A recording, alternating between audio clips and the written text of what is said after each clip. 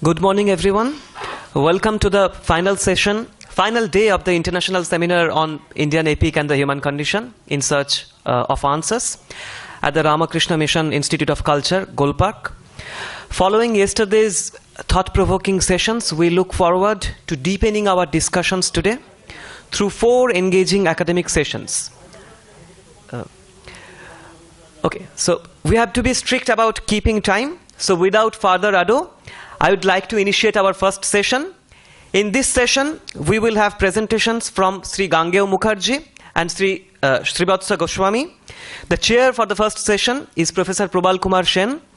I welcome our respected chair and speakers onto the stage. Please.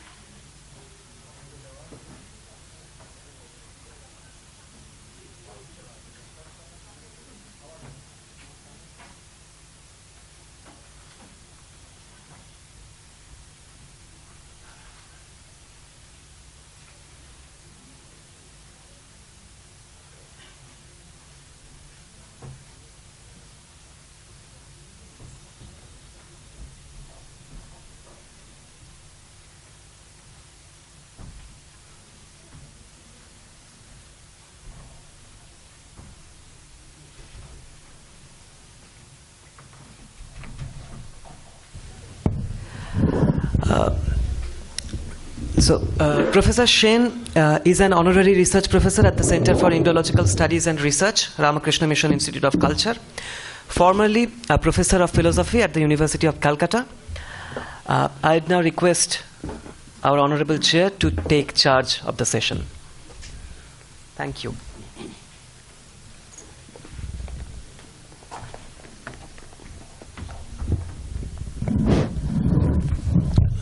Good morning to all of you. So we are already late by 10 minutes. So may I start the session? And if the speakers don't mind, I think, okay, let me at least introduce the speakers of this session. Acharya Srivatsa GOSWAMI comes from the family of eminent scholars and spiritual leaders. He is a descendant of Gopalabhatta Goswami, the celebrated author of Haribhakti Vilas. And he is the Acharya of Radharaman Mandir at Vrindavan. And he is also a leading figure in the Vaishnava tradition. He has toured extensively to participate in conferences in philosophy and culture and lecture in major universities around the world. Sri Goswami has been a visiting scholar at Harvard, Heidelberg, and other major universities around the world. His book Celebrating Krishna was received with much acclaim. The second speaker, Sri Gangeya Mukherjee, is an independent scholar. He taught English at a college for 32 years before retiring early in 2021. He was a fellow at the Indian Institute of Advanced Studies, Shimla, and Sri Sabarmati Ashram Preservation and Memorial Trust.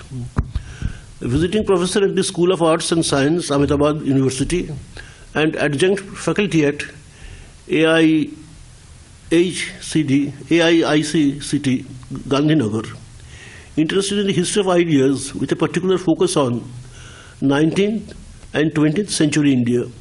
Mukherjee is the author of Gandhi and Tagore, Politics, Truth and Conscience, and an alternative India of India, Tagore and Vivekananda.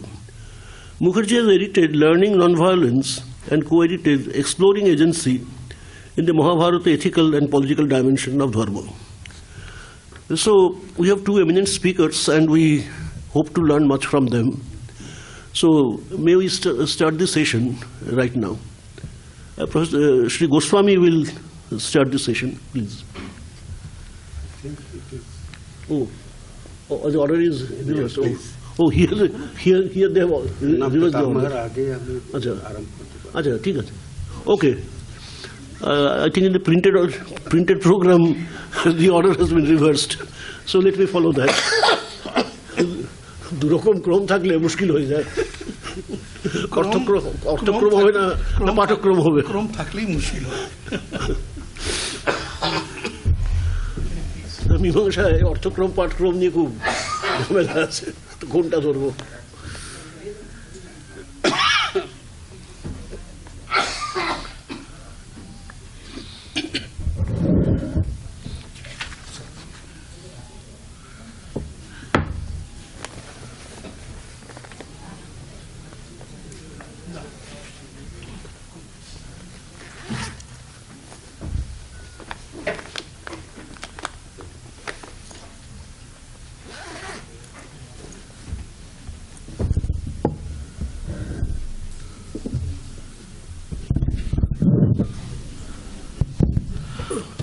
Honorable Chairperson, revered Swamijis and Sannyasinis, ladies and gentlemen. My paper entitled The Schema of the Vow, Individuality and Dharma in Mahabharata my argument will be divided in three broad stages. First, I define the connotations of the word vow. The vows are taken as vrata, pratigya. I would specify pratigya. I would specifically take pratigya. And then define the connotations of pratigya on human action, on human reflection in the Mahabharata as dharma. And then take a clutch of promises, because the Mahabharata, as any epics, is the pratigya is a staple ingredient of the narrative of epics. So I will take a clutch of only a handful of vows. Because the term vrata and pratigya are constantly used interchangeably. So and then conclude the paper. Keeping it open-ended. By the word dharma here, I mean not the pursuit, but the dedication of action, reflection to the ultimate human goal of liberation. Dharma, perhaps better defined in our context as the amalgamation of righteousness and self-realization, is at its core factored in the proper evolution of the gunas through the pursuit of karma in the spirit of comparative detachment. At least assumably it was regarded so in the worldview of the Ramayana and the Mahabharata, both the epics being composed within the ontological frame of reference and vicinity of the Vedic age. In the Mahabharata, the attainment of individual equanimity was sometimes treated as a complex question rather than being prescriptive through obiter dicta. An illustrative instance occurs in the Moksha Dharma Parva, where Yudhishthir, conversing with Bhishma about the nature of dharma or righteousness, begins with a statement summarizing the creative, or if you would, illusory, play between circumstance, doctrine, ritual, individual disposition, and action performance in one's observance of righteousness. Viewing the varnashram dharma rules as ambiguous, he concludes his introductory statement with his previous definition of righteousness offered to the yaksha at the end of the Udyog Parva. I am citing only one, and my citations here will be from Kishori Mohan Ganguly's translation of the Mahabharata, the earliest English translation. At the end of Udyog Parva, I quote, one may thus see that all courses of conduct are seen to lose singleness of purpose and character. It seems, therefore, that only that which the learned of ancient times called righteousness is righteousness to this day. And through that course of conduct, which the learned so settled, the distinctions and limitations that govern the world have become eternal. Unquote. The Mahajana Pantha.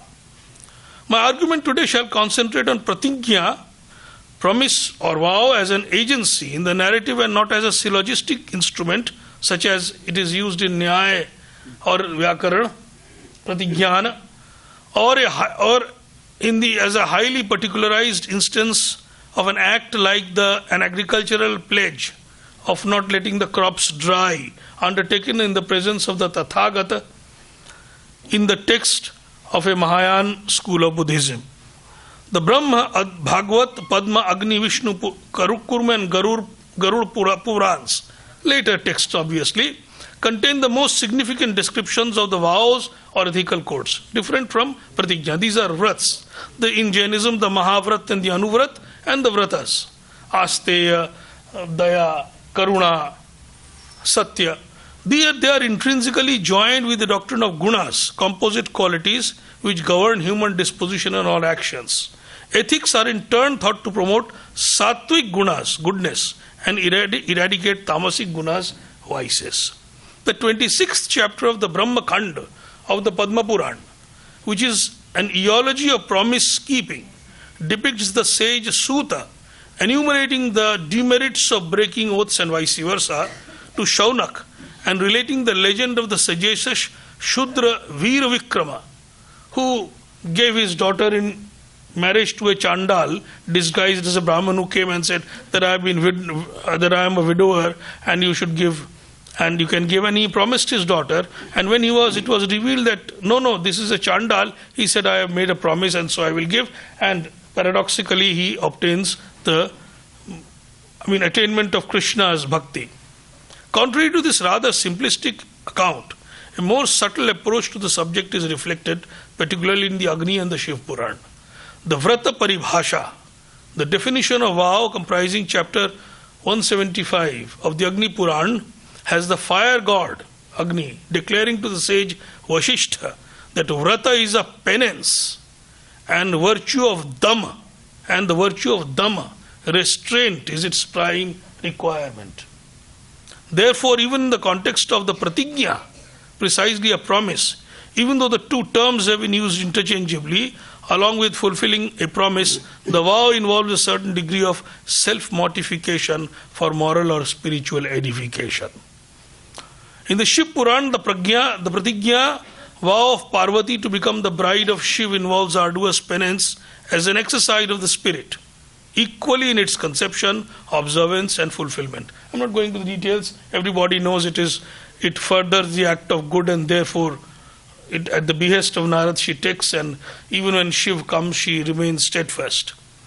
In a way, the vow of Parvati reminds one of the descriptions of Thomas Aquinas in Summa Theologica of the vow as an assertion of individual agency, following due deliberation and determination, not only binding oneself to the vow by invoking God as a witness, but above all, undertaking the vow in matters related to God and presumably the laws of God. The promise of human agency nearly always confronts us with the questions of ordained and willed action, and therefore individual responsibility. To what extent are pledges optional or conditioned?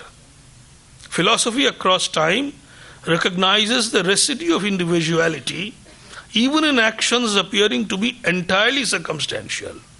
Hannah Arendt, I'm citing her because the human condition was mentioned, from the human condition states nevertheless, and I'm quoting her, on the other hand, the conditions of human existence can never explain what we are or answer the question of who we are, for the simple reason that they never condition us absolutely. Unquote. There is one element of freedom always available. This is also taken, is God happy, and whether by the author of the main currents of Marxism, the 3 volumes, I'm forgetting the Polish author. No, it is not Das Kapital. It is the main currents of Leszek Kolakowski. Leszek Kolakowski. Kolakowski later on took a completely different direction, writing on these matters. His books were burned in Poland. He fled to the USA. Thus, pledges might be considered responsible human actions within a moral universe. Now, in the second intention, an intricate pattern of pledges, divine intention, and curses supports the narratives of the epics, especially the Mahabharata. The Mahabharata begins with an account of a vow of retributive sacrifices, which provides the platform for Vaishampayan's recital to Janmejaya before an assemblage of seers. It is well known, Parikshit commits a crime of wrapping a dead snake around Janmejaya, the Rishi Astik's father, and Astik not Astik, the curses, the sage's father curses that Takshak you will die by a snake, and ultimately Astik, who is yesterday was mentioned half Naga and half person, he comes and he's a great sage to stop this sacrifice. Now, what is important is that he generously agrees to quench the sacrifice before attaining its objective. Revenge is always the prime motive but in the very first instance, Janmeja does not fulfill the revenge. Takshak is spared. And to fulfill his pledge to the sage named Astik, because he has vowed to Astik that I will give you whatever you ask, simply being impressed by his asceticism. And therefore, I argue, I do not know, and it makes him an eligible interlocutor in the history of his race and the quarrel that had consumed his forebears 2 generations ago. Now his question to Vyas is very pregnant. I would draw your attention to this. He says, why also did that great battle, which caused the death of countless creatures, occur between all my grandfathers? And here is the significant phrase, their clear sense overclouded by fate. He makes his position clear. It was as if Janmeja had already realized the futility of rivalry and become temperamentally aligned with equanimity, the prominent emotional flavor or rasa of the Mahabharata, the Shanta rasa. He has been able to rein in his impulse of revenge for his father's death and honor his pledge to Astik. At the outset, without epistemic fanfare, the epic specifies and defines pratigya, pledge, as part of an extensive nomenclature that includes the vrata, ideally as a self-resolution arising from discernment. I'm using discernment because knowledge, awareness all become problematic terms. It is not necessary that what the protagonist perceives as the correct knowledge. It is a stimuli that is important. On the other hand, the vrata or vow defined as pratigya as implied in the prefix prati is a responsive act. The exercise of both chitta and antahakaran, in one sense, a supreme act of individuality in the form of a command to oneself. The taking of a pledge or vow might be undertaken as Vishesh Dharma. But I would argue that Vishesh Dharma normally cannot transcend it. In its operational ambit, it might have an overriding force over Sadharan Dharma. But it cannot completely transcend Sadharan Dharma. Although it is more imperative, similarly, the provisions of apad dharma or exigent duties, though valid in their immediate context, exist within the purview of the all-encompassing Sadharan Dharma. Even extreme acts allowed for survival, such as in Mahabharata, Vishwamitra's willingness to partake of canine flesh, prescribed the obligation to share it with the guest in a similar condition as the Chandal who arrived for a portion just as Vishwamitra was about to eat, as a test of his observance of Dharma. Similarly, it would be hardly conceivable for a mother to eat her own child to ward off starvation as an act of apad dharma. Such macabre actions would contravene rit and hence were unexceptionally forbidden. To cite a powerful allegory to the conflict of different laws from a different context, cultural context, Sophocles' Antigone.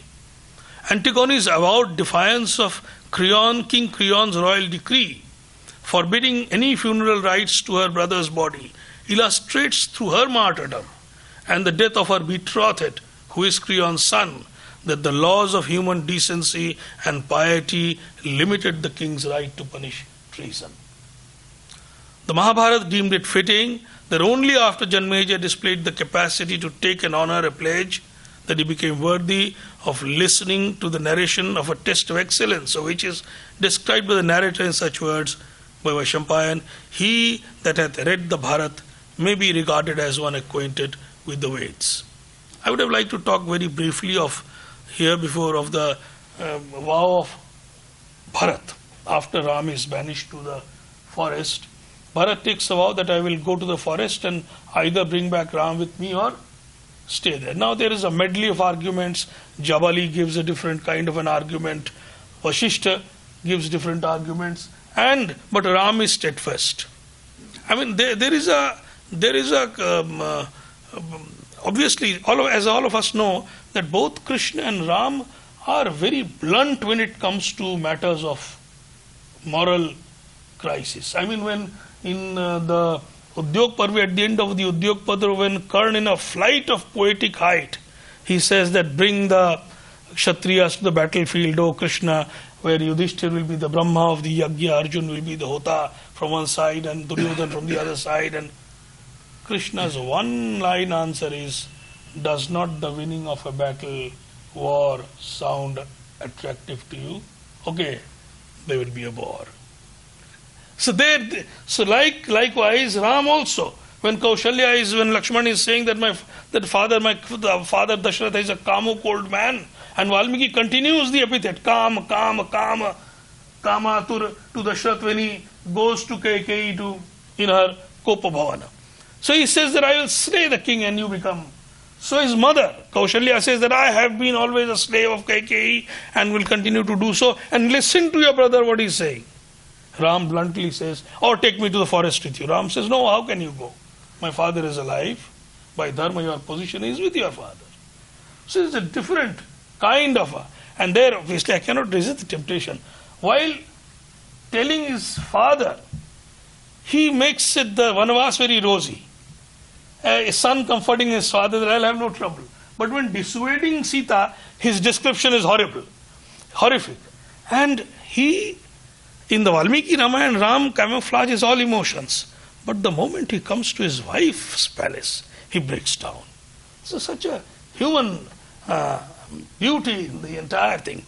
As in, of course, as we said in the Stri Vilapa Parva, when Kunti reveals that Karna we had seen day before yesterday Swamiji saying that Lakshman recognized the alankars of Sita's feet. So Yudhishthir says that whenever Karna used to torment us, insult us, I felt wrathful and angry, but when my eyes alighted on his feet, my anger calmed because his feet looked like your feet. If he had said his forehead looked like your forehead, his eyes looked as like your eyes, it would have been a different type of. But the elder brothers and his mothers, the feet is all you can imagine. So this was a slight digression, forgive me. So here after everything, so then suddenly, when after Ram is steadfast, Bharat says that bring Kushag Asan, I will commit Prayopavesha. Something like the Jain Sallekhana, where he will cease to take food. And Ram very bluntly says that, no, it is not open to Kshatriyas of royal lineage who have got their hair anointed for kingship. And then he says, the promise keeping, while he was alive, if my father undertook an act or sale of purchase, that I or Bharat are incapable of transgressing. As my representative, I do not wish to send someone to reside in the forest. A good deed is to adhere to what Kaikeyi urged my father to do. So I do not want to be false. So here is a different vow. Now we come to the final section. Bhishma Pratigya, or Bhishma's vow to remain celibate and renounce his right to the throne, is the most striking vow of the Mahabharata. Extracted from him by the foster father of a woman from a seemingly social strata, lower strata. We heard that question yesterday. Harboring a royal ambition, it represents the first of the injustices of the narrative. In a significant way, the cause of the fratricidal war. However, it is, like most of the events, ordained. The woman in question, Satyavati, is of royal lineage. She is born in vitro, outside the body, in the womb of a cursed Apsara turned fish named Adrika, when she swallowed the seed of the illustrious Chedi king Uparichar or Vasu. She does not belong to the lower strata. At least the text of the Mahabharata does not say so. Adrika obtains release from earthly form on being netted and cut open. When the twin children, a boy and a girl, are taken to Parichar, the boy is handsome, the father accepts the son, and names him Matsya, who becomes a great king later on, the heir apparent of the Chedi kingdom. And he, since the girl is foul-smelling, Matsya Gandha, he gives to the chief of the fishermen, who is not her biological father, he is our foster father, who knows that she is of royal lineage, and therefore she cannot be married to a commoner.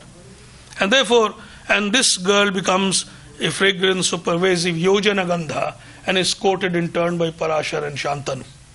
The promise of Bhishma, so Vyas also is of Kshatriya, mixed Kshatriya and Brahman descent, the son of Parashar, at least going by the text. The promise of Bhishma itself is the result of a curse of sage on the divine 8 Vasus for stealing his celestial daughter in the form of the cow Nandini. Now what happens is that they go to a picnic and led by Prithu, the leader of the 8 Vasus, and Dyav, one of the Vasus, is told by his wife, his wife is not named, that actually when he says that the milk of Nandini can bestow eternal youth, she says that I have a friend on earth named Jitavati, who is the daughter of Ushinar, king of Kashi, and I want you to steal this cow. So when Vasishtha angrily curses them and then releases them, he says because they have committed this act, he will have to live out the entire life. I sometimes joke, sorry, my name is Gangeya because I was born on Bhishma Ashtami. My wife's name is Nandini. I sometimes say that Dev had to steal Nandini. Nandini was given to me.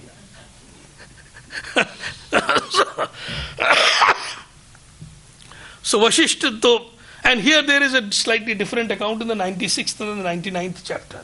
There they say that something should come out of my companionship of Shantanu, and they say that we are giving our 8 portions, and the 99th chapter is specific. And he also says that he will be bereft of female companionship.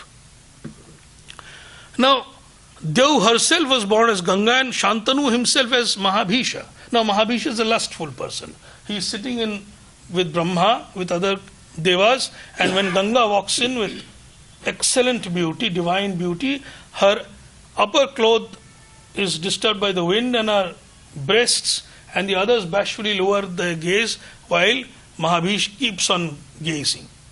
And he is cursed by Brahma to go to earth as Shantanu.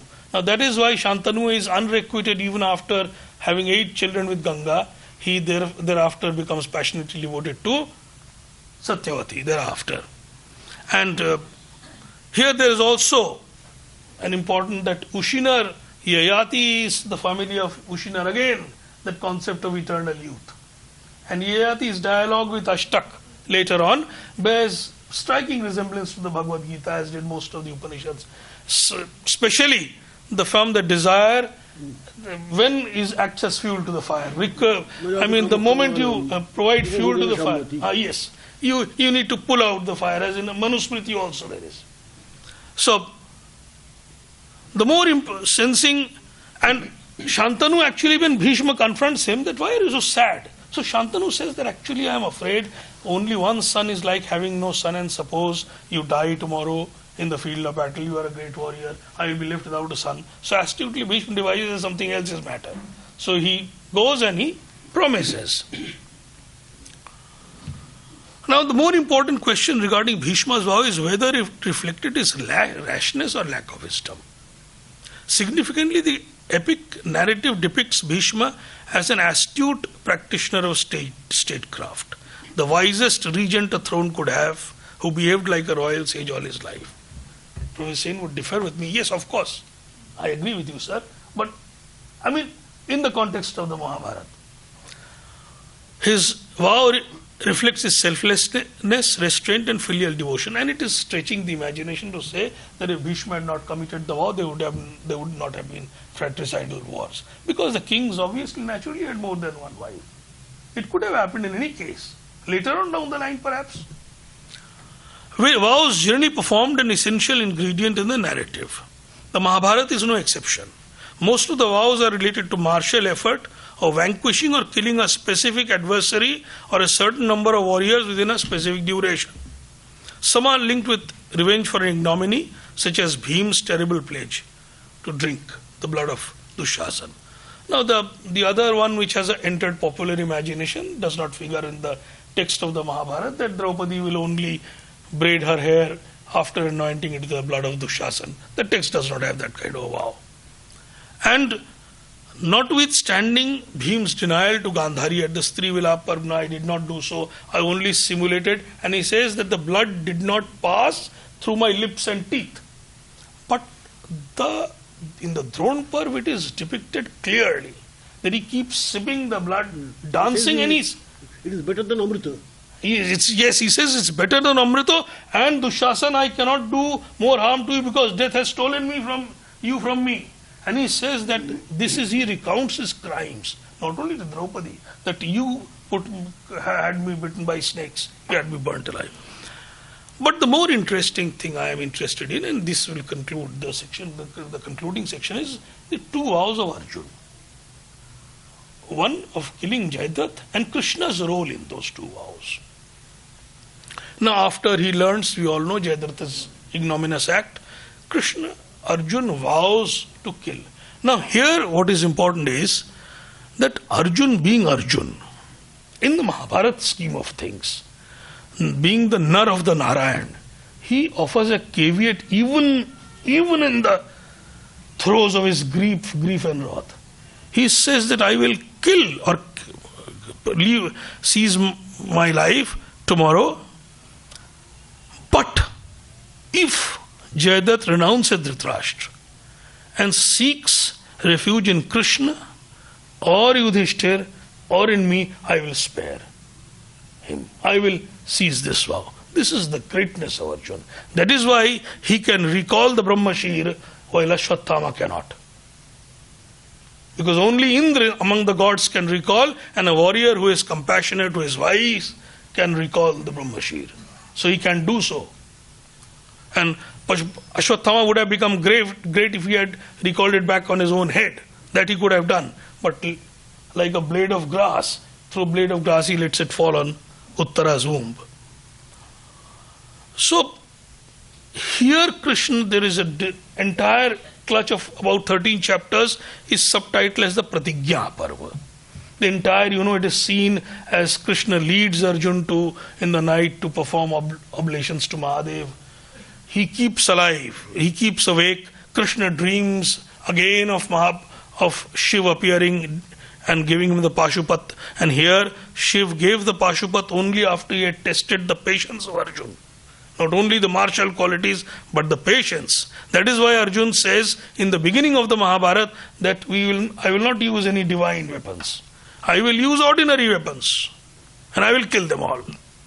So, but he helps, and then in the night he calls Daruk, his own charioteer, Krishna, and he says, you will see what I will do tomorrow. Even if Indra comes and protects him, because Arjuna is dearest to me, more dear than my wife, my son, I will get him killed. You will see what I will do. But originally he says that it is rash, it is a rash act. Now, even in the epic's narrative, this is interesting. Abhimanyu's death was ordained in the Sambhava section of the commencement section of the Adi Parva. Sambhava Parva is the book of commencement. Here when the gods were deliberating on their partial incarnations, on sending their partial incarnations to fight the demons on earth in the Mahabharata war to come, they accepted the demand of Soma, the lunar deity, that his portion named Varsha, being most beloved of him, would return 16 years after taking birth as Abhimanyu, on being killed in the Chakravyuh. The vow of Arjuna was not ordained. So Mahabharata is an intricate text, whatever you may make of it. On the second occasion, of course the famous occasion, I will not go into details, when he decides to decapitate. And Krishna then offers the story of Kaushik, and he says, truth may be unutterable, I am quoting, and even falsehood may be utterable when falsehood would become truth and truth would become falsehood. Okay. But, and characteristically, even on this the Mahabharata does not speak on one voice. If we go back to the Adi Parv and the Sabha Parv, two instances, For Krishna, based on scripture, is independent of perception. Truth based on scripture and independent is independent of perception and not subject to plurality. It is not a plurality of truth. Thus it is qualitatively different from what is known as the Rashomon effect, the famous Kurosawa movie, where all the perceptions are balanced and so truth is, or even the giant doctrine of Anekantavad. Krishna Motilal was very fond of, I'm sorry to say this, but he was very fond of the Kauravas, and he has his book on Anekantavad. So I can share it with you. Tapun Rai Chaudhary wrote, actually, if you recollect that, when he had cancer, he was reading, in the end of his life, he was reading the Kaurav warriors, and he would grieve their going. I don't know what effect it had, but anyway. Now, there are two instances. When Shukracharya gives his daughter Devyani in marriage to Yayati, with Sharmishta as a slave, Dasi, he specifically forbids Yayati to take Sharmishta to bed. Now Sharmishta, when she meets Yayati once, she uses this same argument of Krishna to seek sexual union to Yayati. Now there are two other instances. The other instance the other two instances, one matches Kaushik's. This is concerning the Pauloma, the wife of Bhrigu, Chavan's mother. She is pregnant. She is exceedingly beautiful, and Agni is the witness because he burns in the sacrificial hearth of the Rishi. The Rishi is no longer there. So Rakshas comes and says that her father had promised me before she got married to the decrepit old sage. So just identify, you are a witness and you have to, whether she is the same woman, and I will abduct her. So Agni has no choice, he identifies her and he abducts her, but she is in the 9th month of pregnancy, and in her agitation, Chavan is born prematurely, the Rakshas leaves her and goes away. Now Bhrigu, coming to know of this, curses Agni, saying that henceforth you will eat everything. So he then remonstrated, he said that I can curse you in turn, but what is the point? And then he says, what is demonstrated? A witness who, when interrogated about a fact, of which he hath knowledge, representeth otherwise than it is, ruineth his ancestors and descendants both to the 7th generation. Unquote. Directly contradictory to what Krishna says of Kaushik. The second instance is when Draupadi is dragged to the chamber and all are silent. So Vidur tells the story of Prahlad, King Prahlad, the demon king, in a similar quandary, and when summoned Kashyap offers him an advice, and he uses that advice to appeal to the Sabha of Bhishma Drona that you are a witness, you have to speak out. You cannot remain silent. And the Kashyap is, a person becometh witness in consequence of having seen, heard and understood a thing. Therefore a witness should always tell the truth. A truth-telling witness never loseth its religious merits and earthly possessions also. It is difficult to say conclusively if the seemingly medley of views regarding the interpretation of truth and dharma is a deliberate, perspectival camouflage or a logical framework providing scope for due deliberation. Seemingly, the Mahabharata also expects a vow to operate within this complex ethical framework. It recognizes the human response to external or internal stimuli is natural to the perpetual play of Prakriti, creative energy. This is my gloss. Sir, I am finishing in a couple of minutes. Or the three qualities of Sattva, Tamas and Rajas inherent in creation. At the same time, it considers the impulse for liberation, hence reflective action, as equally natural to creation. Above all, the epic advises the individual to pause and evaluate its stimulus before one decides to undertake the vow and commit oneself to the path of action. It tells the story of Chirakari in the Shanti Parv, where Gautam, after Ahalya is seducted, after a seduction by Indra, he says, kill your mother. This is a different story. And Chirakari, he was notorious. He used to think endlessly. And he thought endlessly that my father actually forfeits the right when he ceases to be protector. Then and mother is supreme. So after months of deliberation, he comes to say that no, I cannot kill my mother. And by the time Gautam in the forest has also realized this, and he hurries back and he blesses Chirakari when he finds his wife alive, in giving way to wrath, to haughtiness, to pride, to disputes, to sinful acts, and in accomplishing all disagreeable tasks, he that delays long deserves applause. Now the final statement, half a minute. One might conclude that the Sambhava section was a later attempt to superimpose the doctrines of the Bhagavad cult on the Mahabharata, portraying the entire universe as a sport of the creator, with the individual at most playing predestined roles over lifetimes before ceasing separate existence. Even in that case, according to numerous events and dialogues in the Mahabharata, the role of the individual still allows sufficient scope for agency, enlightenment or liberation, or its counterpart, more bondage. The undertaking and enactment of vows are part of that scope. And on the other hand, one might see the epic as existential poetry in a random universe where all individual action is but an aspiration within fixed limits of human nature, which is weak, firm, tender, and brutal at the same time. In that case too, vows are illustrative of the aspirations and limitations. In either case, they are entirely different arguments. Thank you so much.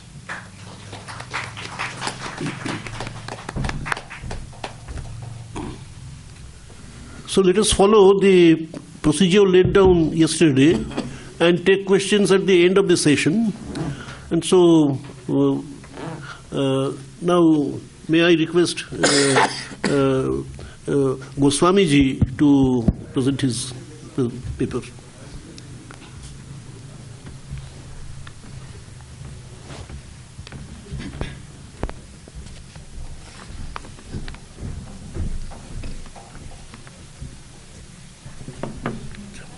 No, ঠিক আছে প্রতিজ্ঞা এর সঙ্গে একটা শব্দ এসে যায় সত্য সত্যভঙ্গ এই কথাটা অবশ্যই এখন দুটোর মধ্যে কোনো মিল আছে কিনা একটু ভেবে দেখা যায় যে সত্য সত্যই থাকে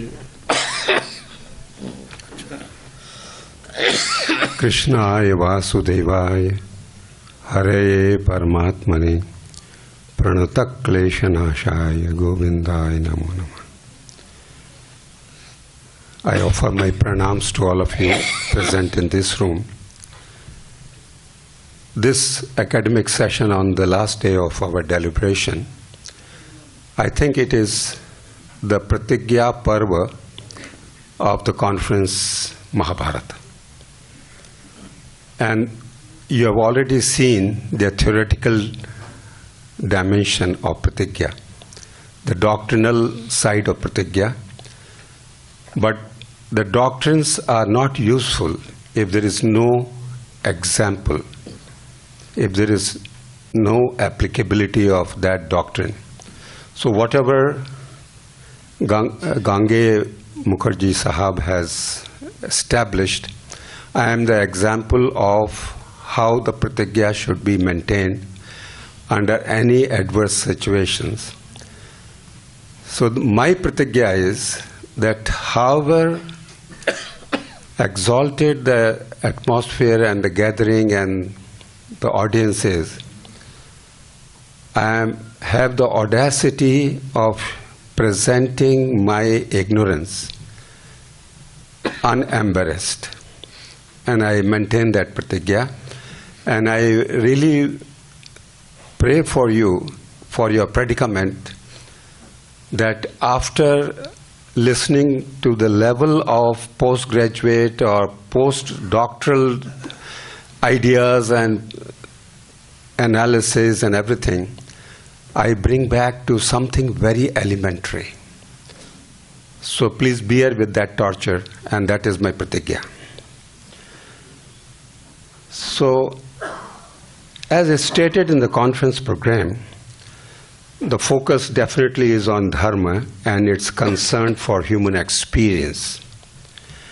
At the same time, the material for deliberation and conversation is drawn from Ramayana and Mahabharata, which I feel little shy to call epics, but our Itihas Grantha. Itihas and Puranas carry forward the meaning and purpose of our Vedic heritage as per the demands of Desh and Kala. In that tradition, I shall draw upon the Bhagavad Puran, which is relevant as bhāratārtha vinirnaya. It brings out the true meaning and purport of the Itihasa. So why I am shifting to Purana? Because Itihas, iti ha asa. Whatever happened, that is. Iti ha asa. It happens thus. There is no room and space for any creativity of the ideas and other things. But dharma is a nitya and a vibhu concept. So Purana does not allow itihas to become obsolete. Pura na bhavati. To keep the itihas alive, the Indian mind has this very fantastic creative tool of entering into the Puranic space. And that's why Atrapi udaharanti mama itihasa puratanam. I take you there in a Puratan Itihas, how it is carried forward in the Puranas. Yudhishthira once asked Devarshi Narada, Bhagavan, Shrotumichhami Niranam Dharmam Sanatanam.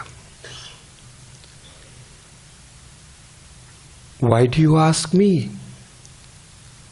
There are so many wise people. Why you identify me to give you the answer to your query? He says, because dharma nihitam guhayam, and you are the one who param guhyam dharmam viduhu. You know the secrets of that wisdom tradition. That's why I'm particularly asking you, I'm requesting you, hence enlighten us. So what Yudhishthira seeks to know is interesting. Of course, dharma he wants to know, which as per the wisdom shared since last 2 days, 3 days, is a life-sustaining values and processes, if I can summarize them in half a sentence. But which dharma? The dharma which is relevant to Manava. We are not concerned for Deva Dharma or Prakriti Dharma or this Dharma or that Dharma, but anything which concerns humanity. Because for humans, the ultimate concern is the human. Anything which is suprahuman or inhuman is inaccessible to us. So seeing that predicament of humanity, that it is bracketed within human experience and expressions, Bengal throws a golden word. Shuno he manush bhai, shobar upare kono shotto, manush shotto. But this is not a statement of arrogance. It is not an arrogance statement, but an humble acceptance of human predicament, that we cannot go outside the bracket of human experience and expressions. And that is the vastu with which the humanity is centered upon, the manavta. In the first night, it was beautifully said that is a vastu inside. So that manava dharma should be relevant for specific times, Vishishta dharmas, Vishesha dharmas. Also, I want to know about the Sanatan dharma, which is the Samanya dharma. And it is interesting that Yudhishthira, Bhagavad addresses time and again him to be Dharmaraj.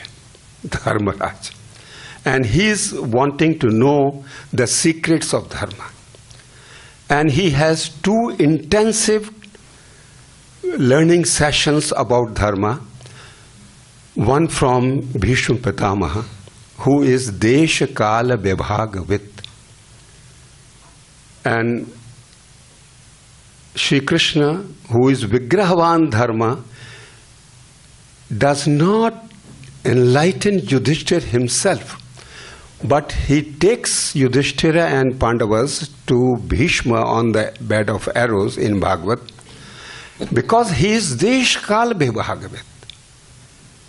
The Vishishta Dharma is more relevant to the human experience than the Samanya Dharma.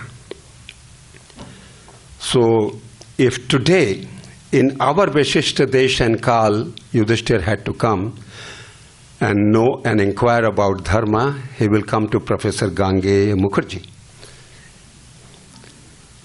But when he is thinking about the Samanya Dharma, which is relevant to all time and all space, then he goes to Narada. Bruhi Nrinam Dharmam Sanatanam. He is not worried about the Vishishta Dharma or the particular applicabilities of the doctrines. And that's why these 3 terms in his questions, Dharmam, Manavam, and which has to be Sanatan. Vakshe Sanatanam Dharmam. Narad addresses the question and he accepts with due humility, Brumahe Yathashrutam. I will tell you about Dharma as I have learned myself. So, Vakshe Dharmam Sanatanam, I have learned it from the source of Dharma itself. Narayana Mukhashrutam, who has told me, O Narada Brahmana, Dharmasya Vakta Karta Tad Anmodita Aham. I am the Vakta, I am the Karta, and I am also the endorsers. And Tat Shikshayam Lokam, to teach the secrets of Dharma, I have taken this manifestation on earth. So Narad talks about the source of Dharma, and we have already talked about Bhagavan Sarva Vedamayo, whose Vachascha Shastram. Vachascha Shastram. Secondly, the Smritis, the quotes given by the Dharma Vedas, hence the corpus of Dharma Shastras evolves. The Vedic tradition, the Dharma Shastric tradition, and then how it is used in a human behavior. The behavior which does not produce any guilt, only produces Atma Prasadanam. That is, these are the 3 sources of Dharma. And then he enumerates the Dharma from Satya, Daya, Tapa, Shaucha, Titiksha, etc., etc. And then he goes on enumerating the Lakshanas of Dharma. Anyadyade Sambibhago, Atmadeva Buddhi, Shravana Kirtan, Smarana Seva, Puja, Namaskar, Dasya, Sakya, Atmanivedana. And after enumerating all these Lakshanas of Dharma, he says, Nrinam ayam paro dharma sarvesham samudahartaha Trishan Lakshanavan Rajan Sarvatma yena tushyati. And we have been, Atma Prasadan, we have been concerned about, the humanity is one concerned about Atma Prasadanam. And that Prasadanam Sukh is what? Sukham asya atmano rupam. The swabhav of oneself, the human self itself, is to be happy. Prasadanam. Sukham asya atmano rupam. So dharma lakshanas, there are so many lakshanas he has given, but he says sarvesham samudahritam. Universal applicability is an essential qualification for any virtue to be the lakshana of dharma. Sarvesham samudahrita, and it should be for universal good. Sarmatma yena tushyati. Why does he stop at 30? Previously the dharma lakshanas are 10 or little more. Narad enlarges the list to 30. What I feel is that it is an open-ended list. Narad has not ended the list, not closed the list for the final time. Any human virtue, when universally applied or which has universal applicability, becomes the lakshana of dharma. That is my understanding of this big list. Although I understand that any one lakshan is sufficient for the sadhaka to be dharmika. As Bhagavad says that idanim tu satyameva nirvahate. The dharma is merely surviving only on one lakshana of dharma, that is satya in Kali Yuga. All others have fallen. All the feet of dharma have fallen. But on one feet only the dharma is surviving. That is satya. So same can be with ahimsa, same can be with tyaga, santosha. If you take one to its ultimate limit, you are good. And it says sarvatma yena tushyati. So if we see the lakshanas from satya, daya, tap, shaucha, shamadam, ahimsa, etc. to mauna, nirabhimanita, atmachintan, etc. So these long list of 20 characters, I think it pertains to the individual dimension of humanity. These are for the individual's dharmic practices in life. Then he adds annadhyade samvibhaga, the equitable distribution of material resources is an essential part for Narada under the Trinshan Lakshanavan Dharma. Teshu atmavat deva buddhi. Either you take them, respect the other as yourself, or at least as a God or divine manifestation. So he brings in the social dimension then in the list of that. And when this individual and social dharma are fulfilled, then the journey of the spirit begins. Shravanam Kirtanam, and we all know about that. And the list of 30 is complete. So as we move further, we shall see how the idea of dharma is applied in human affairs, both as an individual, also in its social structure. And for that, Yudhishthir asks specifically to Narada, Varna ashram acharya yutam dharmam bruhi. I want to know both the dimensions of applicability of the Sanatan Dharma. So Narada describes in detail about the nature and functions of Varnashram Dharma, and he concludes, he says, Yat puman vindate param. Only through Varnashram Dharma you can realize the highest goal of your life. So I'm not going to go into the description. We all know, we are all experts of Varnashram Dharma, but few points about it. Ashram system definitely is the science of how an individual grows and evolves in life. That's fine. Varna Vyavastha is a problem. And it's not a new problem. It's not the problem this country is facing today. The major cause of so many challenges in front of us in 2025 is based on the social structure of our society.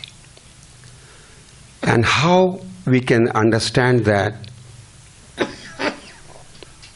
through the Varna Vyavastha. We all know the Vipro Mukham Brahmachayasya Guhyam, etc., etc. So what does that mean? It means that the social system, or the classification of a social system, are beautifully presented as an integral whole of a body, a social body.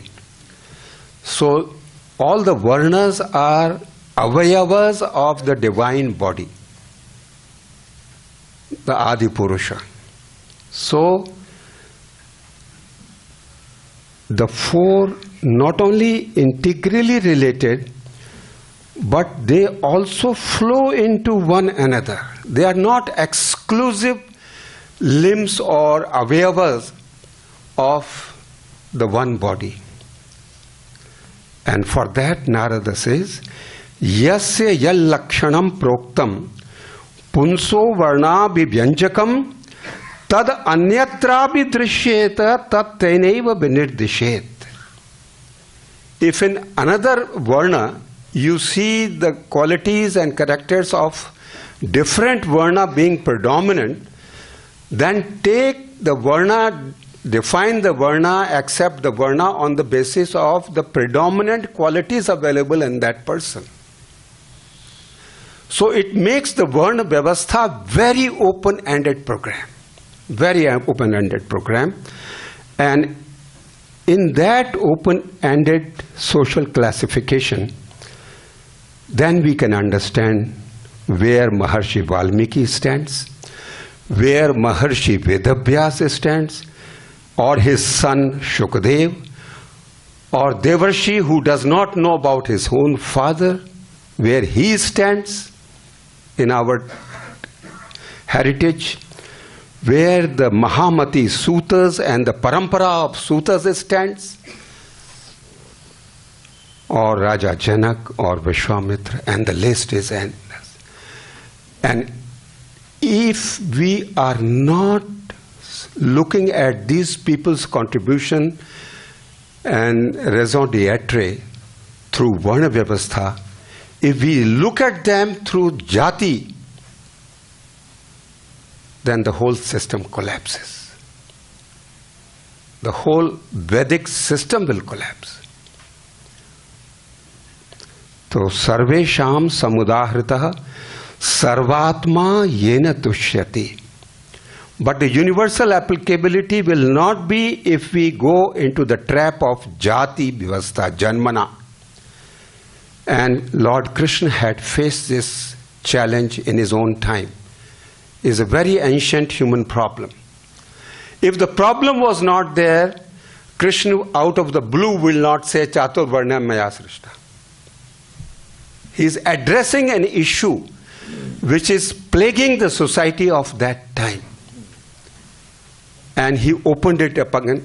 He made it logical and socially functional. Guna karma vibhagasha. If guna karma vibhagasha is the paradigm, then where is the strife? Where is the conflict? And where it will not be universally applicable and acceptable?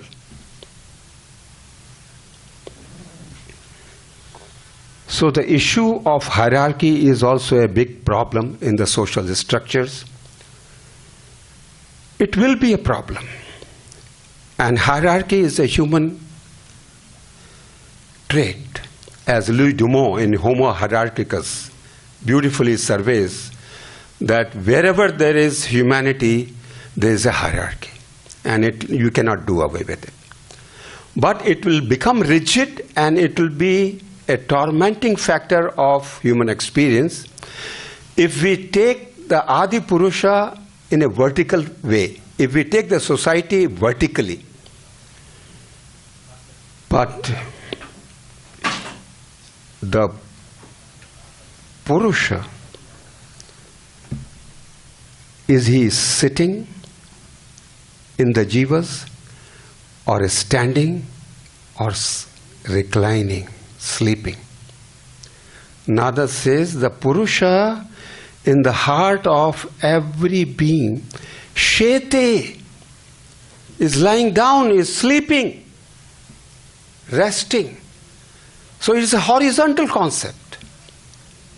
The Adi Purusha of his 4 avayavas or 4 varnas, the Lord is reclining in the Bhavasagara or Kshir Sagara, whatever you call it. So when you have a vertical perception of the social issues, problems are there. But as soon as the society is on a horizontal line, which limb is higher and which is lower? Is the head higher, or the feet higher, or the tummy, or the torso? There is no question of any hierarchy there. And also, if we go back to our ritualistic tradition, what does it say? Sarvasameva siddhinam moolam tat mukharchanam, shirarchanam, vakshashanam, sarvasameva siddhinam moolam tat charnarchanam. The absolute being whose part manifested as Chaturvarnya, his feet are to be worshipped. And feet are who? Who are the feet? Shudras. Proudly we should say, Shudras are the feet of the Lord. And Sarvasameva Siddhinam Moolam Tat Charanarchanam. On a slight lighter note, we are talking about the India rising. Politically, economically, blah, blah, blah, blah, blah. Can you name me the Indian company which became the first $1 billion profit company in the modern economic era?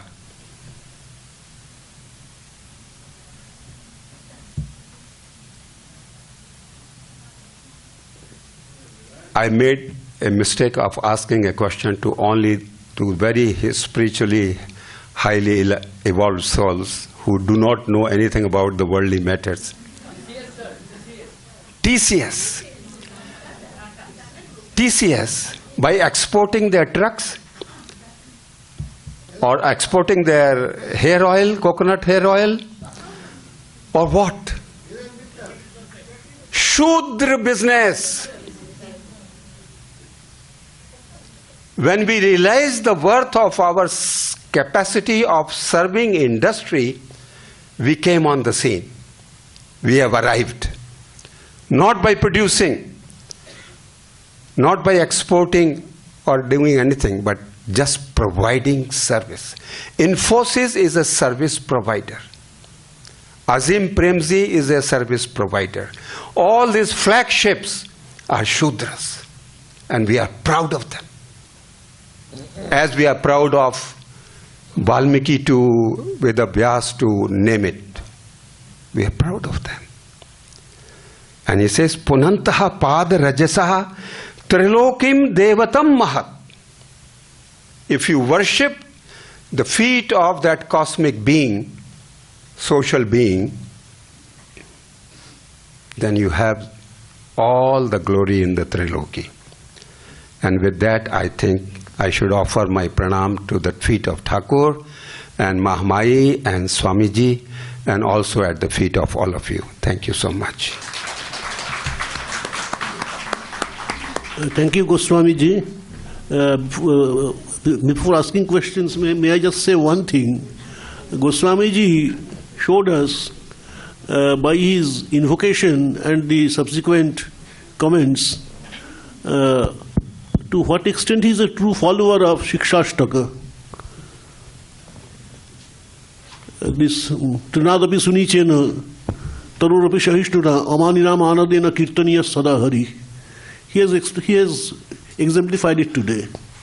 But anyway, we are running behind schedule by 10 minutes, but anyway, this will continue in the other sessions also. So now the two papers are open for questions, but please make them very pointed so that as many questions as possible can be entertained and answered by the learned speakers. Okay.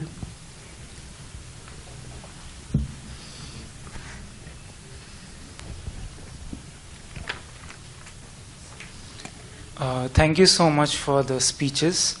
I have a very fundamental question. That is, like, when we talk about vows, like we have heard from human experience, we are encouraged to talk about vows of truth, that you should speak truth and only truth. So I have a notion that they only talk about relative truths and there is no such thing as absolute truths. So my question is based on this relative truths. That is, when we go from one yuga to the other, is it the version of these relative truths or the vows of these relative truths which give rise to dharma? Thank you. So, can I just, Actually, I am the wrong person to venture to answer this. Goswami ji is sitting beside me. But actually what little information, what little awareness I have is that Sat and Rit are companion to creation. They are the inalienable parts of creation.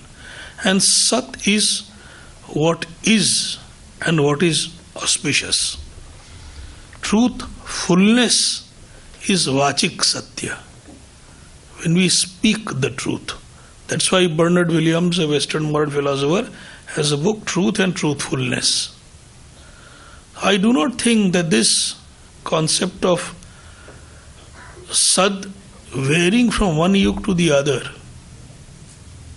would change, because the creator does not change. And the entire concept of creation recognizes Prakriti and the theory of gunas, if I am right. So there will be no permanent concept of evil, but good and bad are clearly discerned. Higher philosophic hair splitting may be possible regarding philosophic things, but as Goswami pointed out, Manava Dharma, because we as Manav speak the truth. The Mahabharata, actually, I presented the different versions, the different positions regarding the duty of the witness. So the Mahabharata, I do not know, as I said, that whether it is a deliberate camouflage or an invitation to go deeper and think for ourselves how will we react. I cannot answer your question conclusively. I am unable to do so. I find myself unable to do so. But this I will believe, that the essential core of truth should remain unchanged. How can there be? The Anekantavad does not say that there are many truths. It says that truth is so subtle, essential truth. At the moment you think you have grasped it, it slips away. Many-faceted truth. It is not plurality. It is not plurality. There are many truths, opposite truths acting at the same time. But then there is creation and there is destruction. So this is an illusion. But the creator is not destroyed with destruction. Okay. Any other question? Good morning, sir. I absolutely apologize to the hall because because of my last day's question. I absolutely forgot about that. But as Arjuna said to Krishna, "Priya priya rasi devo sadhum." So please tolerate my ignorance. But my question is to Acharya SRIVATSA GOSWAMI ji. Sir, I just wanted to know that as Seva Bhav is one of the greatest virtues, as accumulating knowledge is the three procedures of accumulating knowledge is pranipatena, pariprashnena, sevaya. So why is this Seva Bhav, which is the natural, as Krishna says in the 18th chapter, that natural to the Shudras is so derogatory in our conception these days, that Shudras are considered as lower caste people?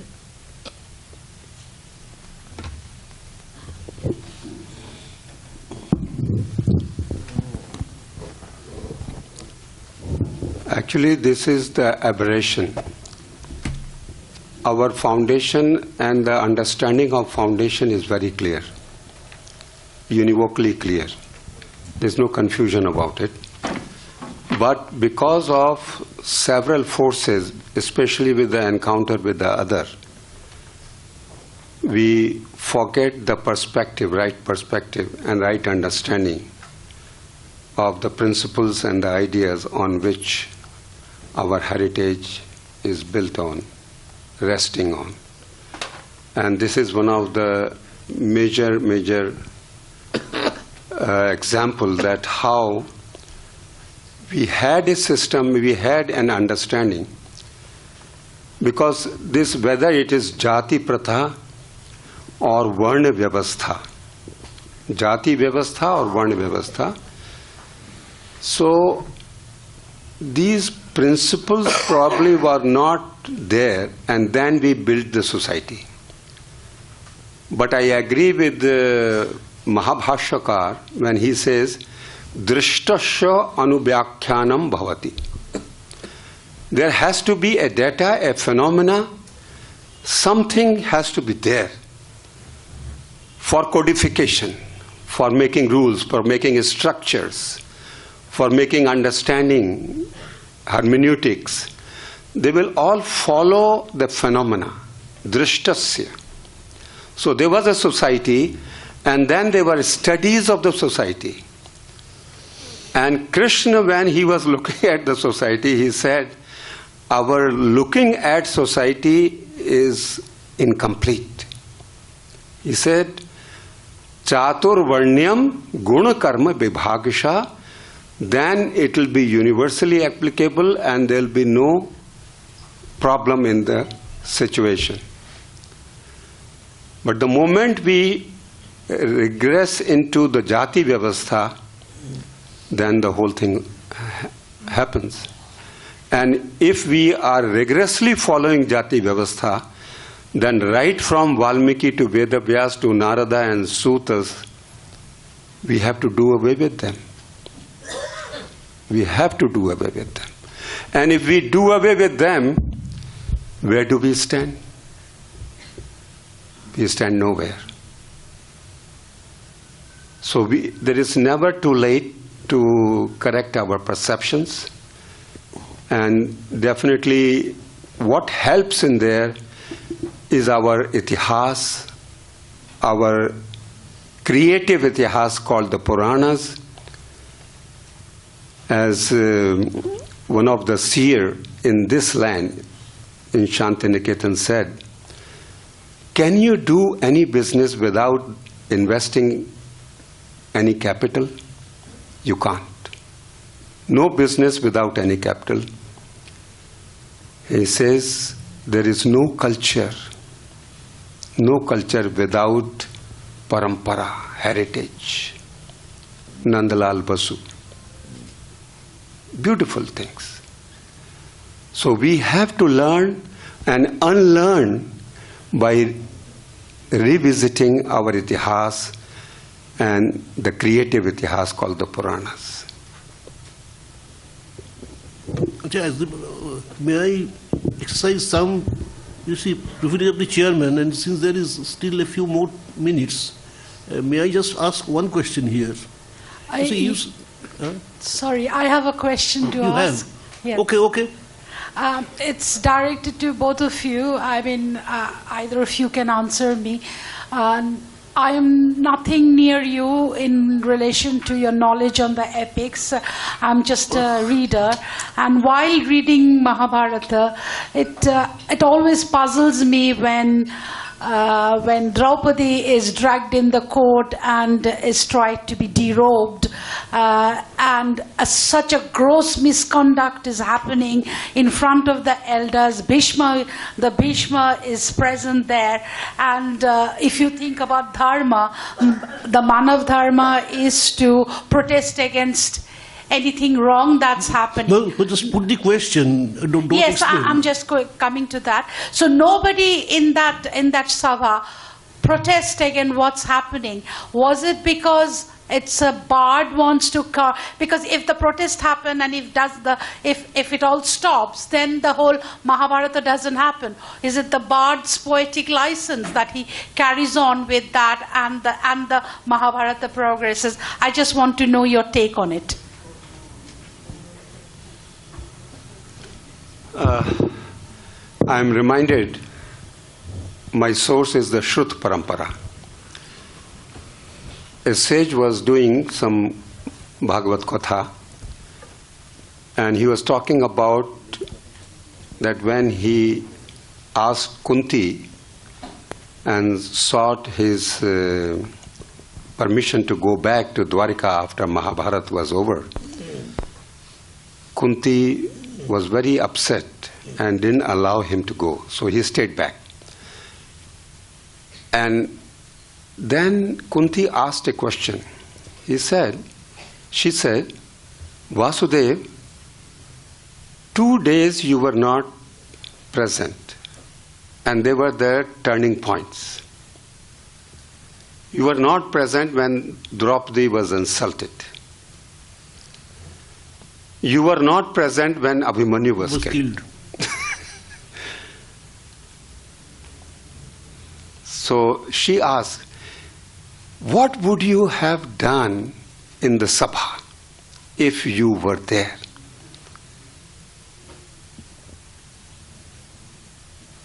Krishna said, I would have not allowed Dyuta Krida. It was a matter of statehood, politics, division of kingdoms, etc. And they cannot be settled by Dyuta. So I would have not allowed Dyuta. Kunti said, but it happened. What would have been done? He said, the rules would have been followed. There will be a neutral umpire, not Shakuni. The pasas will be neutral, and it will be played as per the rule of Chausara. But the rules were broken. What would you have done? तो उन्होंने कहा कि Yudhishthir could put anything at stake, but not Draupadi. I would have never allowed that to happen. Because she is not the property of Yudhishthira. She has her independence, sui generis existence. But Draupadi was put on a stake. What would you have done? She takes it to the ultimate conclusion. Pushes Krishna. So the Kathakar said, Krishna got up and he pulled his sword and he said, if Draupadi was dragged to the Sabha and I was present there, I would have taken the sword and cut the hands of Dushasana, Duryodhana and anybody who dared touch Draupadi. I would have not sat like the impotent son of yours and watch the insult of a woman. Then Kunti puts a very interesting question to him, as per the Shrut Parampara. He says, you would have been person non grata. Neither you are Pandava nor you are Kaurava. You are in the visitor gallery, like in Lok Sabha. When the visitors go, they cannot speak, they cannot participate, they cannot shout, they cannot do anything. So you would have been an honorable visitor, guest. He said, no, I would have broken any rule to protect the dharma of a nari. And that is what dharma is. So Krishna is very clear about the concept of dharma and its application. What the aberrations come, that is part of itihasa. Itihasa. It so happened. So may I have now my question just for 1 minute. You see, it was you said that the Jati Vyavastha was an aberration from Varna Vyavastha. I will just cite 3 very ancient texts and whether they can be aberrations. One is Aitareya Brahmana, which lays down Tasmat Shudra Annasya Presya Yathakama Uttappa Yathakama Badhya.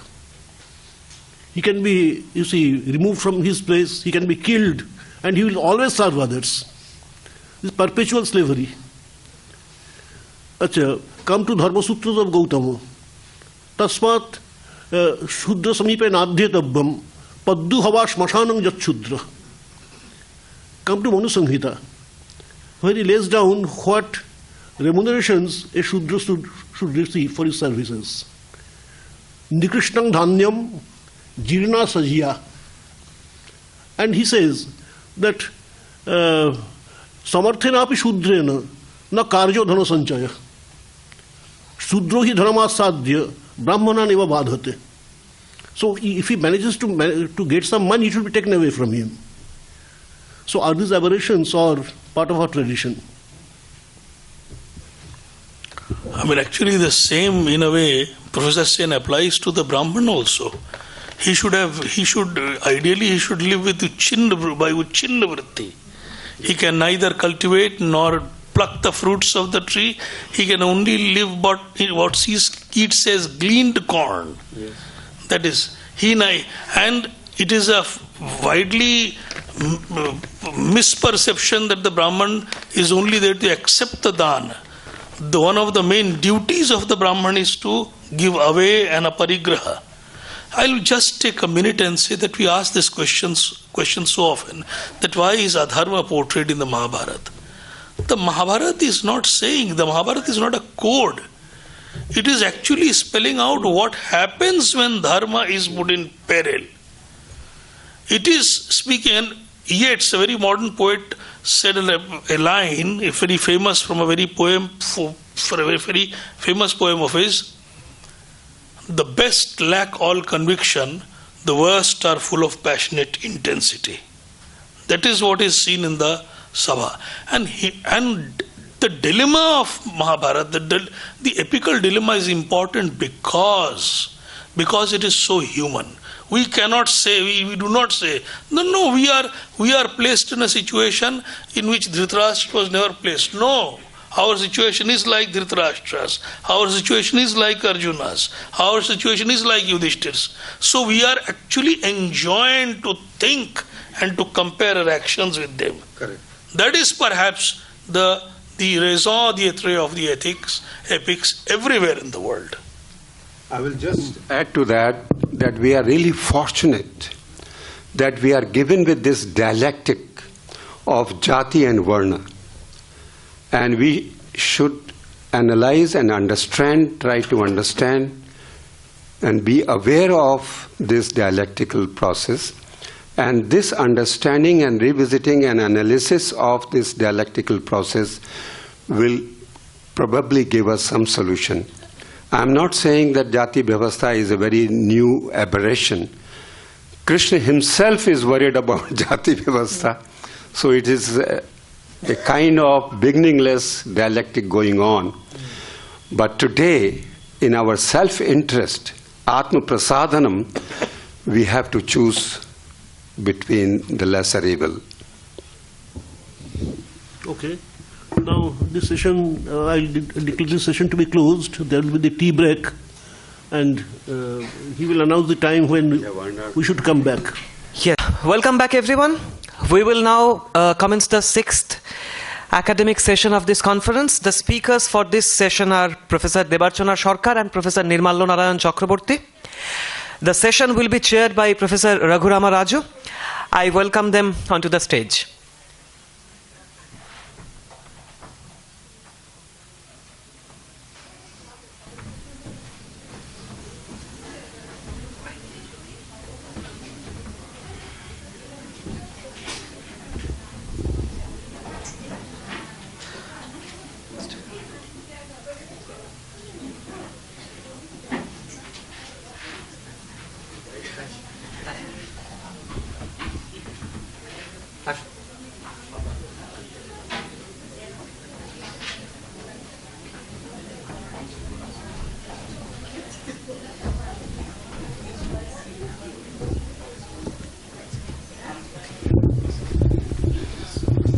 We are 20 minutes behind the schedule, so we have to cut short maybe the discussion. Okay.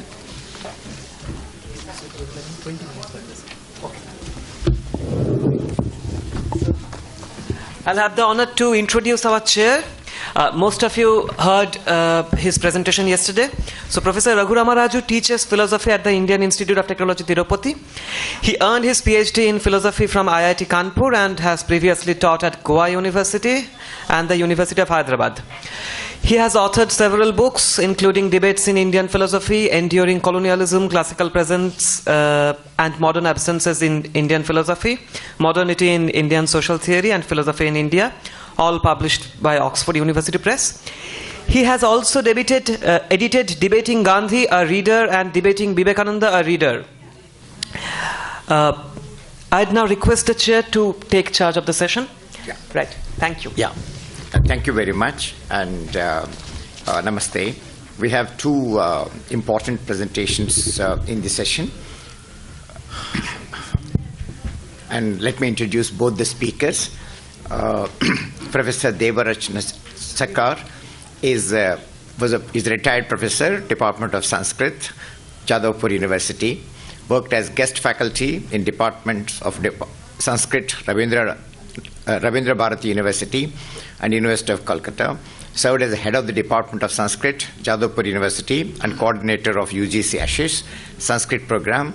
Appointed coordinator of UGC CAS FACE second program, and she has MA in Sanskrit from University of Calcutta as a gold medalist 1979, PhD in 1993 from University of Calcutta, diploma with top score in Bali from University of Calcutta and German languages, Jadavpur University.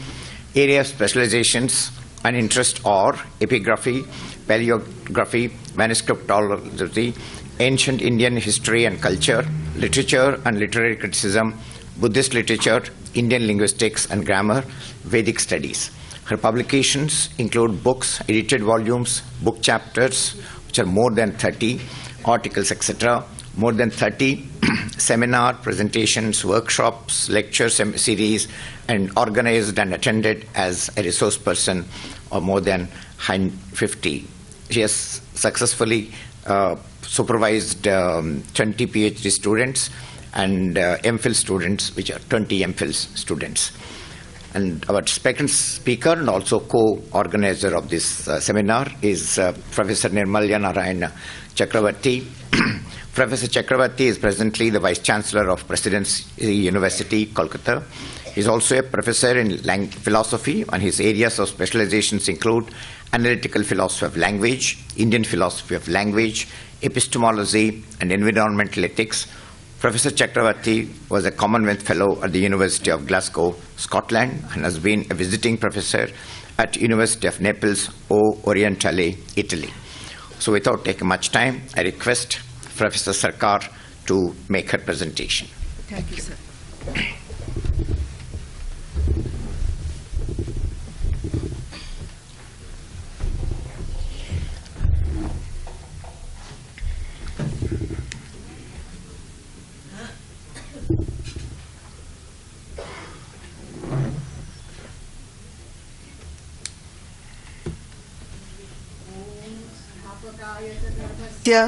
सर्वधर्मस्वरूपिणे Avatāravariṣṭhāya Rāmakriṣṇāya te Namah. Respected Chairperson Professor Raghurama Raju, my co-speaker, respected Professor Chakravarti, revered Swamijis and the learned audience. I feel honored to have been given an opportunity to speak in this seminar which holds deliberations on the two epics, the Ramayana and the Mahabharata, fostering a deeper understanding of the complexities of Dharma by eminent resource persons from India and abroad.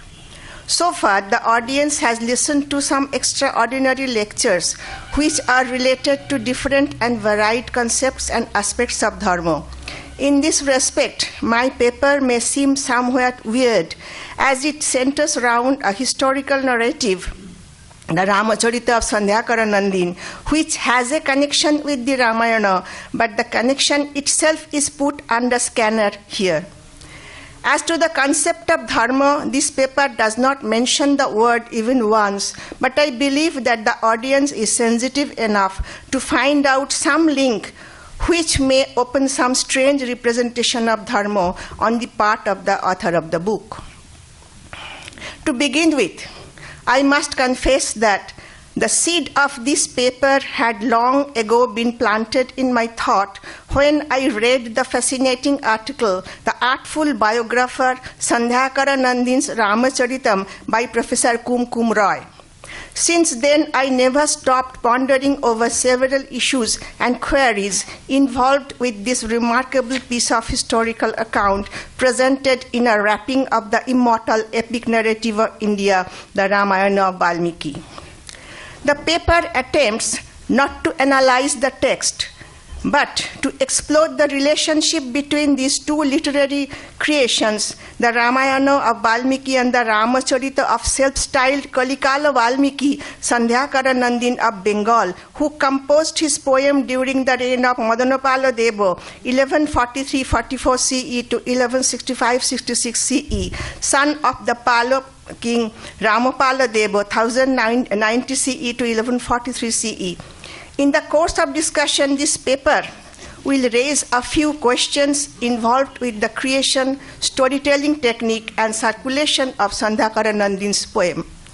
Sandhyakara Nandin calls himself Kalikālavālmīki, that is the Vālmīki of the Kali age, suggesting thereby the integral connection of his poem with only the Vālmīki version of the Ramayana and not with any other. The poet boasts that he knows many languages and literatures. It is well known that the Ramayana has several versions, many of which were penned, told, and circulated at the time of Sandhyakara Nandin, who may have been familiar with them. A.K. Ramanujan's article, 300 Ramayanas, 5 examples and 3 thoughts on translation, and Sukumar Sen's monograph, Ramakathar Prak Itihas, are 2 must-reads to know the fascinatingly varied versions of the Rama story in many languages.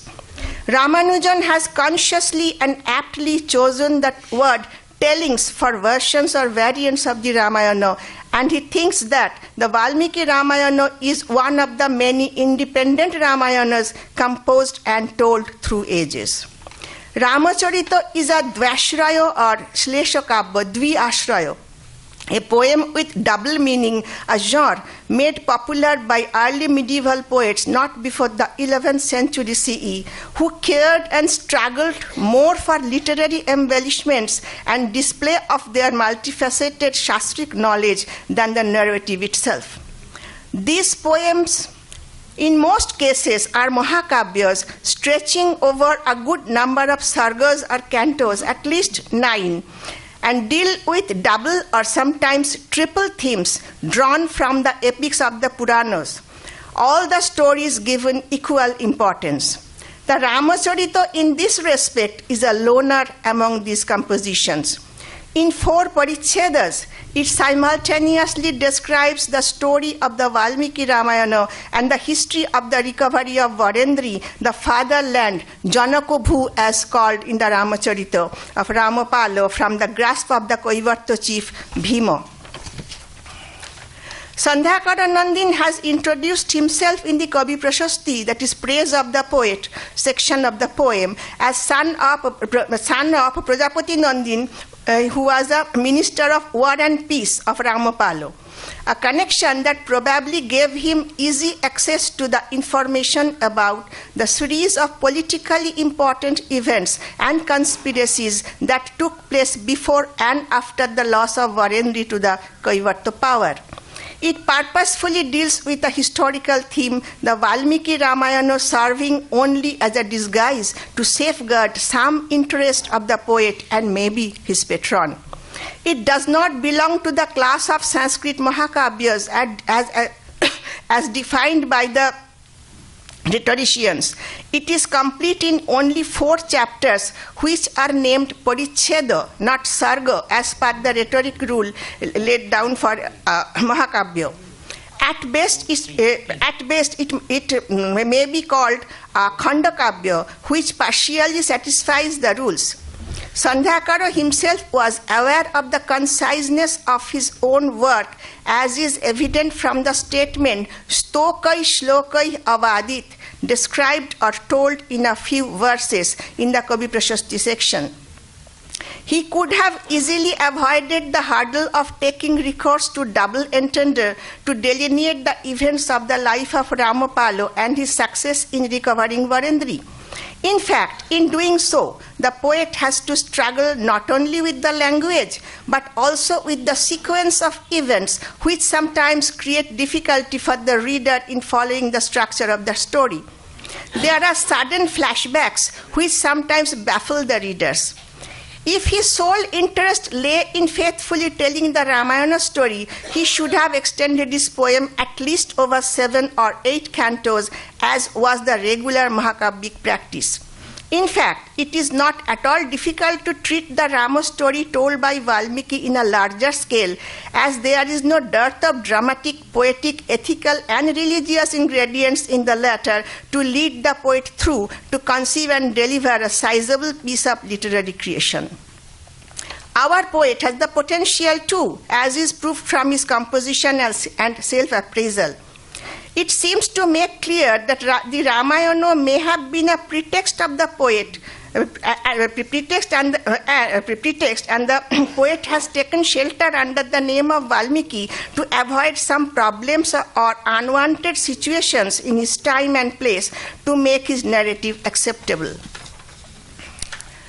One may get intrigued as to why the poet chooses Vālmīki's version of the Rama story, professedly a Brahmanical one, to parallelly carry the account of Ramapalo, a Buddhist king. Was it really the central Was it only the central character of his poem being the namesake of the epic hero, or there was something else in his mind? Apparently, the dual meanings of the verses, one for the Vālmīki story and the other for the Palo affairs, are not generally connected in meaning or implication. As pointed out earlier, the poet has to labor a lot to match the sequence of the events, often by using very uncommon and difficult words and expressions, and more importantly, by taking recourse to sudden flashbacks while telling the Palo version, because he is not expected to break the structure of the Vālmīki story. He could have used the Buddhist Dasharatha Jataka,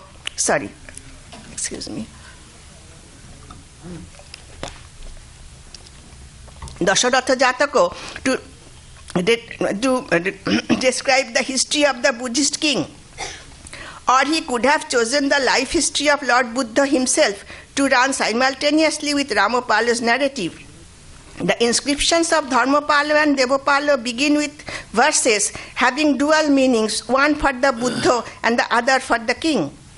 Was the author's own Brahmanical faith responsible for accepting the Vālmīki version, or was the Vālmīki version of the Rama story more popular and acceptable in contemporaneous Bengal? Or was it the secret intention of the poet to equate and identify his patron with Lord Rama, portrayed as an incarnation of Vishnu in Vālmīki's work? Or was there a deeper and darker truth behind the scene? Several factors may have been involved here. One may well be the Brahmanical connection of the epic. Another may be the great popularity of the version not only among the elite but also with the mass of the contemporary society of Bengal. Many inscriptions of Bengal show great reverence for Vālmīki and his poem endowing them with a divine status. Again, Vālmīki's work claims itself to be the first epic, Adi Kavya, ever composed by any poet, and associates the sad story of the Krauncho couple with the creation of poetry and the poem itself. The claim is obviously not valid, as there are several evidences to prove the existence of poetry before the composition of the epic. But at the same time, it cannot be denied that Vālmīki's Sanskrit Ramayana is the earliest and the most prestigious of all the Rama stories written and told in different languages, different times, and different regions, and it is the first poem to present the narrative in an embellished form with a captivating storyline and dramatic turns of events. All the ingredients that make a product loved by every section of the society. Another reason is evidently that Vālmīki's story describes in an attractive manner the events of the abduction of Sita by Rakshasa King Ravana and consequently the conquest and killing of the latter by Rama, the exiled prince. And this theme beautifully matches the events of Ramapala's life. This element is absent in the Buddhist version in which Rama and Sita are siblings, another probable factor for ignoring the same. Ramapala, like Ramachandra, had to leave his homeland, falling victim to a political conspiracy. Both lost their Janaka-bhu, fatherland for Ramapala and daughter of Janaka for Ramachandra. This Janaka-bhu is Sita, name of Rama's spouse, and for Ramapala it is agriculture, that is agricultural land, that is the country, his fatherland. Ramacharita says, Divva Bhayena Sita Vasa Lankritir Ahari. And they later succeeded in recovering Sita, Janaka-bhu Sita, after a great battle with the help of their friends. These friends are Vanaras for Ramachandra and Samantas for Ramapala, and they could successfully woo these friends to help them in their distress. There are many common points and resemblances between the two stories which Sandhakara takes advantage of and tries to combine by means of Shlesha. Kumkum Roy has wonderfully examined some verses to show that the latent intention of Sandhakara to equate and relate the situations faced by his patron and the epic hero, sometimes suggesting a meaning deeper than what he articulates. There are some more factors which demand attention. It should not be forgotten that Madanapala, under whose direct patronage the poem was composed, was the last known ruling king of the Pala dynasty, and the already weakened foundation of the Pala Empire was being shaken by a number of incursions from different directions. That the Senas and the Gahadawalas started and continued to threaten the stability of the Pala kingdom at that time is known from epigraphic sources.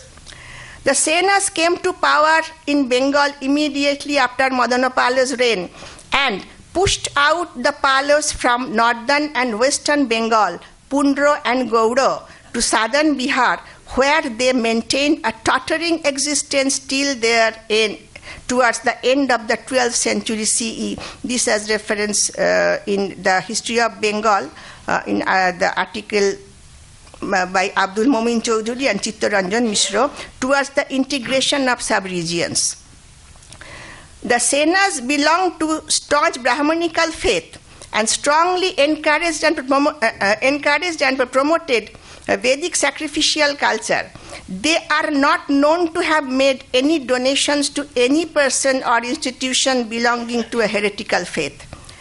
Will it be too wild a guess that Sandhakara, with his wisdom of statecraft and easy access to confidential information relating to foreign policy by dint of his post and family background, could sense the impending political upheaval when he took up the composition at the behest of his patron? Sorry. He may not have wished to consume much time by stretching the composition to a size of a Mahakabya, and may have intentionally used the device of double meaning, applying difficult words and expressions to restrict the access of the text only to exclusive connoisseurs. But it seems that Sandhakara's efforts proved futile, and his poem did not receive the expected recognition that it deserved. It was probably not because of any demerit or drawback on the part of the poet. It seems that the political situation of the time, shifting its leaning towards Brahmanical supremacy, was not favorable for a person who was serving a Buddhist king, who was also patronizing him for composing a poem describing the glorious success of his father in recovering Varendri. He could not probably gain the support and backing of the elite class, whose authorization was essential for the wider circulation of his work. This interpretation follows from a number of facts. Number one, Sandhakara himself informs that, in the Kavi Prashasti section, informs that he had to hold back the poem for some time before bringing it to public notice, and also he had to face some adverse criticism for some reason not specifically mentioned by him. Verses 12 to 17 in the Kavi Prashasti section. He only says that there has been a perverse criticism of the work because of his unprecedented character from one who is mean and malicious.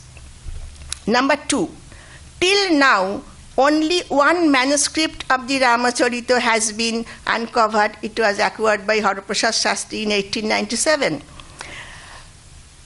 The single manuscript is found not in Bengal but in Nepal, then a predominantly Buddhist country. Total absence of all manuscripts of Pali Buddhist texts in India and their recovery from Sri Lanka may be remembered in this context. Buddhist Bhakti Shataka and Charjapada also are retrieved from Nepal only. There are many references to copying of canonical texts by Buddhist monks in India as a daily ritual. Yet, the copies vanished from this land and were protected in countries with strong Buddhist leanings. Number four, both the scribes of the manuscript, one of the text and the other of the commentary, are Buddhist and not Brahmanical by faith. Number five, the manuscript, both text and commentary, is written in Bengali character, Bengali script of the 12th century CE, that is the time to which Sandhakara Nandini as his patron belonged, indicating that the copy may have been made directly from the autograph, that is the original written in the author's own hand. Number six, the scribe of the text does not seem to be a careful student of Sanskrit language and grammar, as there are many basic errors and omissions not expected in a manuscript of a literary creation from the pen of a poet enjoying the favor of a ruling king. It is probable that Sandhakara, with an urge to save his work from being lost or destroyed, had hurriedly transported it to Nepal through some loyal friend, where it was copied by two Buddhist monks.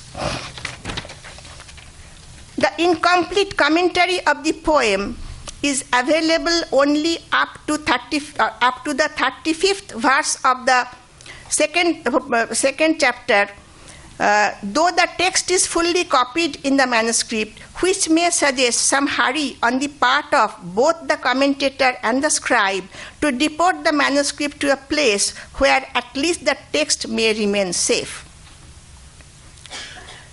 Now, having patiently listened to what I propose so far, my intelligent audience is sure to have found out some connection of dharma with the affair. I may provide some clues from my understanding. It may be the duty of the Brahmanical poet who carried out and who carried out sincerely and intelligently and religiously in obeying his master's request, his master's order, who was a Buddhist king, but he did not relinquish his own faith and choice. And on the part of his patron, who gladly accepted the device Sandhakaranandi take recourse to. Also, it may be the poet's attempt to synthesize moral choices, and it may also be the poet's endeavor to shield himself and his creation, his masterpiece, against some perilous situation. Now here I conclude with a disclaimer that whatever I told and or suggested in this lecture follows from my own perception and observation of the text and evidences. Anyone is free to contest them with stronger arguments, and I will be the happiest one to accept them. Yeah, thank you so much. Following the earlier proceedings, we will take up the questions after Professor Chakravarti makes his presentation. Nirmalya.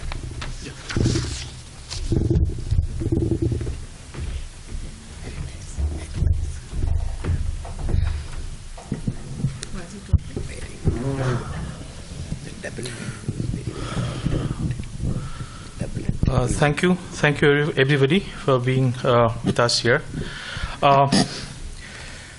Often in common parlance, as well as in academic dialogues, it is generally held that in spite of the grandeur and Catholicity of the character of Rama as described in Vālmīki's Ramayana, there are certain black spots on Rama's character. And one of them is Rama killing Bali. Okay. So I picked up this small part of Ramayana for a closer philosophical scrutiny, and I basically tried to decipher the moral arguments that took place in the dialogue between Bali and Rama, and I try to look at it from the perspective of a philosophy student of modern day moral discourse, and try to derive one or two interesting philosophical consequences out of this, kind of reconstruction of Bali's criticism of Rama and Rama's counter arguments.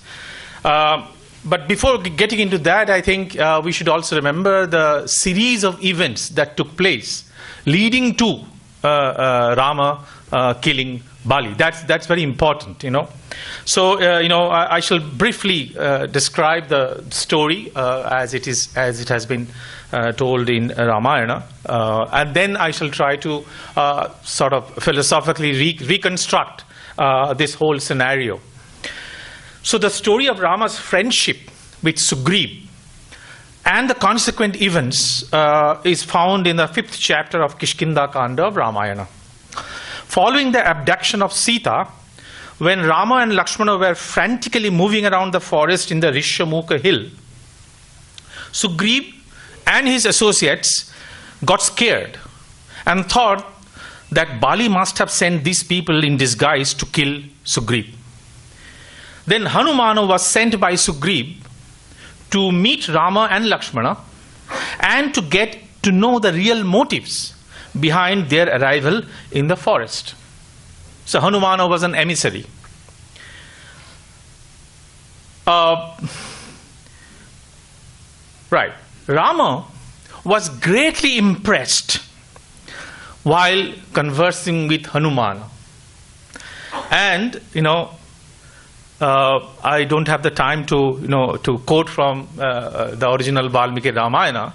Rama says that this Hanumana must be a scholar in all the Vedas. Nanrik Veda Vinitasya na Yajur Veda Dharina na Sama Veda Vidusha Shakkam Evang Vibhashitum. And Rama goes on saying that I'm so impressed by Hanumana's scholarship, not only in the 4 Vedas, but in Vyakarana, etc., etc. Then, Rama expressed his desire to enter into friendship with Sugriva. Sugriva, after getting to know from Hanumana that these 2 brothers are not sent by Bali, and in fact the 2 brothers are terribly sad that Rama's wife Sita has been kidnapped and they are looking for her, got into friendship with them. So this is how the friendship started. Hanumana lit the fire, and Rama and Sugriva became friends, keeping the fire as witness, Agni Sakshi. Very important, very significant. And then Sugriva told Rama about his misfortune, how his elder brother Bali kidnapped Sugriva's wife, mistreated him and became his enemy. Both Rama and Sugriva encountered the same fate. Both of their wives have been abducted. Rama promised to kill Bali and free Sugriva's wife from his clutches. Rama and Sugriva became close friends, perhaps because both face the same family distress. Then Sugriva told Rama that Hanumana told him everything about Sita's abduction and that Rama and Lakshmana were frantically looking for Sita. Sugriva informed Rama that few days back he indeed saw a lady being kidnapped by a demon. The lady kept on screaming, Rama, Rama, Lakshmana. While she saw a few of the monkeys sitting on the valley of the hill, she threw some of the ornaments and her uttariya. Sugriva and his friends collected these and put them before Rama. Rama was overwhelmed and broke down in sadness after looking at the ornaments. Rama got so angry that he promised to kill the kidnapper as soon as possible. Sugriva tried to console Rama and promised to trace and free Sita with the best of his efforts. Rama regained his calmness and thanked Sugriva for his friendly support. Rama comments that this kind of friendly advice is needed, especially in this time of distress. There are beautiful descriptions of the friendship between these 2 persons who are sort of suffering from the same kind of distress. Then Sugriva described the series of events that made him the enemy of Bali. I'm not going into the details, but one could see that, how sort of fate, so to say, got into this whole affair where, Sugriva misinterpreted Bali's intention and, and then mistreated him, kidnapped his wife, etc., etc. One could find 2 elements in Rama's response to Sugriva. One is emotional in nature. Rama clearly states that he knows what one feels like if one's dear wife is kidnapped. And it's very nice, description in Ramayana. Atmanumanat pashyami bhagnastang shogasagare. So I know, Rama is telling, Sugriva, I know what it is like to have one's wife kidnapped. Clearly, Rama is in empathy with Sugriva. If one takes note of the detailed description of Rama's emotional breakdown following Sita's abduction, it is intensely human. Second, of course, the allusion to the principles of Dharma. Kidnapping somebody's wife definitely goes against dharma, for which one deserves to be punished, etc., etc. Sugriva was so convinced about the might of Bali that the former was apprehensive whether Rama could match Bali in strength.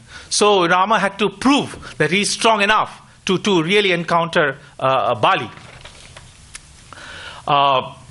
However, when the fierce battle between Sugriva and Bali started, I'm skipping parts of it, I don't have time.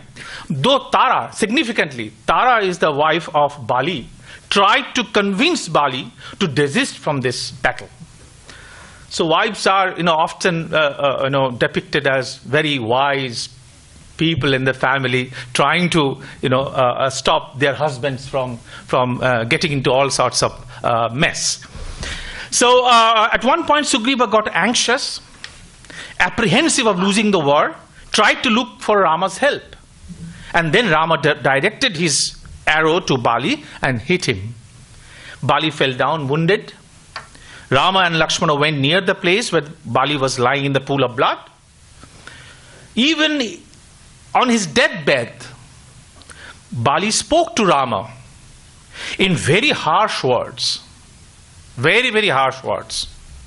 Nonetheless, with humility and in consonance with the principles of dharma.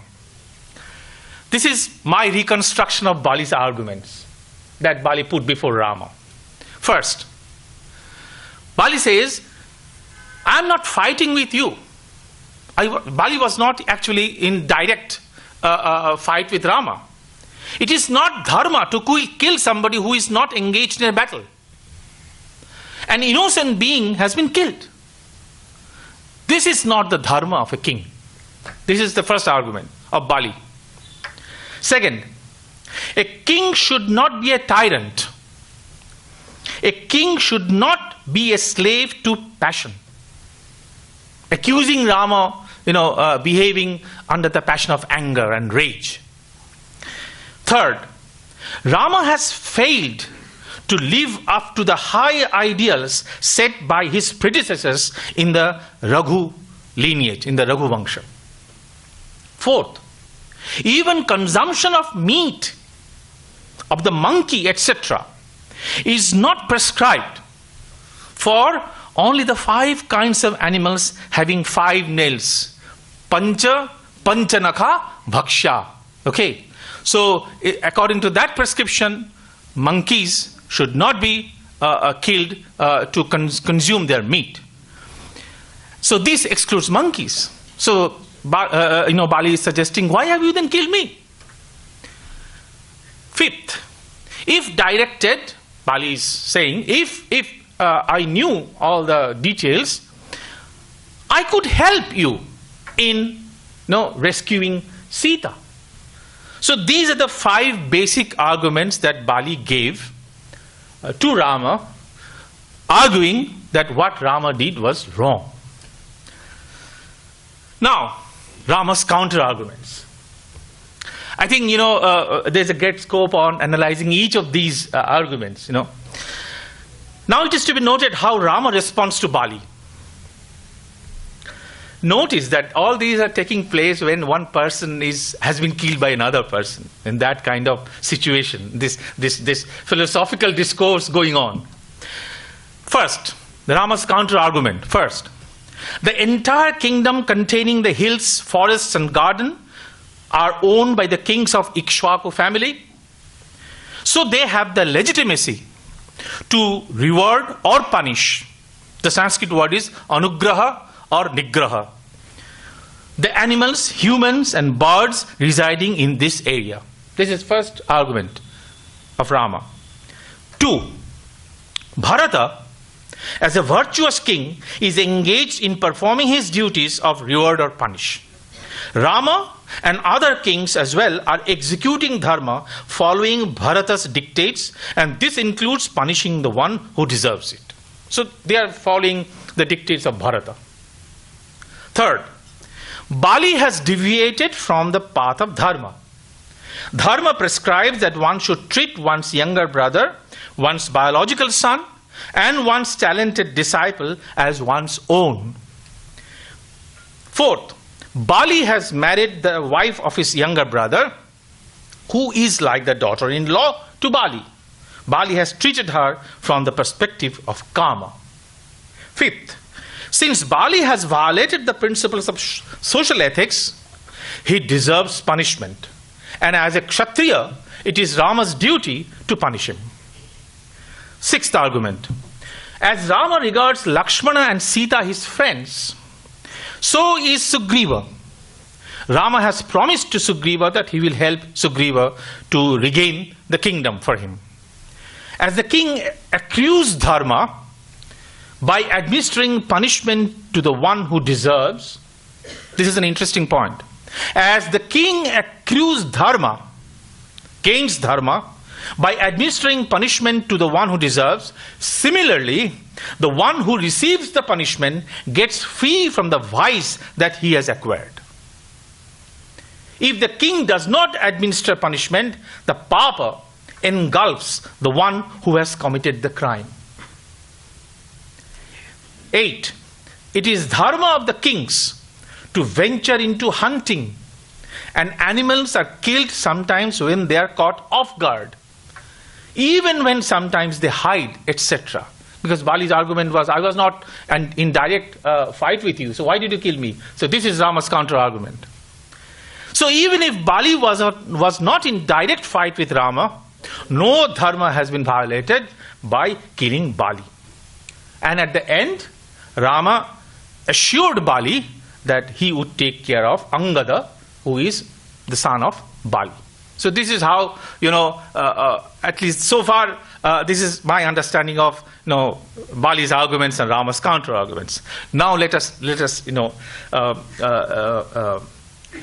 go into philosophy now, moral philosophy. There could be several reasons why Rama's killing of Bali could be considered immoral. Even an analysis of Rama's arguments in his defense, could be a matter of serious scrutiny. This is precisely what I want to do now. One of the reasons that Rama offers in his defense is that they are all guided by the principles of dharma under the monarchy of Bharata. Thus, in a way, Rama is under moral compulsion to follow the principles of dharma, and in the present case, this amounts to killing Bali. Following the rule is what prompted Rama to kill Bali. And Rama has again and again referred to this. What can I do? This is the principle of dharma. I have to kill you. There arises 3 sets of questions. One concerning the very nature of a moral rule or principle. The other concerning what following a rule consists in.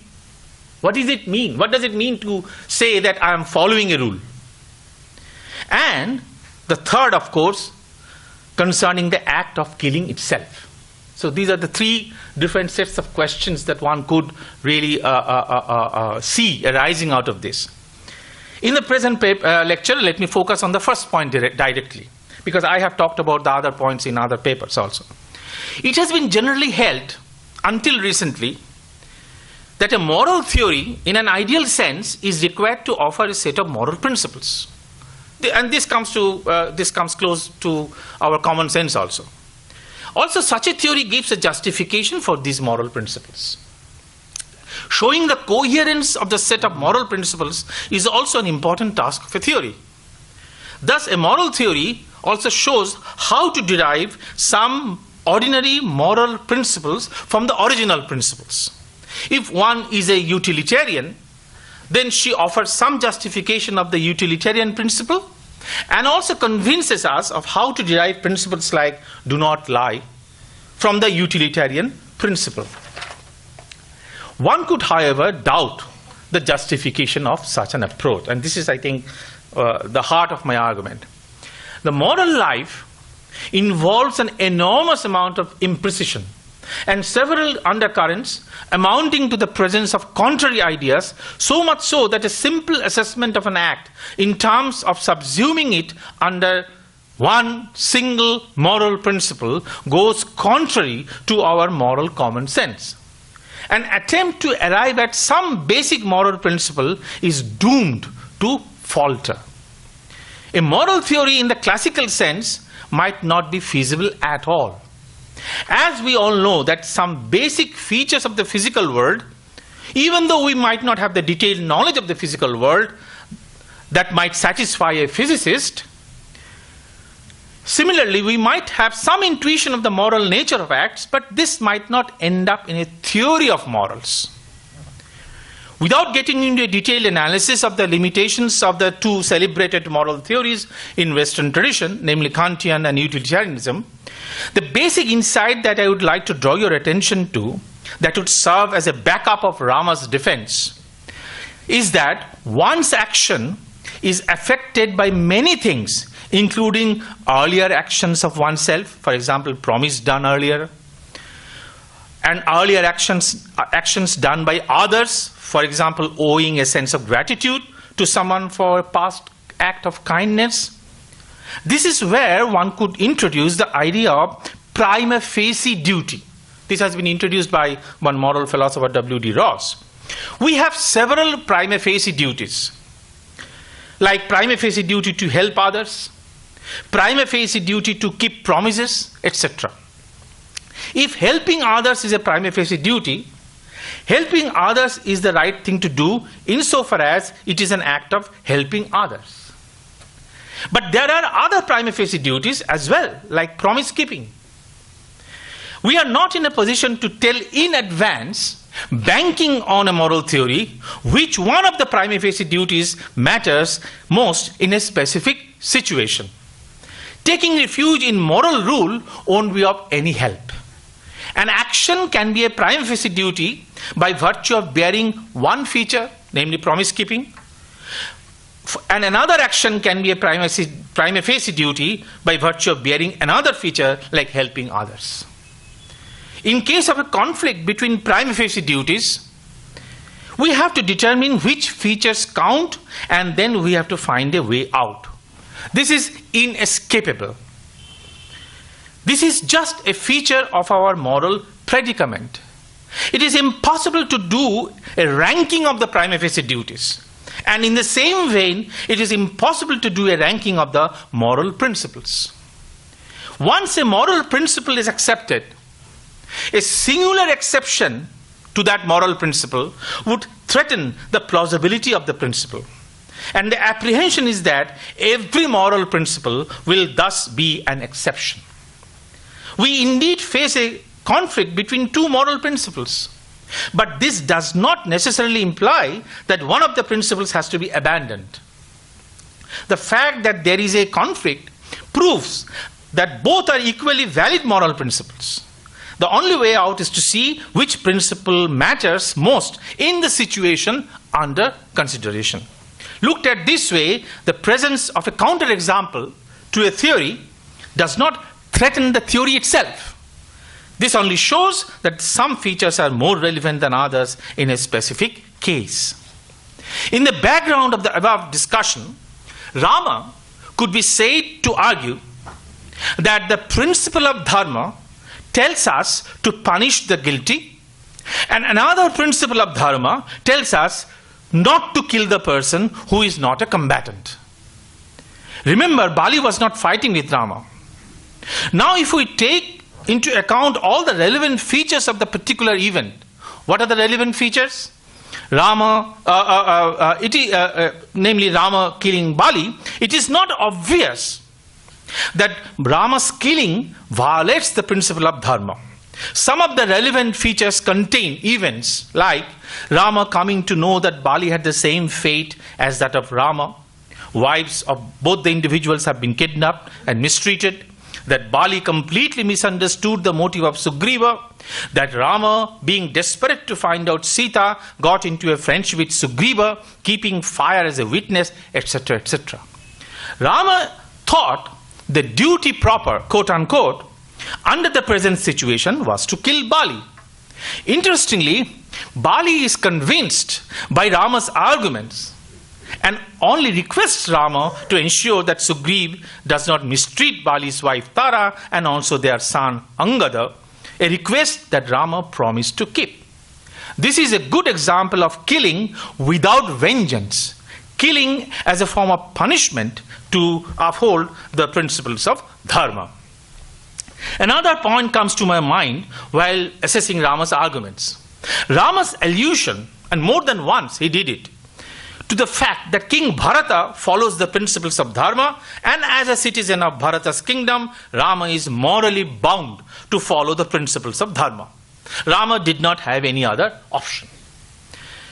This actually raises the issue of Rama being a morally responsible person. Rama seems to suggest that he could not but administer dharma. Can we ascribe moral responsibility to Rama? This is a big question.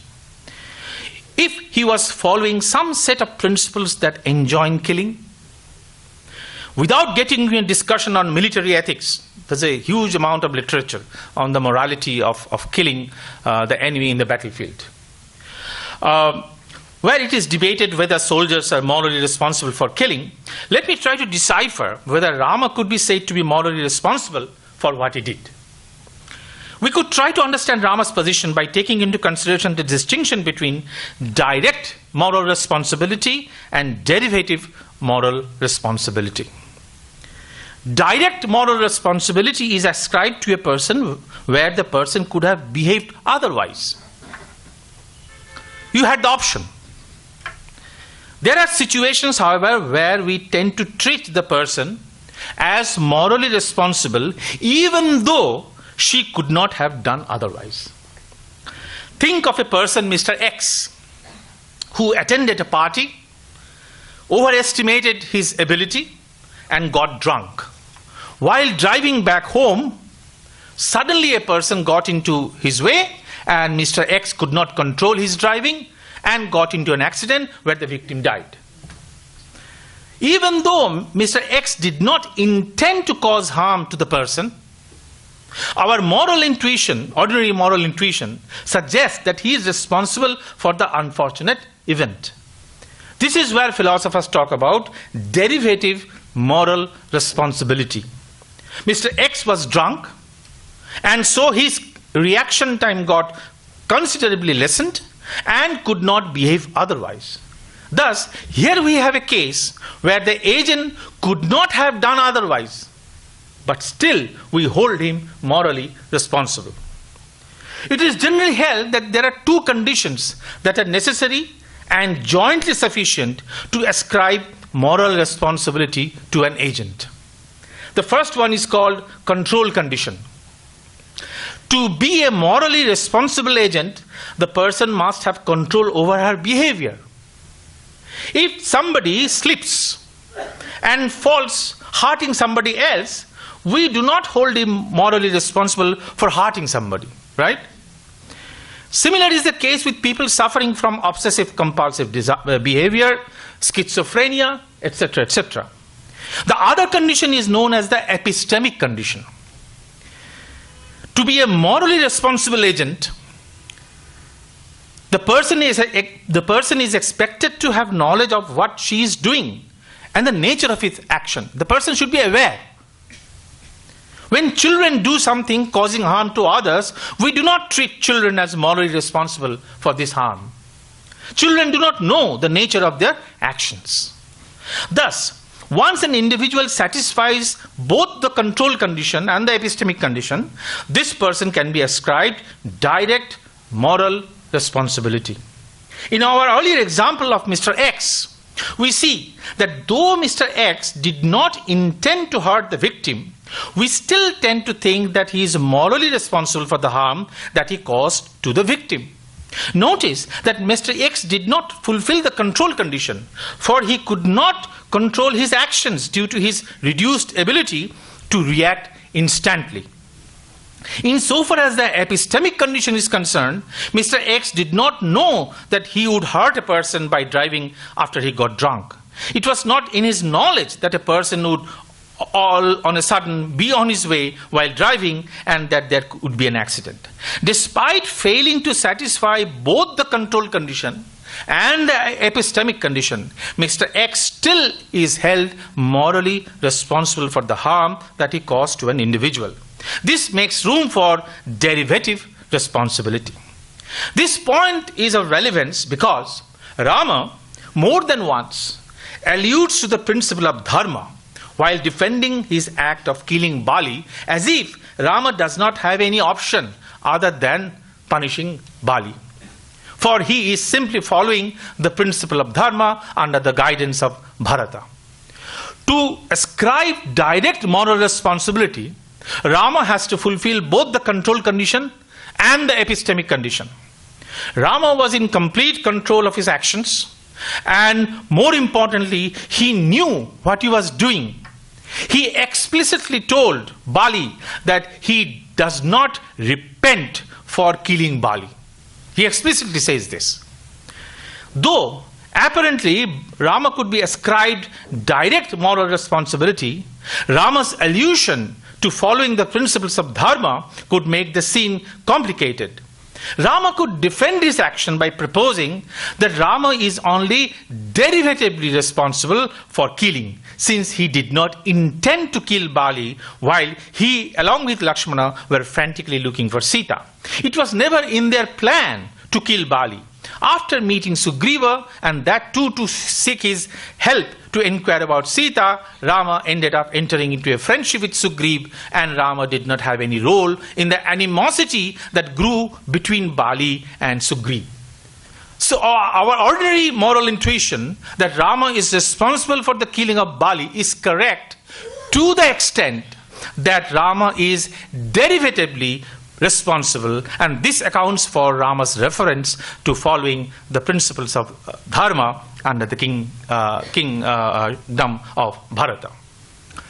There's another point I would like to argue. It's very interesting, dialogue. At the end, Bali accepts that, okay, you are right, Rama, in killing me, but please, take care of my son Angada, and please make sure that, Sugriva does not mistreat my wife, Tara.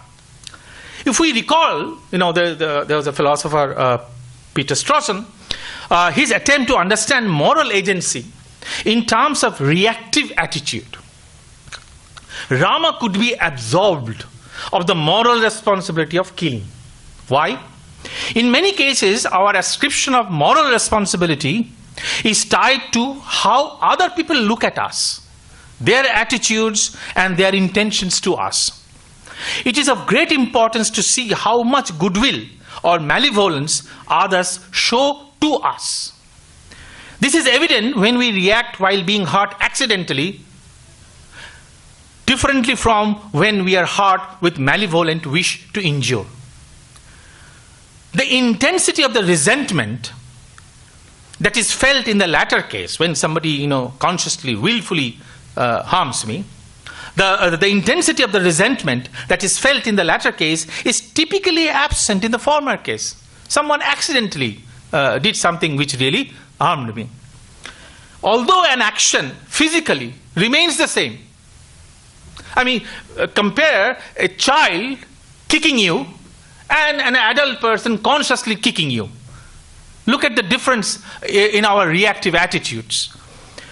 The reactive attitude is commensurate with the manifestation of goodwill or ill will of the agent. Although an action physically remains the same, the reactive attitude gets markedly different once it is found that the action is not performed with some malice. And in that case, the action does not become an appropriate object of moral blame.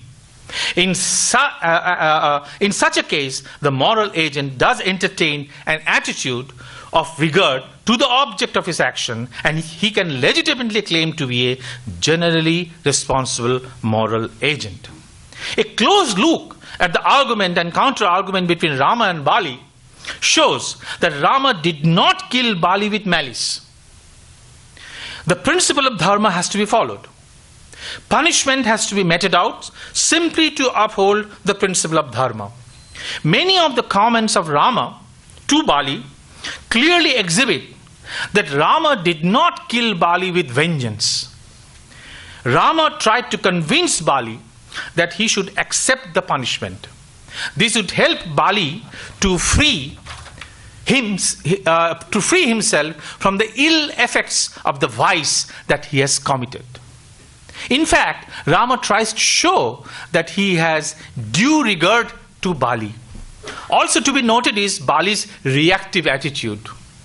Initially, even though Bali was quite contemptuous of Rama, he later realized the importance of adhering to the principle of dharma, and so appealed to Rama to protect him in accordance with dharma and requested Rama to take care of his son Angada. Bali, at the end, apologizes to Rama for the harsh words that he directed to Rama. Thus, Bali's initial reactive attitude of blame has been mollified by the realization that the killing, though initially reacted on as blameworthy, is not malicious. Rama's attitude of due regard to Bali has not been flouted. What all these seem to suggest to me is that it would be philosophically naive to blame Rama for killing Bali. Blind application of moral principles to assess the moral worthiness of an action does not do justice to the complexity of moral experience. Of course, Rama is morally responsible for what he did, but this does not by itself make his action blameworthy. This particular episode, along with many other similar stories of both the epics, suggests that in moral reasoning, moral principles have a rather limited role to play. Dharmasya tattvang nihitam guhaya. Thank you very much.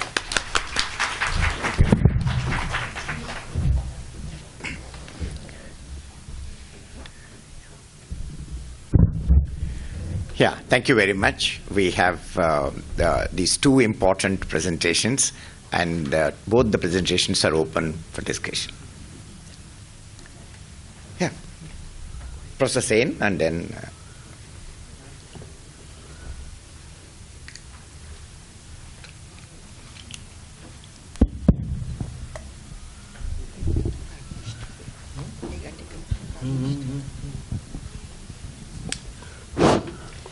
I have only a few comments to offer.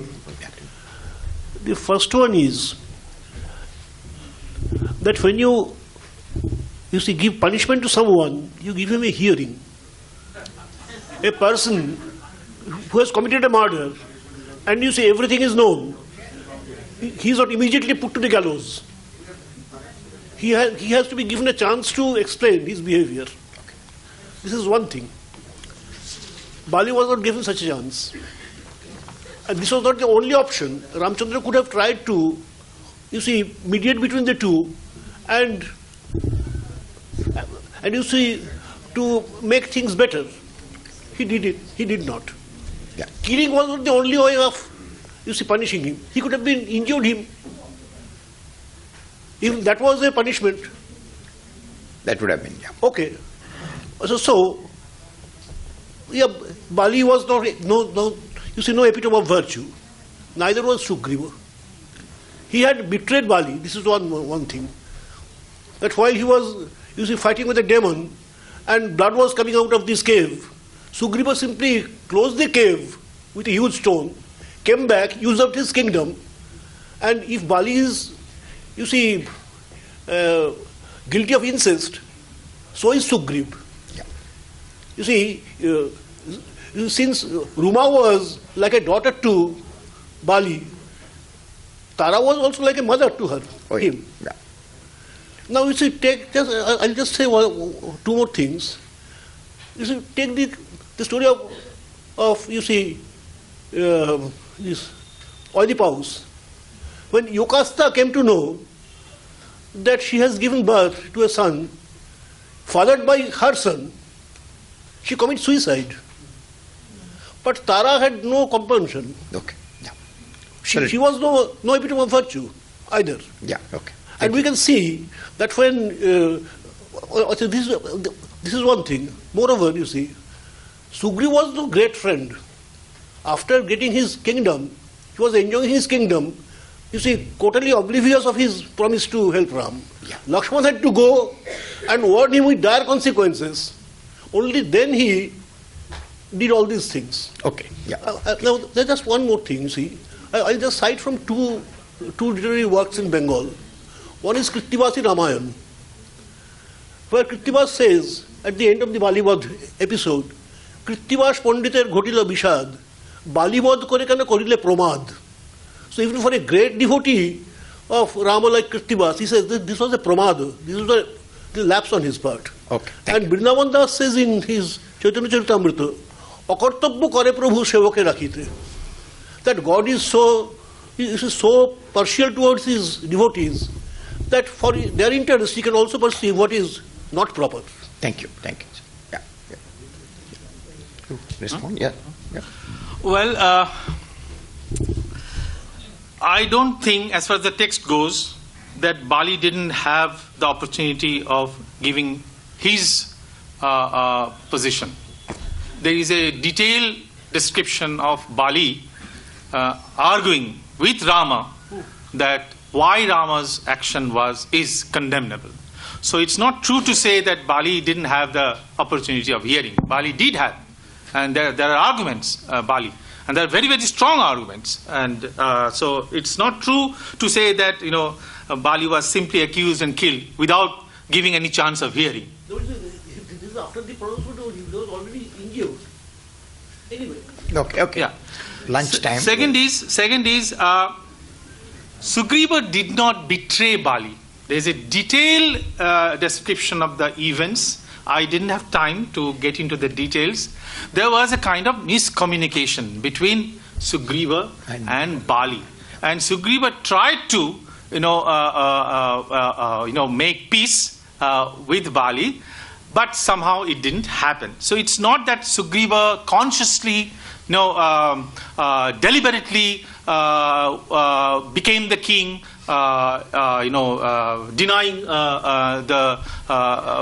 denying the king throne to Bali. At the same time, it is not my. I don't hold a profile for Rama. It's not my job. I don't think Rama needs my certificate. But at the same time, as a student of moral philosophy,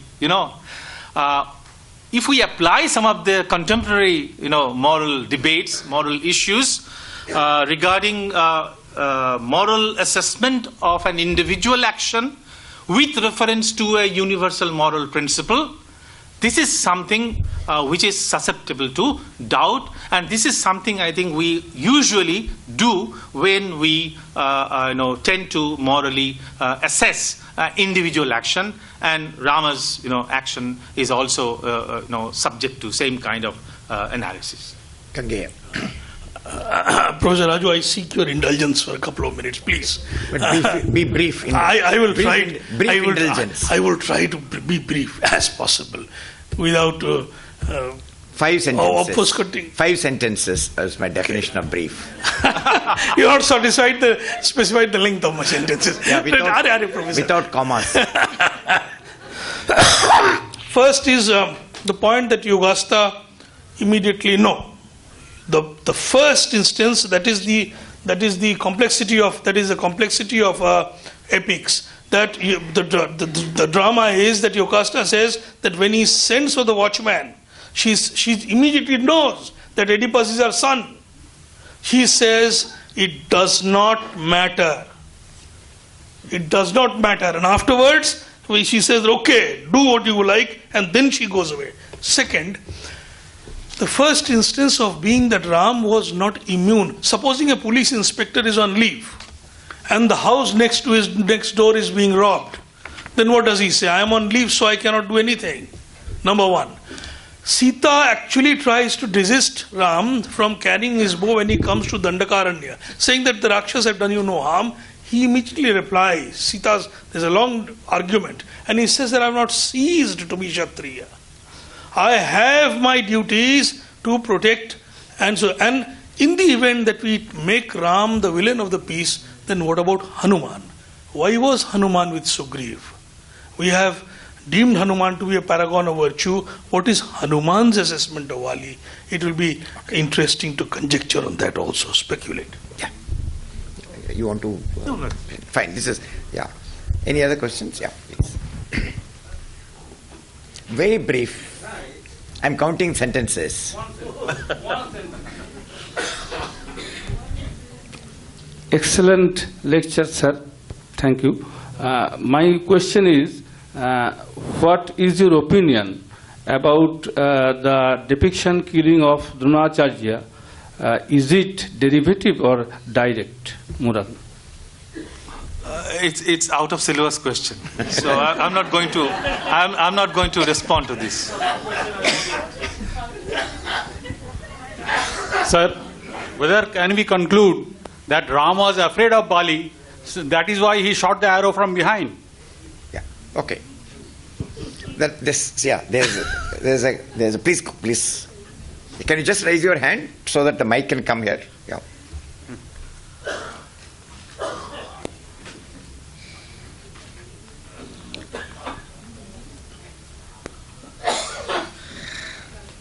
This is the last question. Yeah. Sir, as far as I have understood from your discussion from yesterday that was going on and still going on, that dharma and moral responsibility has played a relative role in two epics. And now my question is, as you have discussed the incident of Bali, how do you explain the incident of exiling Sita after rescuing her from Ashoka Kanana of Ravana, after killing Ravana in respect of dharma and moral responsibility? How do you explain Sita exiling Sita? When Rama exiled Sita in Vālmīki's ashrama. Okay, you can organize another conference. I will be very happy to deal with that in great detail. I have something to talk about there.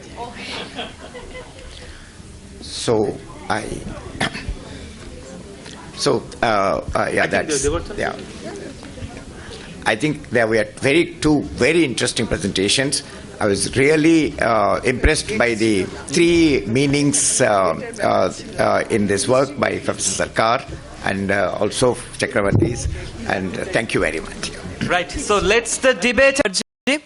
I welcome the chair and the speakers onto the stage. Professor Boshu, Professor Bishwas and Professor Mukherjee.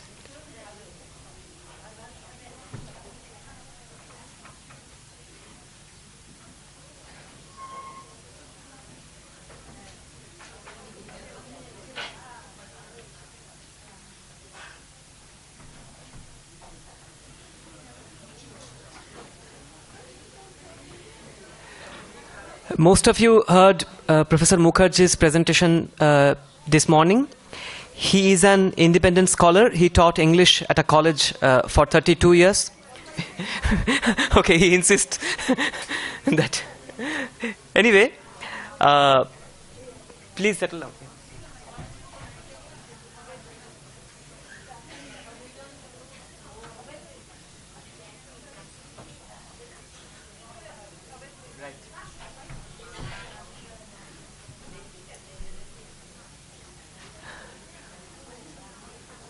Okay, so I'd request our Honorable Chair to take charge of the session.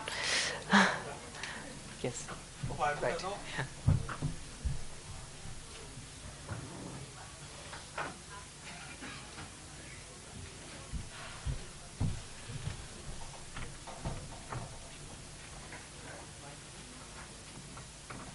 Mike.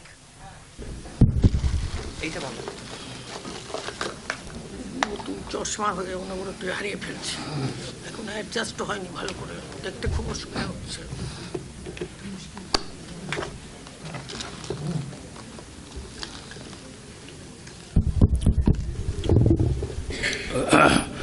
Good afternoon, ladies and gentlemen. We welcome you to the third and penultimate session of the last day of this international seminar on the Mahabharata. For this session, we have a distinguished panel of two Sanskritists who are eminent academicians and will speak on very crucial aspects of the Mahabharata. The first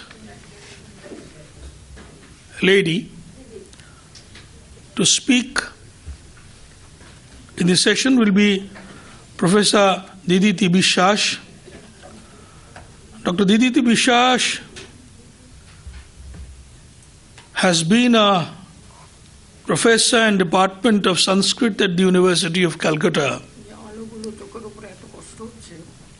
কষ্ট হচ্ছে বলবো নিবিয়ে দিতে I heard from a very eminent academicians that professors never cease to be professors. So therefore, the preposition the adverb was is anachronistic. I would say she is professor, no longer on the rolls, but she professes. Her specialization of the corpus of study lay in Vedic literature and Indian musicology. I do not know, as I do not know most things, whether in a way, I mean, both these very esoteric subjects, she has paid a special, I do not know, a special focus on Samved as the root, one of the root texts of Indian music, of music itself as God.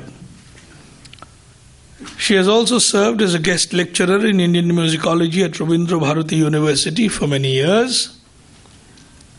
Professor Biswas has authored numerous papers and articles in national and international journals, and her most recent work, The Aranyaks, a critical study, has been acclaimed by leading scholars of the field.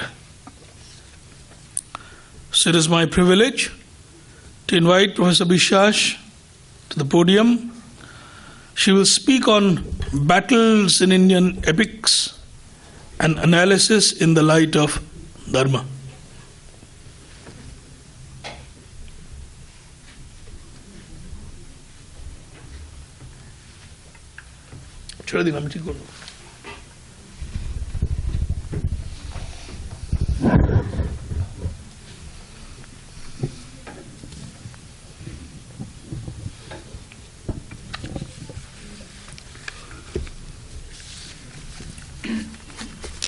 यो देवानां प्रभवश्चोद्भवश्च विश्वाधिपो रुद्रो महर्षि हिरण्यगर्भं जनयामास पूर्वं स no बुद्ध्या शुभया संयुनक्तु.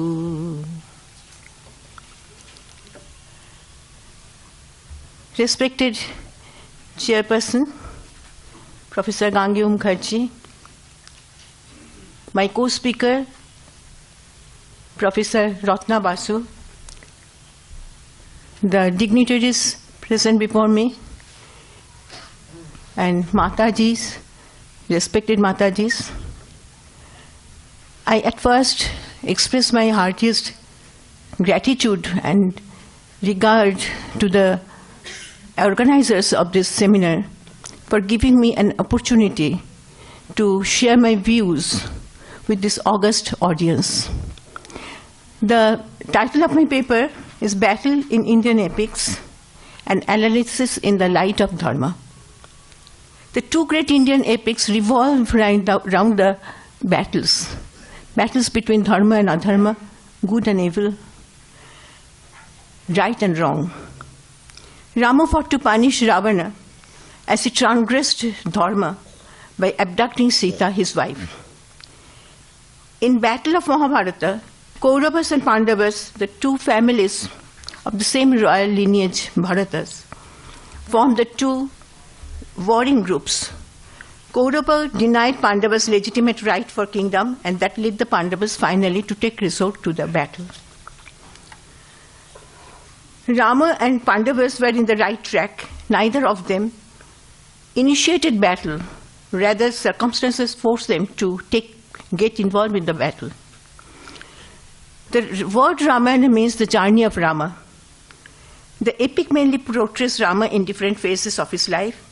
In the outer world, he was a great hero, warrior, savior, and an icon of ideal king. It also glorifies him as an ideal son, ideal brother, ideal husband inside the family.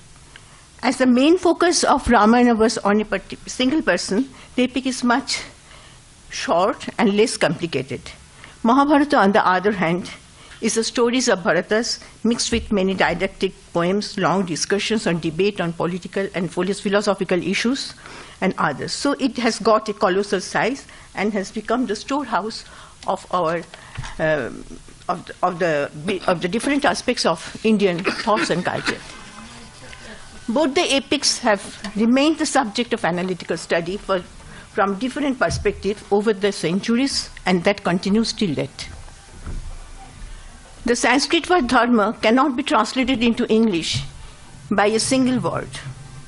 Initially, it used to signify the right way of living, the right path of living, characterized by the universal virtues. And it was this dharma that was considered to be followed universally by everyone as an individual or as a social being in general. Gautama Dharma Sutra enlists 10 such characteristics that together comprised of dharmas, and these are Satya, Asteyo, Shaucha, Indriya Nigraha, Kshama, Dama, Dhriti, Dhi, Vidya, Akrodha. Jagmavalka Shriti records 9 such characteristics to be part of dharmas, of which the first 6 are common with those in the first list. The other 3 in these cases are Dana, Daya, and Ahimsa. At the same time, dharma brought under its purview the guidelines prescribed for different social orders and the political and professional contexts. Thus, the term dharma was also used to indicate varnashrama dharma, Rājadharma, Duta dharma, Juddha dharma, etc. So the word dharma has multiple facets. There were some general principles, samanya dharma, to be followed by all, and some special principles, vishesha dharma, for special occasions and for some special distinct contexts. The concept of dharma and adharma got a full-fledged shape in the time of epic and Puranas, where the narratives are found regarding the conflict between dharma and adharma culminating into war between the two, with a motto to uphold dharma by all means and to punish those responsible for creating anarchy.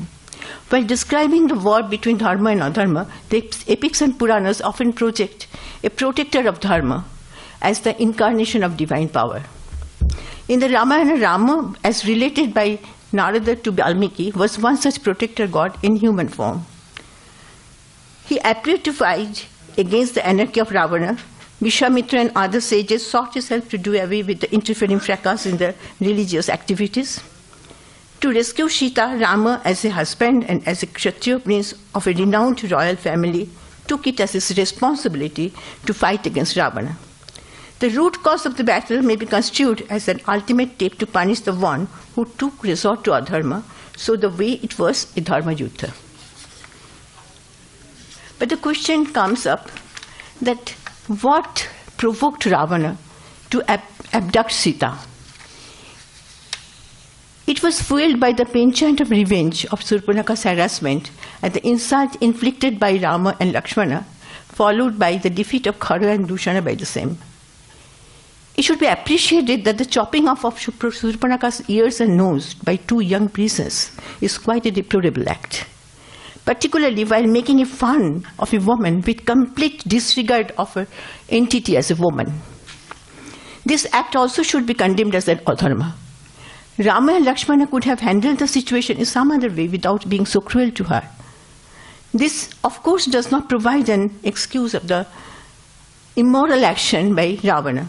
It is generally believed that in a society where rule of law prevails, one wrong action cannot be taken care of by another wrongdoing.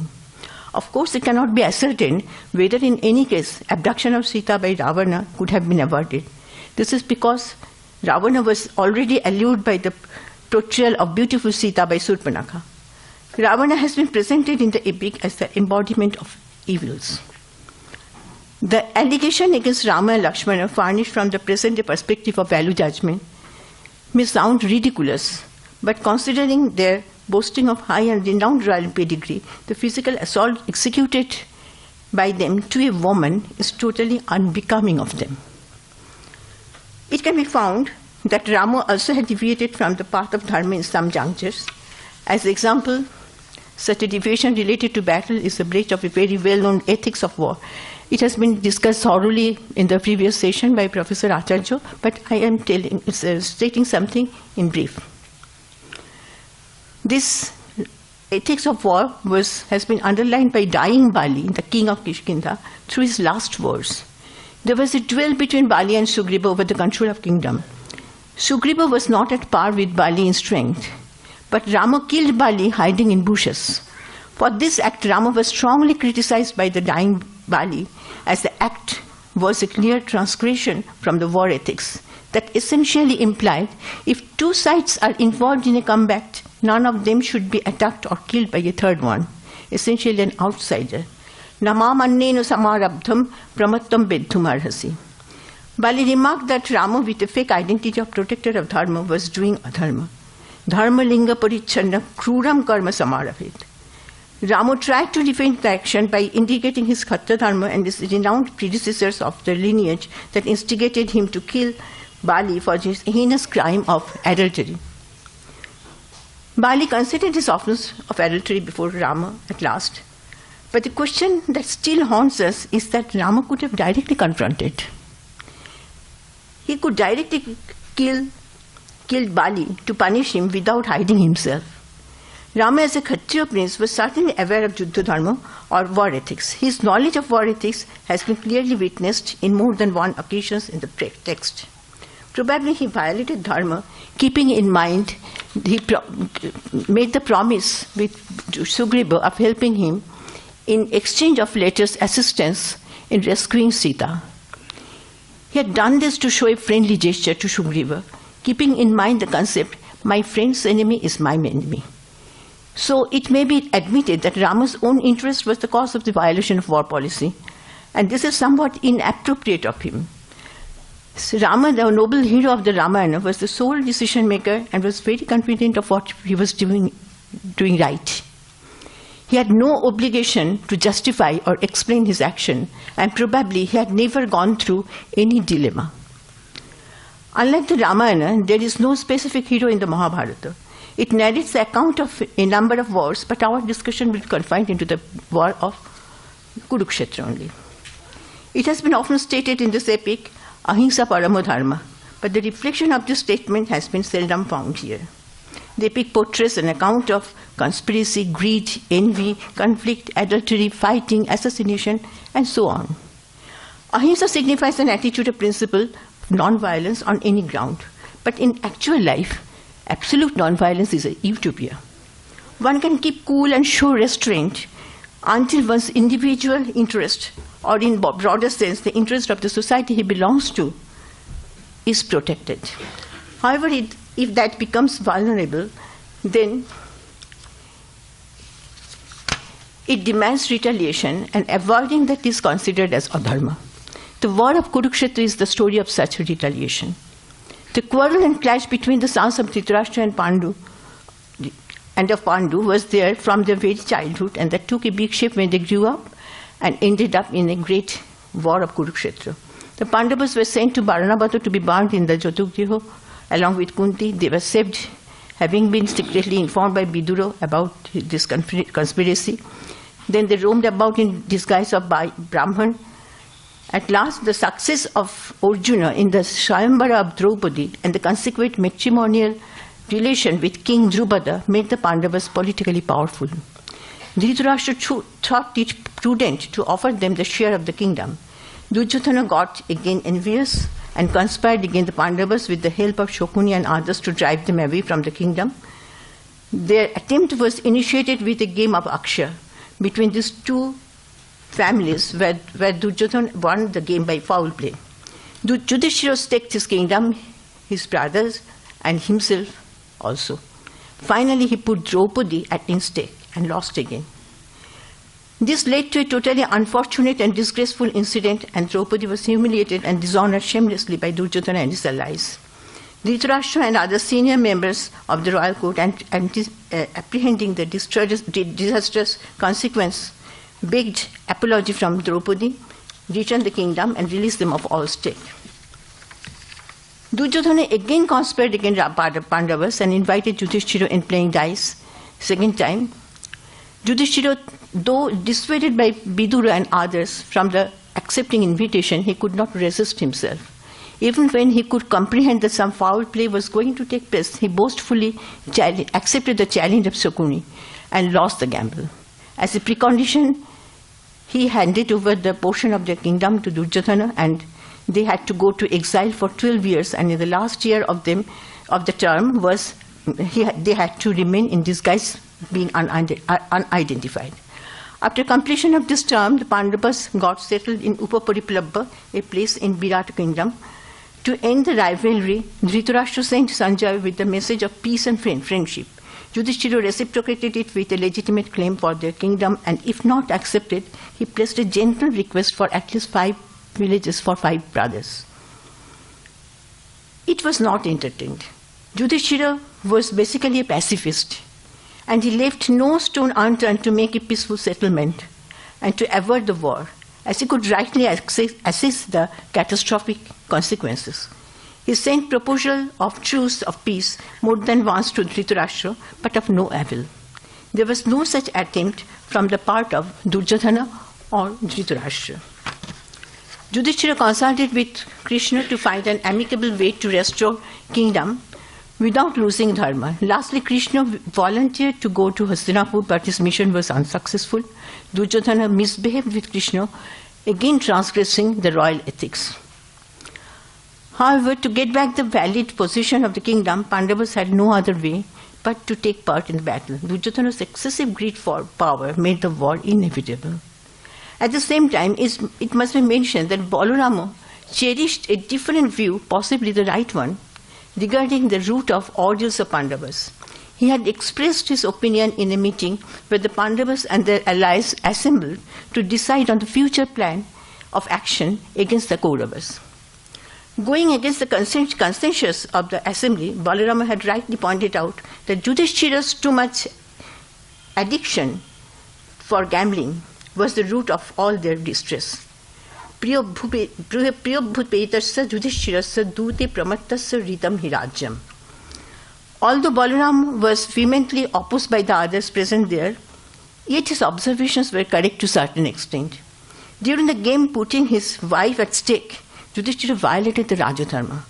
If the humiliation of Draupadi is assessed as a cause of war, then Yudhishthira's addiction to gambling should also be regarded as a principal cause that triggered the humiliation of Draupadi. However, the Battle of Kurukshetra produced complex conflicts of kingship, fraternity, and instances of family loyalty on one hand, and the concept of dharma and adharma, and the consequent decision of involving in the war to punish the offenders on the other. This war has been also called Dharma Yukta. Before the commencement of the war, the Kauravas, Pandavas, and participating kings mutually agreed upon some rules and guidelines and took an oath to follow those during the war. Unfortunately, neither of the parties was free from criticism of do away with the oath taken before the war. Breach of ethics or misrepresentation of facts became a part of the battle. The eminent warriors of Kauravas jointly killed the young Abhimanyu when the latest chariot was broken, and he stood armless in the battlefield. This is the most heinous and disgraceful act in the war of Kurukshetra. Ashwatthama, in a revengeful mood, killed the sons of Pandavas, sleeping in their tents in the warfield. This was not at all a part of the war, but was a secret murder, once again going against the ethics. It has been repeatedly spoken in the Mahabharata, Jato dharmas tato jaya. It is a matter of argument whether the winner of the battle truly followed the dharma. There was a number of unethical actions on the part of Pandavas in the war. Bhishma, the grandfather, who was specially affectionate to Pandavas, was devastated by Arjuna with the help of Shikhandi, a transgender warrior. Arjuna took the opportunity of Bhishma's sense of ethics of not fighting against one who is not considered as a man. Drona, the respected guru and well-wisher of the Pandavas, was informed of the death of Ashwatthama in a tricky way by Yudhishthira. As a result, grief-stricken and armless Drona was brutally assassinated by Dhritarashtra. The killing of Karna by Arjuna when the wheels of the latest chariot got stuck in the ground and Karna got down to put it out was a gross violation of rules of battle. Bhima did not spare injured Duryodhana, and in a duel as directed by Krishna, he killed him by hitting on the thigh, going in contradiction with the rule of the game. Balarama, the teacher of Duryodhana, condemned this act vehemently. This incident, in fact, created a discontent between the two brothers, Krishna and Balarama. There are also several other instances of breaking of ethics. So the battle was not fought in a fair and straight way, and apparently many unscrupulous measures were adopted by the both sides, the winners and the losers. But the unethical actions of the Pandavas were supported in the epic by all possible means with the arguments and narrations forwarded in their favor. The Kauravas, on the other hand, were not so lucky to get any backing from the author for their misconduct. It is to be noted that Mahabharata, as came down to us, has gone through various stages of modifications, and many new narrations were introduced, and some of them were definitely to defend the Pandavas' misconduct.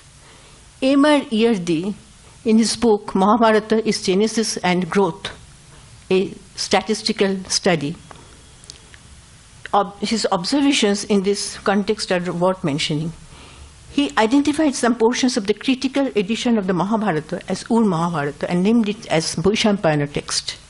This was later enriched by 4 subsequent redactors, Suta Lomaharshana, Sauti Ugrasabash, Harivanshakara, and Parva Sangrahakara. Vaishampayana text contains in Adiparga the biographic narration of the content up to the exile of the Pandavas after the defeat in the game of dice. And it is important that in the Vaishampayana text, the second game of dicing that took place, it is not mentioned there. So in the perspective of this genesis of the text, the rejection of the request by the Pandavas for the legitimate portion of kingdom after the term of exile was over might be the real contention of the war. On the other hand, the incident of Draupadi's derogative humiliation by the Kauravas was added by the Suta Lomaharshana, and that initiated a clear bias in favor of the Pandavas and against the Kauravas, and the angle of analysis was carried on by the later redactors also. This incident justifies Bhima's barbaric act of drinking Dushasana's blood, and also the cruelty done to Duryodhana by breaking his thigh in an immoral duel. It was also added by Sauti that Rishi Maitreya cursed Duryodhana that Bhima would break his thigh. It was a later addition. However, after his thigh was broken, Duryodhana claimed that he had always followed the rule of fair fighting, and surprisingly, it was greeted by the gods. This acclamation by the gods indicates Duryodhana's claim was not a void. Thus, Arjuna's act of defeating Bhishma under Shikhandi's protection has got support from a story that Shikhandi was Amba in previous birth, who got the boon through penance that she would be the cause of Bhishma's death. Similarly, Arjuna remained free from the adharma in spite of killing Karna in an unethical manner. As the narration says, Karna was cursed by a Brahmin and was destined to face such a miserable end. Arjuna was merely an instrument in making the curse come true. In the same way, the story of abduction of Draupadi by Jayadratha has been introduced by Suta to make Arjuna free from blame for killing Jayadratha after sunset. It has been often remarked that the benchmarks of the dharma change in the various periods. It is not altogether correct in the making of Mahabharata by the Sutas. It is observed that the core concept of dharma was inculcated in the perceptions of the Sutas very deeply. They took the Pandavas as the representative of dharma, and in the process, the Sutas used to make efforts to justify the obvious deviations from the path of adharma through additions and alterations. An important inclusion in the Mahabharata is Bhagavad Gita, and according to Yardi, it was added by Sauti Ugrasabas. Kurukshetra war has been justified here from new perspective. On the first day of the battle, when Arjuna was confronted with the dilemma of getting involved in the war, Krishna, with an objective to encourage Arjuna, preached about the eternity of the soul that cannot be slain even by destroying the body. So there is nothing to lament for the destruction of one's body in the battleship. Krishna explained Dharma in the light of the Varna-dharma and reminded Arjuna that Dharma of a Kshatriya is to fight the battle for righteousness. It is even more important to stick to one's own Dharma for maintaining the social order properly. So being a Kshatriya and a soldier, he should fight and cannot flee away from the battlefield, irrespective of the consequences. Nishkama karma has been propounded here, which means to do one's duty without any reserve for the result or reward. In the Ramayana also, it is found that Rama boasted of his Kshatriya dharma after winning over Lanka and rescuing Sita. According to him, he took the trouble of war for the sake of Kshatriya dharma and to keep up the glory of his illustrious family. Dharma has been interpreted here as the course of conduct of Varna dharma and Ashrama dharma. Krishna, in course of instructing Arjuna, projected himself as an all-pervading one and as the sole controller of the universe. He declared that everything has been destined by him, including the battle and its grave consequences. Arjuna would act as a mere agent. More so, as people get perplexed to decide on the wrong and right, it is better to surrender to Krishna and follow his advice and act accordingly. Transformation of Krishna from a human mentor to a divine guide and his subsequent arguments of Swadharma has set a new elucidation of war ethics. It is very interesting to note Arjuna repeated all these arguments to Yudhishthira when they later decided to go to forest out of deep sense of despair after the war was over. The objective of war in both the epics was to establish the superiority of what was considered as ethical and righteous by punishing the ones identified as evil and regressive. Rama took the sole responsibility on him for the war against Ravana. He did not seek any help from his own royal family, so the result of the great battle did not affect his family at all. The victory of Rama totally devastated his enemy's family and kingdom. The success of upholding Dharma is considered to be the achievement of Rama alone. On the contrary, the two warring sides of Kurukshetra war were cousins and blood related. So, the outcome of the war led the bereavements to the winners, as they have also lost their dear and near ones. By eliminating the adharma and establishing dharma, the Pandavas accomplished reputation, but not mental reconciliation. They had to sacrifice a lot for the enforcing dharma in the society, and the winning back of their own kingdom could not provide adequate respite from their agony concerning the death of close relations. Just one.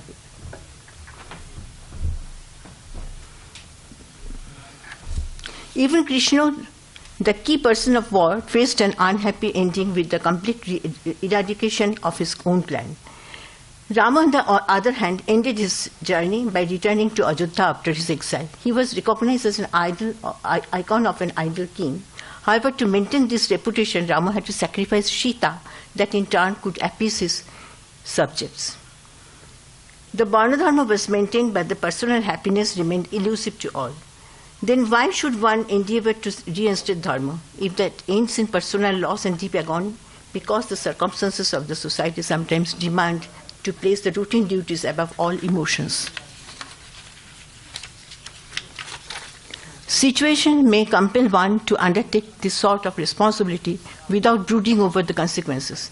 This needs to be done to usher in a new, bright era free from the evils of the past. A great end cannot be attained without self-sacrifice. This was primary dharma, as indicated in the Purusha Sukta of Rigveda, Jaggena Jaggam Ajajanta Deva, Tani Dharmani Prathamani Asan. Moreover, the pursuit of dharma, artha, kama is the goal of the householders. For achieving the eternal bliss, one requires to relinquish every bondage in the third phase of life and needs to stick to the divine path. Every stage of life has its different purpose, leading to different results. This is the essence of ashrama dharma. So the Pandavas had followed their kshatriya dharma in their grihastha ashrama. They uprooted the evil force of the society even at the cost of their own peace and happiness. At the end of the day, they took resort to the path of Mahaprasthana for attaining perpetual bliss. Thus, the concept of dharma in Mahabharata war has gone through construction and reconstruction by the thought of destiny, swadharma, dispassionate action, ashrama dharma, leading to the complete surrender to Lord Krishna through unquestionable devotion as propagated in the Bhagavad Gita. Lastly, in this context of various modern wars, the cross currents of diplomacy and aggressiveness of different quarters decide upon the course and the outcome of a conflict. It appears that the wars in the epics were no exception to these approaches, though the ethical angles remained always the part of those discourses. Thank you.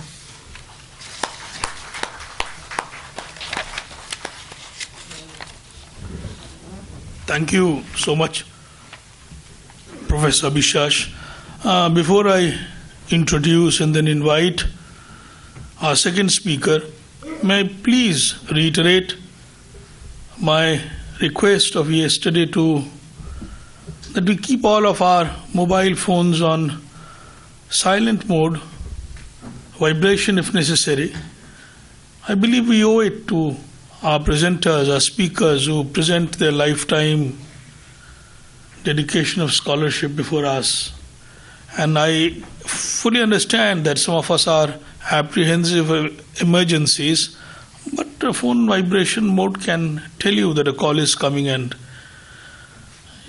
one can walk out the hall and take the call without disturbance. Thank you so much. It is my privilege to introduce our next speaker, distinguished speaker, Professor Ratna Boshu. Ratna Boshu was professor and head of the Department of Sanskrit, University of Calcutta, preceded by a brilliant career edified and adorned with acknowledgements of distinction and excellence. In addition to having taught Sanskrit, one of the most famous universities in the country for long decades, she served as visiting professor and fellow, and as fellow of several universities of India and abroad.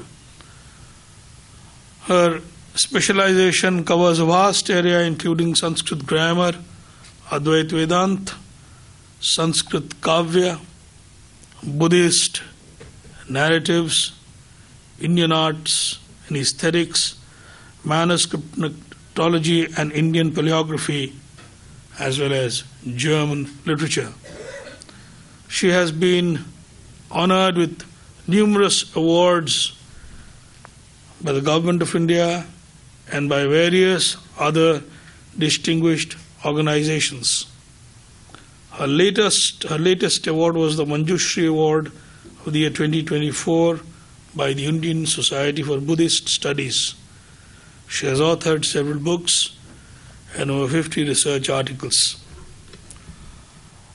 Dr. Ratna Boshu will be speaking on a particularly subtle and unknown subject, Arjunamiśra's commentary, the Mahā-bhāratārtha dīpikā, which interprets the concepts of Bhāratavarṣa, the geographical description of what Bhāratavarṣa is, Dharma and Rājadharma. Arjunamiśra was a 13th century scholar of Bengal who compiled the first complete commentary of Mahabharata even before Nilkant Mishra, known as Nilkant Chaturdhar of Kashi, and also included his work with the commentary on the Harivansha. It remained untraced and unknown for long years before Professor Boshu arduously, through her work in the archives, managed to reconstruct this commentary, and she will base her paper on it. Professor Boshu.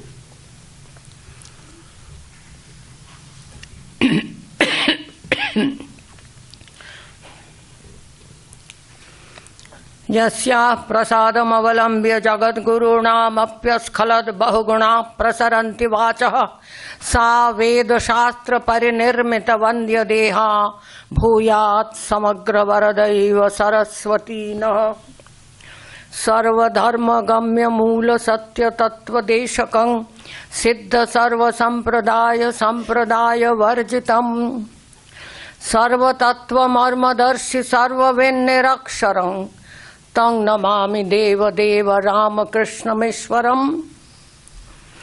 नमः सदसे, नमः सदसस्पतये, नमो बुधजनेभ्यः उपस्थितेभ्यः।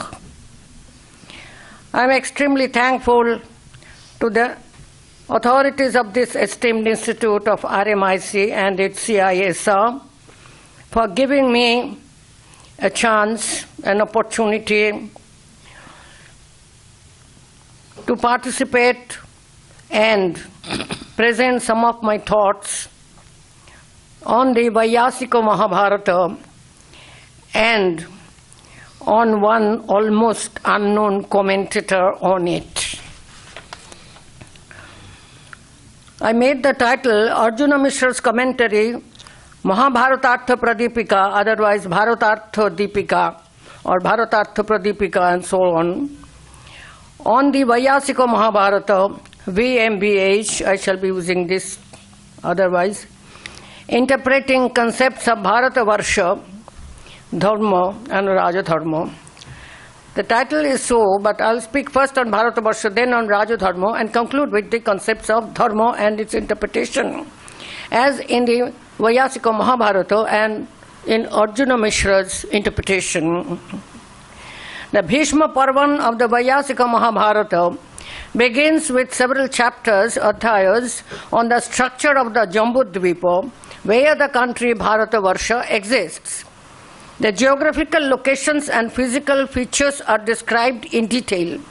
This is to give historical authenticity to the narrative and to the coming war being prepared.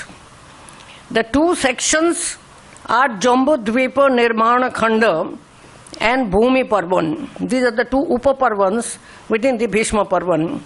These two sections are important for the study of ancient Indian geography. And on request of Dhritarashtra, Sanjaya describes Bhāratavarṣa. And the question of Dhritarashtra is very interesting. He says, please tell me about this Bhāratavarṣa where this whole band of armies has arrived from all over the country. Yadidang Bhāratang Varṣang, Yatridang Murchitang Balam, Balam is Sanya, army. Yatrati Matra Lubdhoyang, Putro Duryodhano Mama. Now tell me about the land, Bhāratavarṣa, where this big army has arrived, rather jumped in. Bangla boli na jhampiye poreche. Ota hocche Murchitang Balam. And for which my son Duryodhana is too much greedy, atil matra lubdha, and where, for which the sons of Pandu, yatra gridha Panduputra, yatra me sajjate mono. I'm interested, my mind is inclined to learn about it, for which even the Panduputras are so greedy. Etan me sarmam achakshva tvang hi buddhiman mata, to Sanjaya, Dhritarashtra. And Sanjaya says, O king, listen to my words.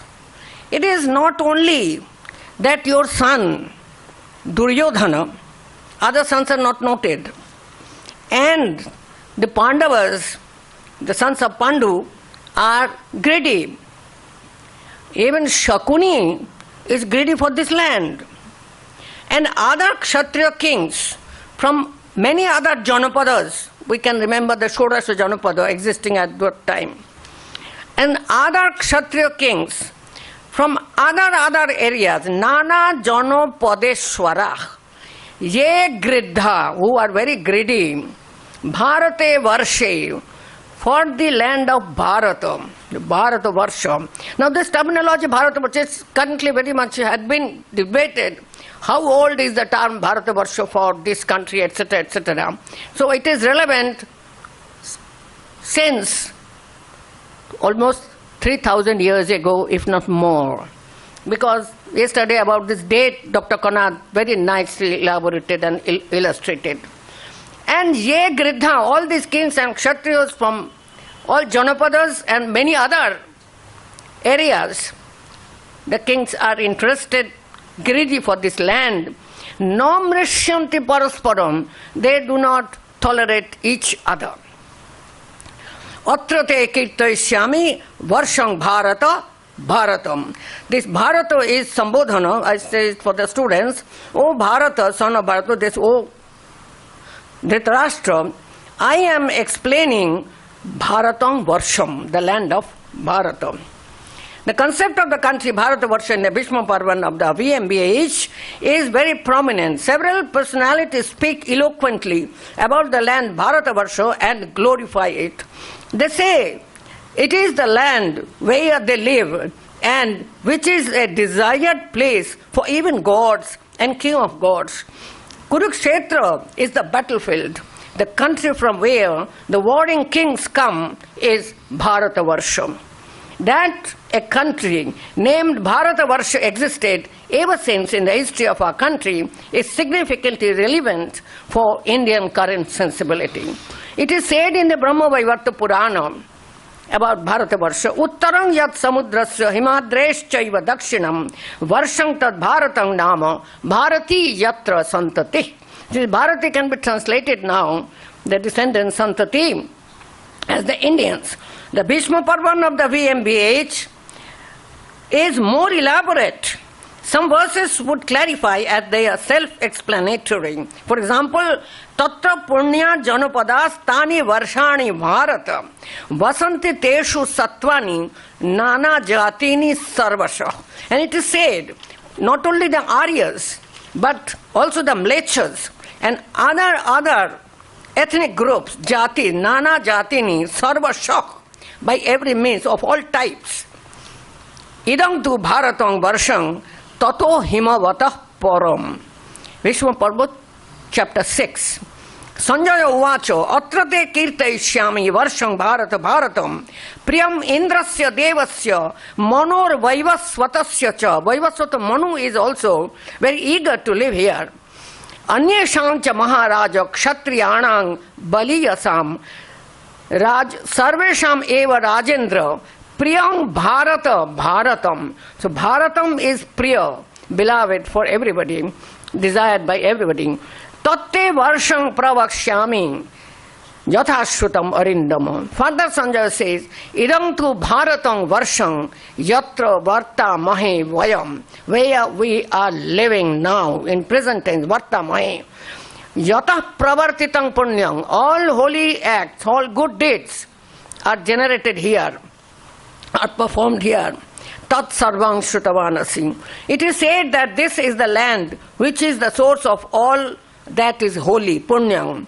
And the famous mountains, particularly the Saptakulachala, and innumerous rivers, I noted in one of my articles published in Bangla, here in Kolkata, or in West Bengal. The famous mountains and rivers are described in detail. Now I come to Rājadharma. There is a difficulty in the text itself of the Vaiyasika Mahabharata. How much is Rājadharma, the text of Rājadharma? The extent of the text on Rājadharma in the VMBH is a debated one. It is contained in the Shanti Parvan of the great epic VMBH. The results of the study may briefly be summed up as follows. This has been my study. Before this, it was never clarified in such terms. An article on this topic, on the extent of the Rājadharma text, is already published. The results of the study, in the critical edition of BORI, the Shanti Parvan chapters 1 to 128 constitute Rājadharma Parvan. And then chapters 129 to 167, total 39 chapters, constitute the Apadharma Parvan. In the Vishwabani edition, with the commentary of Haridasa Siddhanta Bhagishwari Bharata Kaumudi, Sanskrit commentary along with Bangla translation of Haridasa Siddhanta Bhagcha. In the Shanti Parvan, chapters 1 to 39, 39 chapters in the beginning, constitute the Charvaka Nigraha section. It is not called Rājadharma section in Haridasa Siddhanta Bhaggisha's commentary and edition. Chapters 40, 41, 42, total 3 chapters, constitute the Abhishechanika Parvan, where Yudhishthira and all his brothers are coronated as kings and royal princes. Number C, chapters 43 and 44, 2 chapters, constitute Griha Pravibhaga section, Griha Pravibhaga Parva, where all these newcomers now after the war, when they come back to Hastinapura, where this Abhisheka etc. take place, and which are the houses and the palaces where they will occupy and live. That is distributed by King Yudhishthira. So Rājadharma is being already performed by Yudhishthira, and that is described in these chapters. And chapters 45 to 126, total chapters 82 constitute the Rājadharma Parvan according to Haridasa Siddhanta Bhaggisha. And chapters 127 to 167, 41 chapters constitute the Apadharma Parvan. And in the Emendapta edition with English translation, the Shanti Parvan chapters 1 to 130 chapters constitute Rājadharma Anushasana Parvan, and chapters 131 to 173, total 43 chapters, constitute the Apadharma Anushasana Parvan. And it should be noted that Emendapta edition has more number of chapters. So, in fine, to conclude this brief note, it may be recollected here that in the first 3 subsections noted above, this Charvaka Nigraha, Abhishechaniko and Griha Pravibhaga, the 44 chapters in the Shanti Parvan, subject matters related to duties and responsibilities of a good ruling king, the methods to be adopted for good administration and maintaining rule of law in the country, the steps to be taken by a king for good governance, as well as ruling with justice, and above all, such governance that Varnashrama Dharma is maintained with propriety. It is not transgressed by anyone in the country under the king's rule.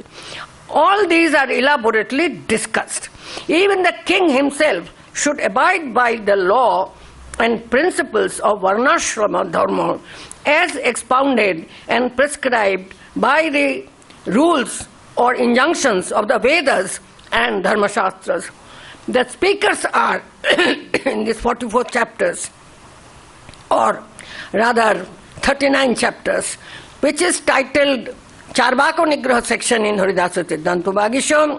Speakers are mainly the 4 brothers of Yudhishthira, who encourage Yudhishthira to wake up and get rid of his distress, the post-war hangover and shock of the war, and says that you take up the throne, you climb the throne, organize Ashwamedha Yajna, and rule the country and follow the Varnashrama Dharma.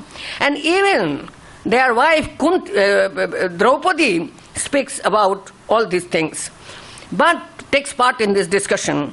But the experts of the critical edition, the BORI edition, most probably followed the interpretation of the commentator Nilakantha Sharman 200 years later than Arjunamiśra, who, while beginning the commentary on the Shanti Parvan, clearly pronounced that the Shanti Parvan constitute 3 clear divisions, namely Rājadharma, Apadharma and Moksha Dharma.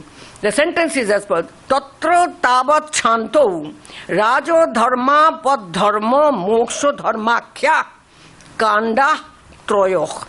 So in the commentary Bharata Kaumudi, it is argued which Parvan then the other 3 sections, namely Charvaka Nigraha, Abhishechaniko and Griha Pravibhaga would belong to. Should then the immediately preceding 3 Parvan contain these 3 sections? But Haridasa Siddhanta Bhāgya firmly emphasizes, it's a long commentary, firmly emphasizes that he has seen no manuscript and he has found no manuscript in which this Triparvan contains the aforesaid mentioned 3 sections containing 44 chapters. Those are found written in between Triparvan and the beginning of the Shanti Parvan. Again, Arjunamiśra, I must say, a commentator hailing from Barendra Bhumi of Bengal and belonging definitely to the 14th century CE, states that, in the beginning of his commentary on Rājadharma, that the whole range of chapters 1 to 167, 167 chapter of the Shanti Parvan, all verses from the first verse of the VMBH 12.1.1 to the last verse 12.167 constitute the Rājadharma Parvan. This cannot be any case of scribal error, because this has never yet been published. Since verses of the concerned textual extent are accurately quoted by Arjunamiśra in his commentary Bhāratārtha dīpikā. In the Bhāratārtha dīpikā, Rājadharma does not exclude Āpadharma section, which is not included in Rājadharma in the critical edition even. Further, the most significant factor in the comparative analysis, which cannot be overlooked by any means, is that Arjunamiśra is the ancient most among all these 3 commentators, Nilakanta Sharman, Haridasa Siddhanta Bhāgya and Arjunamiśra, and he, according to his own commitment, was following the tradition of interpretation of his great predecessors like Devabodha, Vimalabodha, Narayana, Shandilya and Madhava, as well as his father, Ishana Bhattacharya, who, although did not write any commentary on the VMBH, but interpreted the Mahabharata, however, only orally, since Ishana was a renowned reciter, narrator, Bhāratacharya, Pathakaraja. Arjunamiśra himself was also renowned as Bhāratacharya, expert in the Mahabharata. Interprets that the sections noted above in the beginning of the Shanti Parvan and the Āpadharma Parvan, at the end of the integral, the central part of the Rājadharma, where discussions of Bhishma, Krishna, Indra, Mandhata, all others are there, Yudhishthira's questions and answers, etc., etc. And beginning of the SP and the Āpadharma Parvan, at the end of the integral, are integral part of Rājadharma. According to his exposition, the significance of the textual section of Rājadharma is inclusive of the 3 goals of life, the first 3 Purusharthas, Dharma, Artha and Kama, along with the means of attaining those. In the beginning of the commentary on Rājadharma, Arjunamiśra clarifies this with the following sentence in the Bhāratārtha dīpikā.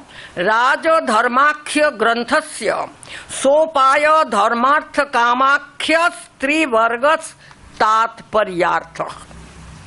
So, and here I would like to say that as dharma, so also Rājadharma is used in plural. So, dharman pravakshami, Rājadharman pravakshami, dharmeshu this, Rājadharmeshu this, and Rājadharma is declared as Shreshta, the best, the highest, because within that all other 3 goals and sadhana upayas, the means of attaining them, means of practicing them, are included. Even moksha dharma is vispashta tatra nirdishta. This is the language of the Mahabharata. Vispashta is very important to note. And not only that, thereafter, desha jati kulo dharma, the concept of dharma, what are the dharmas? Varnashrama dharma, and among all, Rājadharma is the best, Shreshta, Sarvottama. And here we can take, because this knowledge and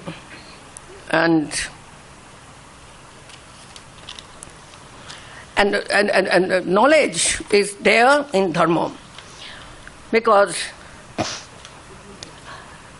Mahabharata is considered to be Itihasa and Ramayana also, as we find it in the Kavya Mimamsa of Rajashekaru and a poetologist of 10th century CE. Abhinavagupta, in the commentary on Bharata's Natya Shastra, also belonging to 10th or early 11th century CE, gives an unique interpretation to the word Itihasa.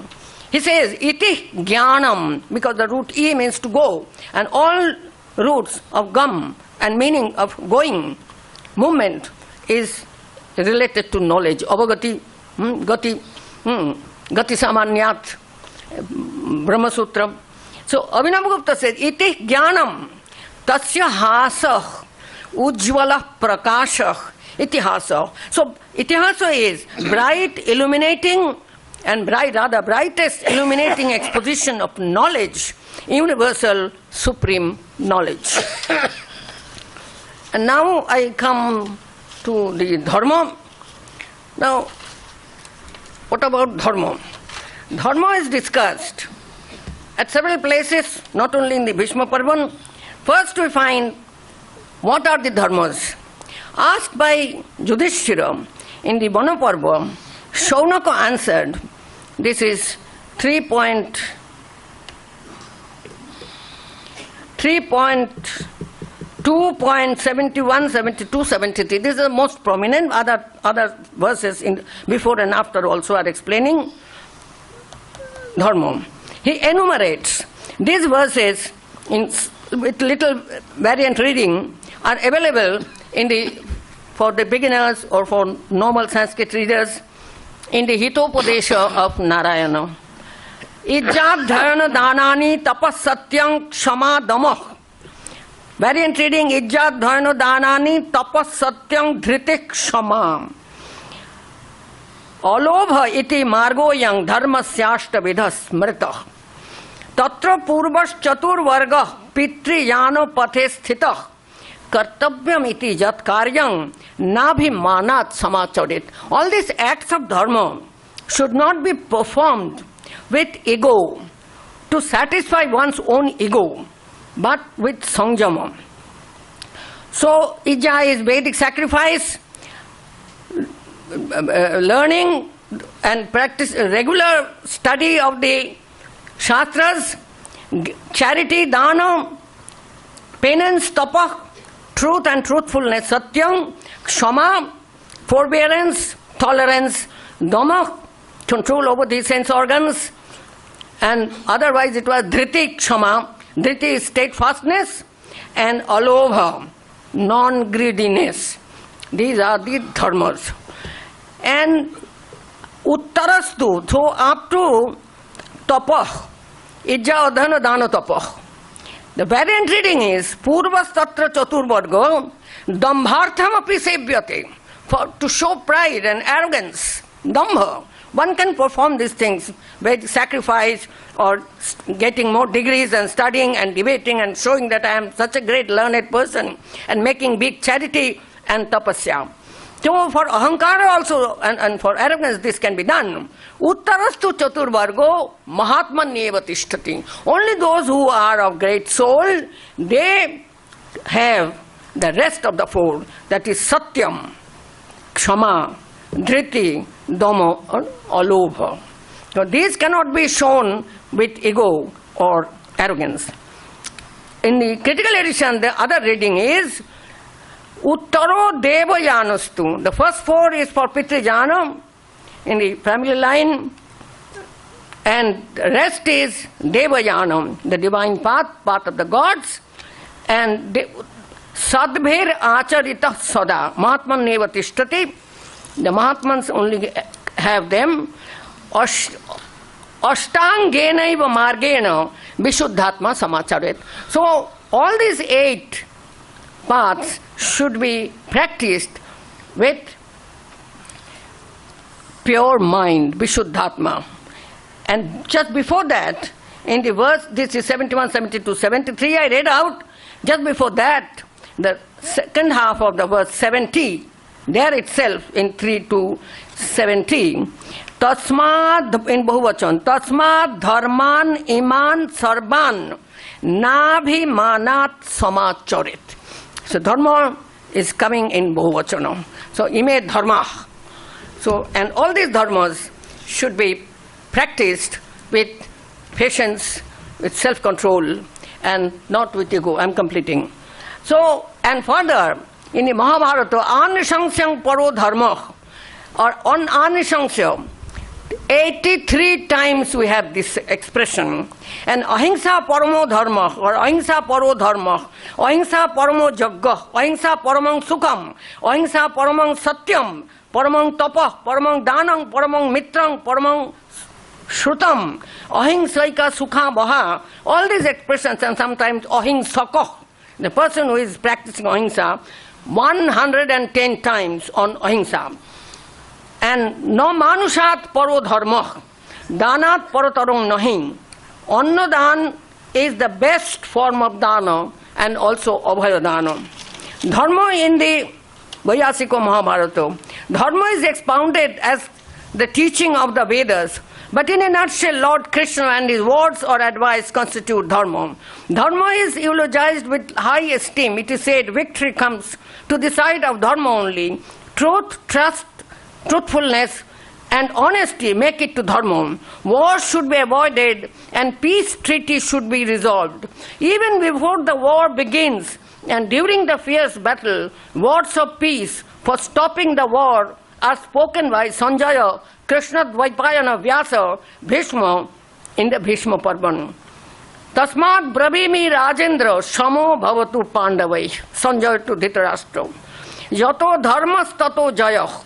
Yata Krishnas tato jaya. Sanjaya to Dhritarashtra. Yatra dharma dyuti kantir yatra ri shris tatha mati. Yato dharmas tata Krishno. Yata Krishnas tato jaya.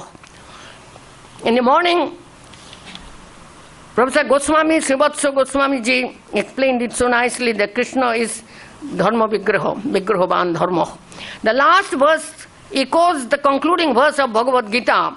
Yatra Yogeshwara Krishna Yatra Partho Dhanudara Tatra Shir Vijayo Bhutir Dhruva Nitir Motir Momo.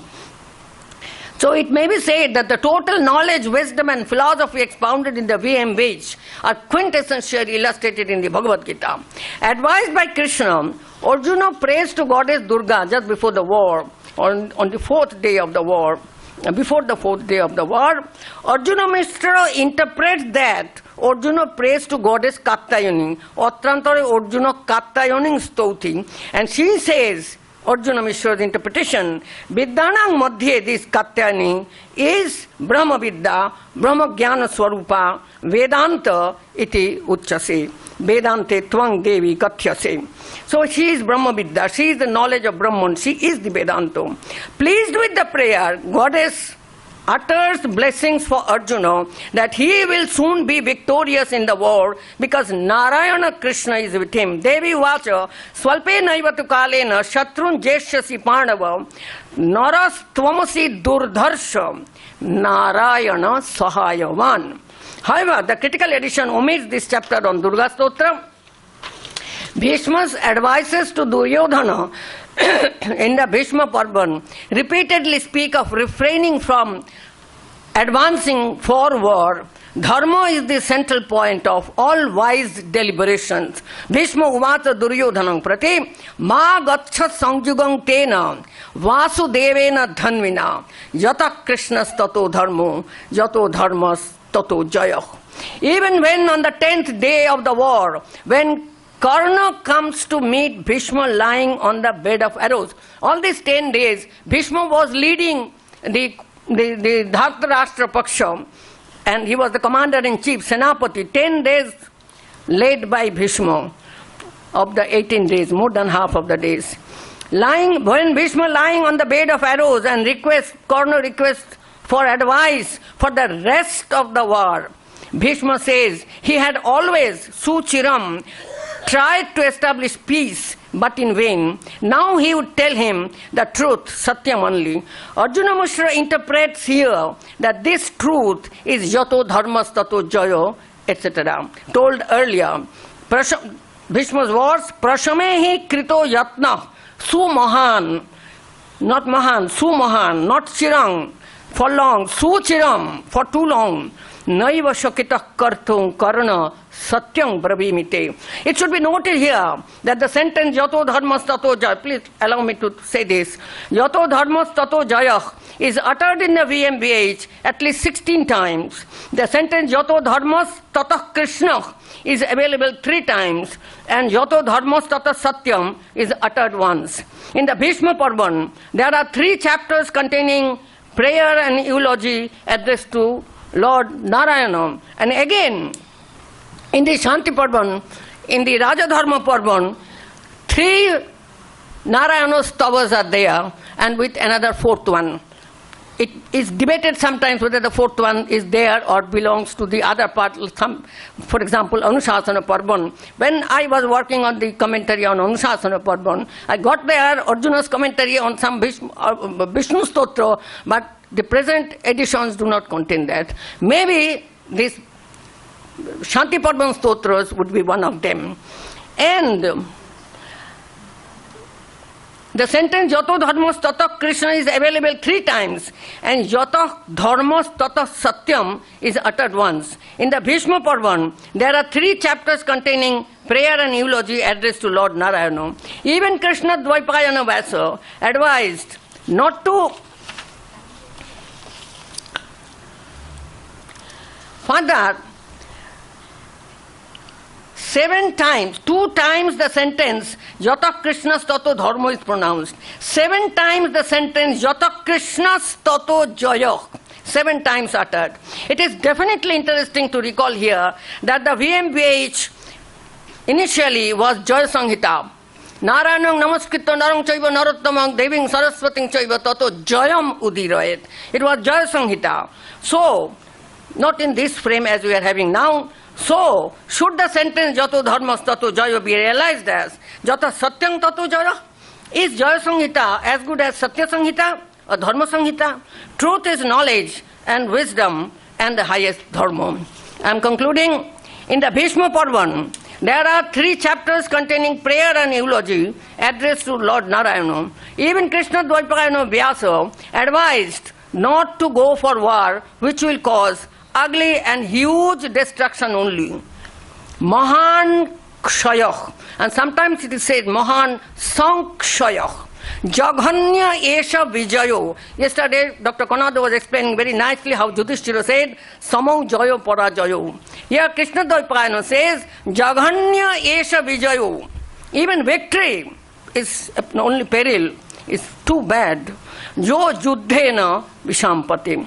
Arjunamiśra does not comment upon the Bhagavad Gita, which he calls Purva Gita, this is important, but comments in detail on the Anu Gita or Brahmana Gita in the Ashwamedhika Parvan of the Vaiyasika Mahabharata. Arjunamiśra says, to strongly remind the philosophy and teachings of the Bhagavad Gita, that is the Purva Gita, and reconfirm the contents of that Purva Gita, the other Gitas are revealed by Lord Krishna. Purva Gita, Bhagavad Gita, Imah Paschat Gita, Punadadhartyam, Swayam Kalpaitva Aho Bhagavan Vasudeva, etc., etc. And in the Anu Gita, I say in short, in one sentence, the teaching, the philosophical teachings about the self, Atman, is expounded to the symbol and allegory of a forest. There are all the theories of Indriya and Samudam, etc. All the basic teaching of this thing is there. And last part, for Arjunamiśra, the Vaiyasika Mahabharata is the source of dharma, and the exposition of Krishna Dvaipayana Vyasa is the nectar of all dharma. Who made the wisdom of the difficult Vedic lore intelligible for the masses across all castes. He is the sun, Vyasa is the sun, which dispels all darkness of ignorance and lets the lotus of knowledge blossom. If one reads, understands, internalizes and realizes the Bharata, that is the Mahabharata, no more holy bath in any holy place is required for enlightenment. The benedictory verse, last verse, the benedictory verses of the commentator reveal these in philosophical tune with excellent poetic imagery. Some of those, I quote only one or two. Dvaipai anaustha puto nisritam aprameyam punyam pavitram atho papaharang shivancha yo bharatam samadhi gacchati vachyamanam king tasya pushkara jalair abhishechanena ajnana timiram bodha muktaya vyasa bhanave namo navarasa. Nava is 9 rasa, aesthetic pleasure, also abhinava, unique. Snigdha vani kirana maline. Dharmartha kama nirvana. This is all about Vyasa. Dharmartha kama nirvana. Phalabhava manoharam. Srijate vangmayang vrekshang. This is a big tree. Kanina munaye namah.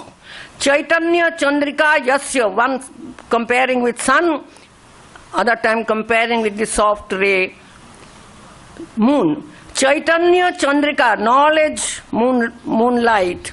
Yasya nari narti charachare tang numa bharata vyajo vang mayamrita varshinam. And diction, imagery, poetry and philosophy. Thus, though a commentator, he explains the philosophy, and though a commentator, Arjunamiśra leaves behind his glow of good poetry. After all, the commentary is intended to interpret the vast and sublime poetic creation of a unique personality, Krishna Dvaipayana, who is called Kavindra, the best poet within the Mahabharata itself. So he is addressed as Kavindra, or described that Kavindra said these words, Kavindra Vyasa. The musical note of Arjunamiśra's spontaneous alliterations all through adds to the aesthetic beauty. Finally, to conclude, the eternal words in evaluation about the Vaiyasika Mahabharata may once again be recollected here. Dharme charthe cha kame cha mokshe cha bhāratārtha yadi hasti tadannatra jan nehasti natat kvachit tapasa brahmacharyena vyasya vedang sanatanam itihasam imang chakre punyang satyavati sutta. I interpret the word itihasa. Yo vidyat chaturo vedan, Arjunamiśra says, sangopanishado dvijah nacha akhyanam idang vidyat Naiva sasyat vichakshana.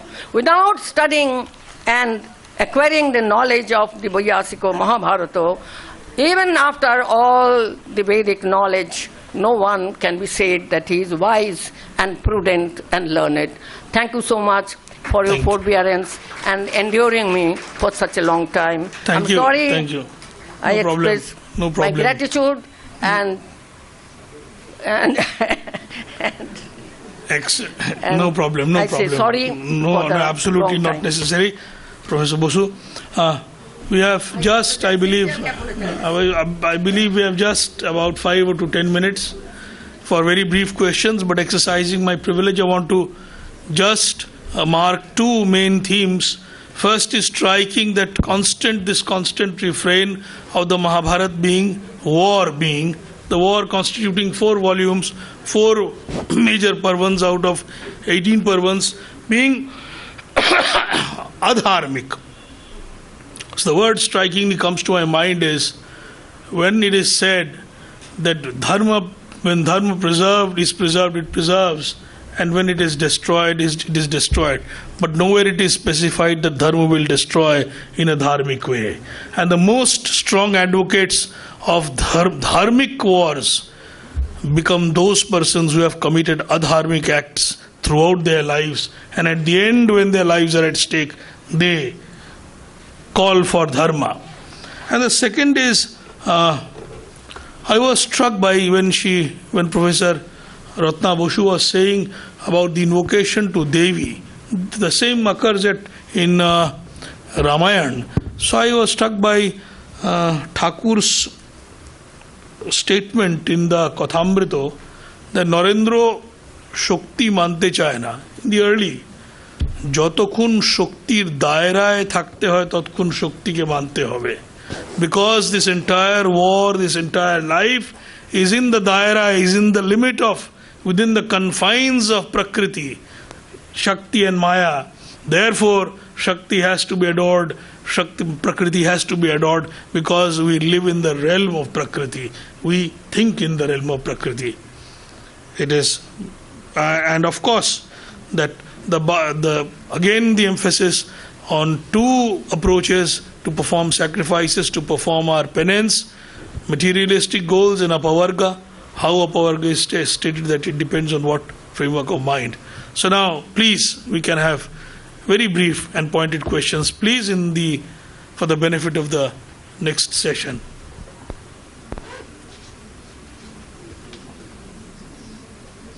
Well, I believe both of your lectures have satiated the audience and satisfied their curiosities, at least for now. Maybe you'll have some questions around tea. Thank you, everybody. Thank you so much. Thank you. Om Shri Gurubhyo Namaha Harihi Om Madhuvata Ritayate Madhuksharanti Sindhavaha Mardhvehi Nasantoshadhihi Madhunaktamutoshasi Madhumatparti Vagum Rajaha Madhudyaurastu Nafpita Madhumano Vanaspatir Madhumagum astu Suryaha Mardhvirgavo Bhavantu Naha Om Shanti Shanti Shanti Harihi Om.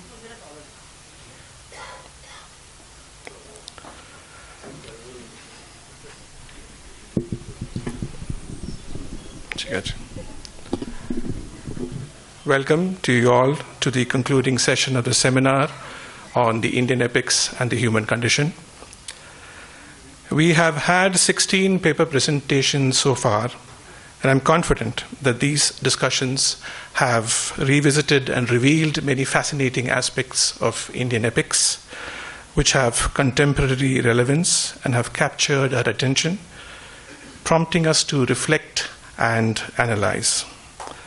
Professor Srinivasa Varkhedi, the Vice-Chancellor of the Central Sanskrit University, New Delhi, has unfortunately fallen ill after his visit to the Mahā Kumbh, which prevented him from being here to deliver the concluding speech. However, we are fortunate that revered Swami Tattvamayanandaji Maharaj, the head of the San Francisco Vedanta Society, graciously agreed to address us and fill the void. Before that, I ask Sri Saurabh Chattopadhyay, who has been of enormous help to me in conducting the affairs of the academic sessions, to present his seminar report.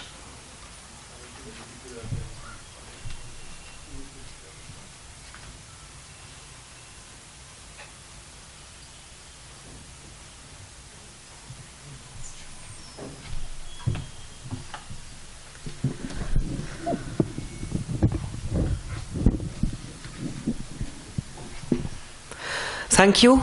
It is both a privilege and a pleasure to present this report on the enlightening discussion that took place during this conference on Indian epics and the human condition.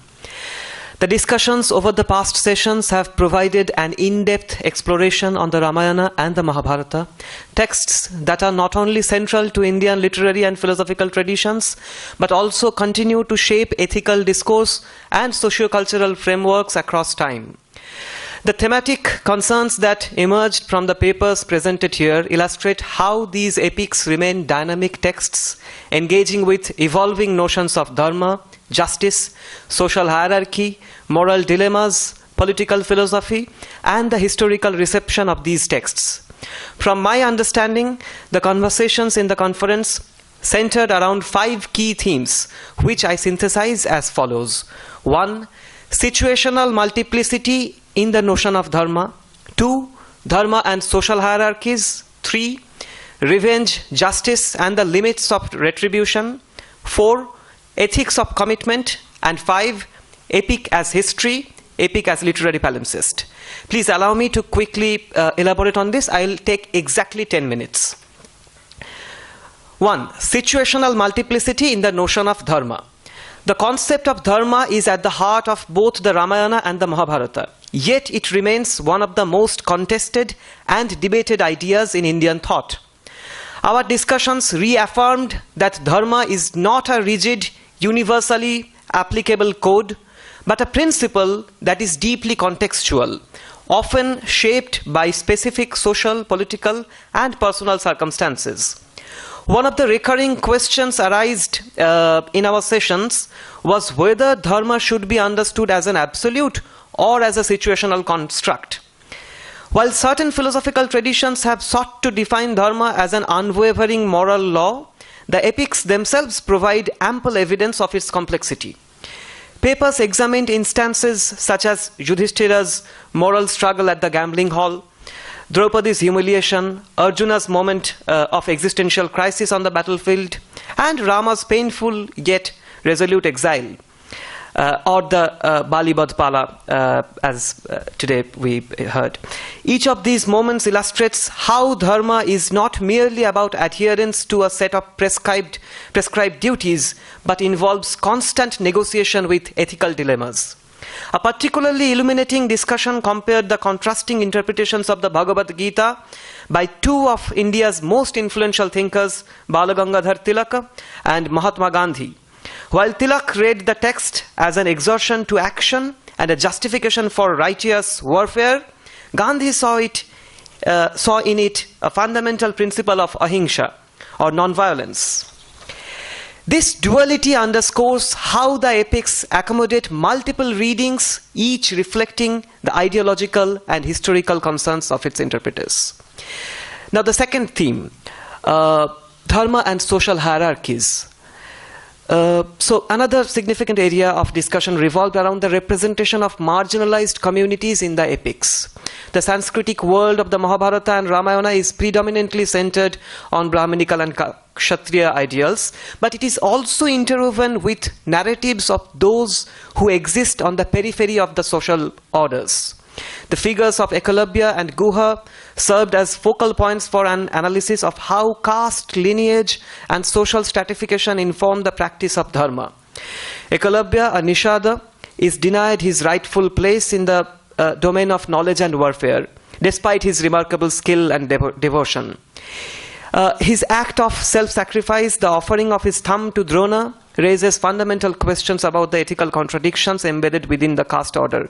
Similarly, Guha's interaction with Rama in the Ramayana presents a contrasting portrayal of cross-caste friendship and trust, providing a counterpoint to the exclusionary narratives in the epics. Moreover, Moksha Dharma Parva of the Mahabharata was analyzed as a site of intellectual contestation between Vedic orthodoxy and heterodox traditions such as Buddhism and Jainism. This segment of the epic not only incorporates ascetic ideals but also critiques the very structure that uphold caste and ritual hierarchies, demonstrating the complex intertextuality of Indian philosophical traditions. The third point, revenge, justice, and the limits of retribution, a theme that resonated across several discussions, highlighted the relationship between revenge and justice. The Mahabharata is often framed as a narrative of vengeance, with the disrobing of Draupadi serving as a catalyst for the Kurukshetra war. Yet, as the conference deliberations highlighted, the text complicates the notion that revenge can ever lead to true justice. The outer framing of the Mahabharata, where Janamejaya organizes a serpent sacrifice to avenge his father's death, mirrors the central conflict between the Pandavas and the Kauravas and the Dhritarashtras, reinforcing the ideas that cycle of vengeance perpetuate rather than resolve conflicts. The character of Ashwathama, whose final act of destruction wipes out the Pandava lineage, serves as a chilling reminder that retributive justice often carries unintended and tragic consequences. Furthermore, it was pointed out that women in the epics, such as Kunti and Draupadi, are often the strongest advocates for revenge-driven justice. Yet, even when war is waged in their name, its outcomes rarely align with their original intentions. The Mahabharata, in this sense, is not merely a glorification of heroic vengeance, but a meditation on its moral ambiguities. The conference also explored the role of pratigya, vows and pledges, in shaping ethical action in the epics. Figures like Bhishma, Karna and Parvati exemplify the power of individual resolution. But their stories also reveal the perils of rigid adherence to vows. Bhishma's oath of celibacy, while rooted in duty, leads to generational catastrophe. Karna's unwavering loyalty to Duryodhana results in his tragic downfall. As several papers raised a fundamental question: does dharma lie in the keeping of one's vows, or in the ability to recognize when a vow must be reconsidered? The epics themselves provide no singular answer, but invite us to reflect on the tension between personal integrity and situational pragmatism. Point number 5, epic as history or epic as literary palimpsest. This is another important strand of discussion that focused on the historical and literary dimensions of the epics. The Ramacharitmanasa of Sandhakar Nandi, written in medieval Bengal, was presented as an example of how the Ramayana has been reinterpreted to serve political and regional narratives. Similarly, medieval commentaries on the Mahabharata, including those by Arjunamiśra, Professor Basu mentioned it, demonstrate how exegesis is shaped by contemporary concerns, whether theological, ethical, or political. The distinction between itihasa and kavya, historical narrative and literary composition, was also explored, particularly in relation to whether the epics should be read as prescriptive texts or dictating moral action, or as descriptive texts reflecting the complexities of human experience. It was argued that the epics function as both, offering moral paradigms while simultaneously exposing their limitations. So finally, what do we gain from this conference? What have we gained from this conference? As we conclude, it is evident that this conference has not only deepened our understanding of the Indian epics, but also has reaffirmed their relevance in contemporary discourse. The Ramayana and the Mahabharata do not present static moral codes. Rather, they offer us nuanced exploration of human dilemmas, ethical conflicts, and the ever-shifting contours of dharma. The discussions here have underscored the plurality of interpretations that these texts invite. They have shown us that the epics remain open-ended, continuously engaging with new historical, political, and ethical paradigms. As scholars, students, and readers, our task is not to seek definitive answers, but to keep engaging with these narratives, questioning, reinterpreting, and allowing them to challenge our own moral landscapes. Let us carry forward this spirit of inquiry, ensuring that this intellectual richness of these texts continues to inspire critical thought and meaningful dialogue. Thank you so much.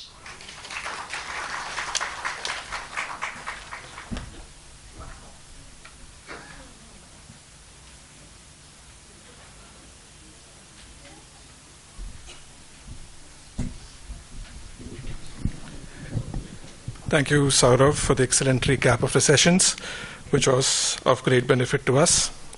I now turn to revered Swami Tattvamayananji Maharaj and humbly request him to deliver the valedictory speech.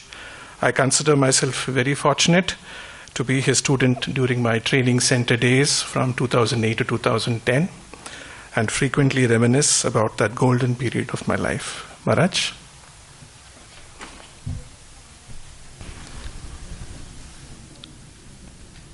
Yonda pravishya mama vachamimam prasuptam sanjivayadi akhila shakti dharasudhamna anyamscha hasta charana sravanatvagadin pranan namo bhagavate purushaya tubhyam ya devi stuvide nityam vibhute veda paragehi swame vasata jikhvagre brahmarupa saraswati om stavakaya cha dharmasya sarvadharmasya rupini Valedictory Rama Krishnaya te namaha. This is a most unexpected, joyful occasion because when I was here for giving the first keynote address, I never really anticipated that I will have the privilege and pleasure of seeing you all here. So a lot of what I'm going to say will be, unfortunately, a repetition of what I might have already said during my keynote address on 4th of this month. Now, frequently, when we listen to modern discourses and discussions on Indian epics, sometimes I believe we forget the fact that the epics belong to the category of smrtis at best, if not Puranas.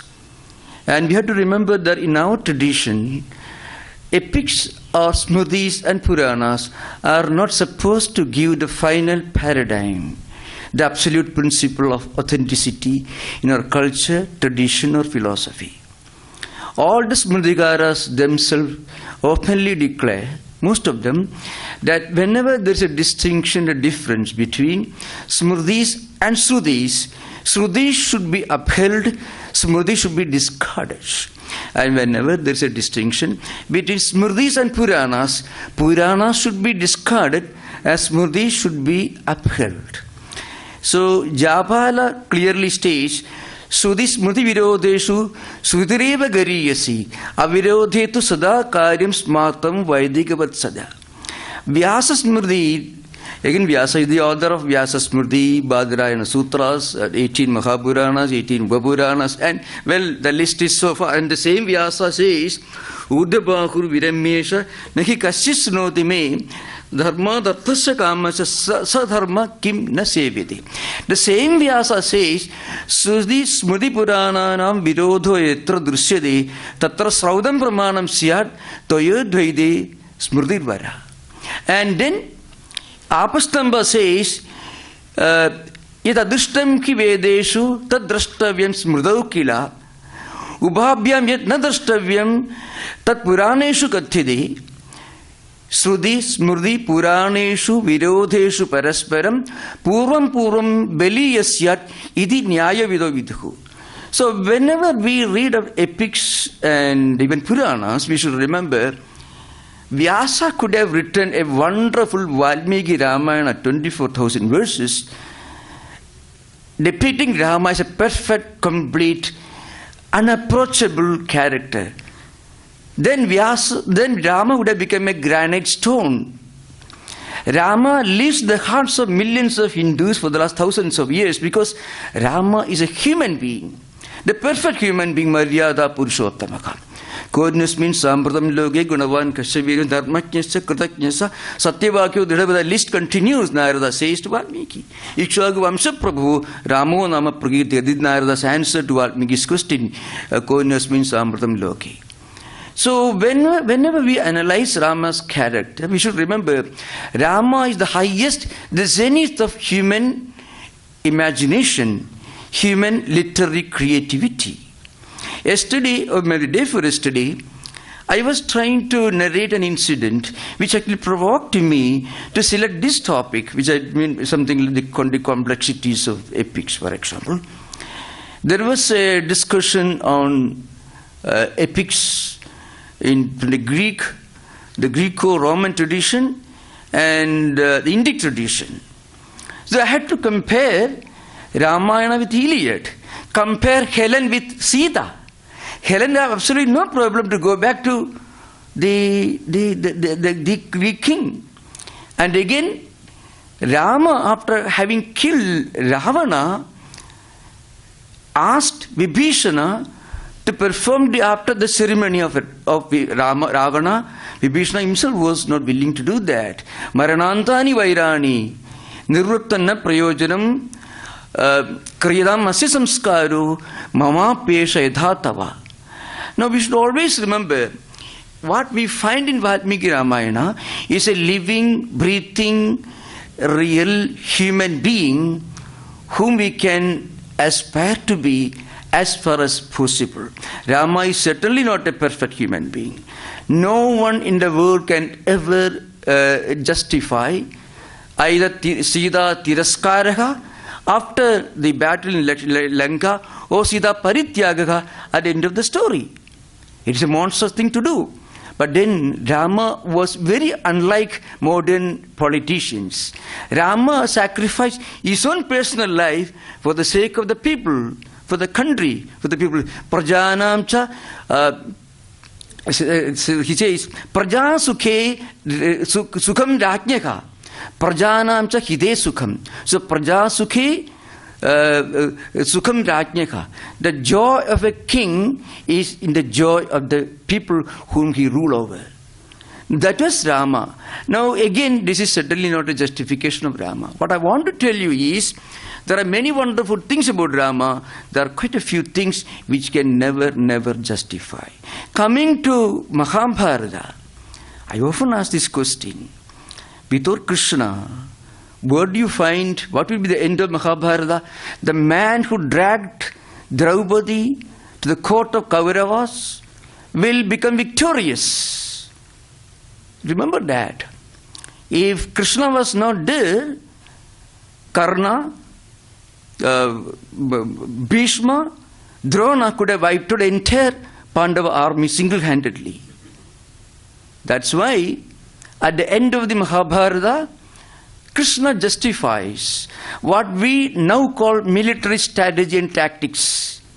But people don't understand Indian history, will tell you is Krishna's weaknesses, Krishna's crookedness. Krishna played only tactics and strategy, which Hannibal did in Second Punic War, Napoleon did in the Battle of Auschwitz, which even Indian military officers did during the Bangladesh War, which is called military tactics. But then Krishna was not like Sun Tzu or Machiavelli or any of the crooked military politicians. Krishna did everything for the good of the whole humanity. That's why Krishna, justifying many of his activities, makes a great statement, a transcendental dharma defined, you find here. He says, the statement, of course, it is Purvaihi anugato margo devaihi asuraghadipihi sadbhischa anugata pantha sa sarvaihi anugamyade. This dharma is not dharma of Yudhishthira, who found this constitutional obligation to not refuse the invitation for gambling. Kshatriya dharma. Vidura want him. Many other elders want him. Still, Yudhishthira walked into the trap of the Kauravas and lost everything to the point of wagering his own wife, which he had no right to do. Actually, there are many statements here. I can just refer to something that is a Yasya na atma sovasya syad katham tena paro jitaka. This statement comes from Vidura.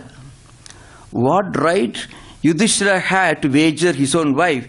Because Yasya na atma sovasya. His own freedom was not his. He was himself a slave after he wagered himself. And then what right did he have to wager his own wife or his own brothers? So how do you consider Yudhishthira as an ideal? Or Bhishma, or Drona, who kept quiet when an innocent lady in a most difficult situation, which I don't want to go into, was dragged from her harem, from her palace, in the middle of the court and humiliated. For your information, the entire world literature never depicts anything so abysmal, so despicable, a scene comparable to Draupadi's humiliation in Mahabharata. Bhishma kept quiet, Drona kept quiet, only Vidura and Vikarna protested. You remember that. So at that time Krishna came to her rescue. Now the point is, if Krishna had not applied this principle of what I would like to call transcendental dharma, a dharma which aims at the universal good of whole humanity, which ensures that that criminals are punished, and which makes sure that the criminals don't become victorious. That was Krishna's concept of dharma. That's why in entire Mahabharata you find Krishna stands alone as the only perfect embodiment of dharma. People sometimes give this allegation that Krishna was so crooked because he facilitated the killing of Drona, Ashwatthama, Kunchara, and so on. So frequently they blame Krishna as being too tactful, somewhat he played some immoral tricks to get the Pandavas to make the Pandavas victorious. But without those methods, the worst assailants would have become victorious. That's called strategy and tactics. So the ideal that we can think of with the dharma is a happy, friction-free blending of Rama's idealism with Krishna's pragmatism. Without pragmatism, idealism becomes too rigid and practically as good as useless. I was maybe a bit provoking, I put this question in my last session. How many women would like to have a husband like Yudhishthira? How many men would have to have brothers, elder brother like Yudhishthira? It means destruction. In our own Indian history, there are many, many examples. So very often when we analyze threadbare, the principle of dharma, you have to remember, dharma ultimately should ensure success and victory of the highest good for everyone. Of course, ahimsa paramo dharma. Think of ahimsa. Ahimsa can kill you. Ahimsa can murder you. Ahimsa can lead to genocides. I gave the example, Second World War, 1938. It's called the Pact of Munich. The appeasement of Munich is called in European history. Neville Chamberlain, the British Prime Minister, Mussolini, the dictator, the fascist dictator of Italy, and Hitler was the president of France, and Hitler meeting in Munich, and they came to a pact in which they agreed, and Neville Chamberlain took initiative to allow Hitler to take a large portion of Czechoslovakia, southern land which was inhabited by Germanic people. And within weeks, Hitler attacked Czechoslovakia. Within 2 months, he attacked Poland, and that is the beginning of a huge genocidal world war, which took the total, maybe a casualty, a toll of maybe close to 90 million people perished in Second World War. Because one man tried to practice what he thought was ahimsa. Just imagine. So we have to remember, dharma doesn't mean ahimsa alone. That's why one important point to remember. Ahimsa can lead to bigger himsa. Himsa on a bigger scale can lead to bloodbath. That's why you have to remember that dharma should be a happy combination of idealism and pragmatism. There are many touching, moving incidents in the Mahabharata. In fact, much more than what you find in Ramayana. See, Kaigeyi's demand, Chaduddasahi Varshani, Dandagaranyamasyadaha, Vasan Bhavadu me kamam, Bharadascha, Abhishechitaha. That is Kaigeyi's demand. That means Rama should go to forest, 14 years, and Bharata should be made the king. And then Rama's reply, Gamishyami Mahabaho Vanam Vasadu me Chidam Chaduddasahi Varshani, Dandagaranyamasyadaha. This is Rama. Now, such higher idealism you don't find any other world literature. I gave the example of, so whenever we find people criticizing Ramayana and Mahabharata, they forget the fact it's a literary classic. Do you criticize Hector, Achilles in Iliad, or the characters in Virgil, Aeneid? We don't do that. So what you find in Ramayana is the highest possibility of human excellence and perfection as far as it is humanly possible. Again, Bharata is that kind of human relationship. Bharata says, Padukecha grihitva tu ramasya aklishta karmanaka naishe sarvakaryani satyena paramatmana. A younger brother who happily renounces an opportunity, a chance to become the king of a country, he offers to act on the elder brother's behalf, worshipping his sandals as a symbol of his reverence and respect for his elder brother. So, Rama is the highest possible reach of human perfection as it is possible in literary creative activity. That's why, the Mahabharata, in one context, when there's a discussion when Bhishma was when he was lying in the bed of arrows, a question is put to him, most probably by Yudhishthira, just before the this Vishnu Sahasranama begins. So why was it that a relatively insignificant soldier like Arjuna, of course, instead of Arjuna maybe, or Shikhandi, or Dushtadhyumna could kill men like Bhishma and Drona? Krishna gives the answer. A Kshatriya who has the responsibility, with the power and obligation to use violence to destroy adharma, that Kshatriya's ayur belam tejaha, his life, his strength and his vigor will slowly fade away, Krishna tells. So, the important point to remember is that Krishna in a way represents all that we can think of in modern times. So, when we read Ramayana and Mahabharata, we should remember, idealism is very good.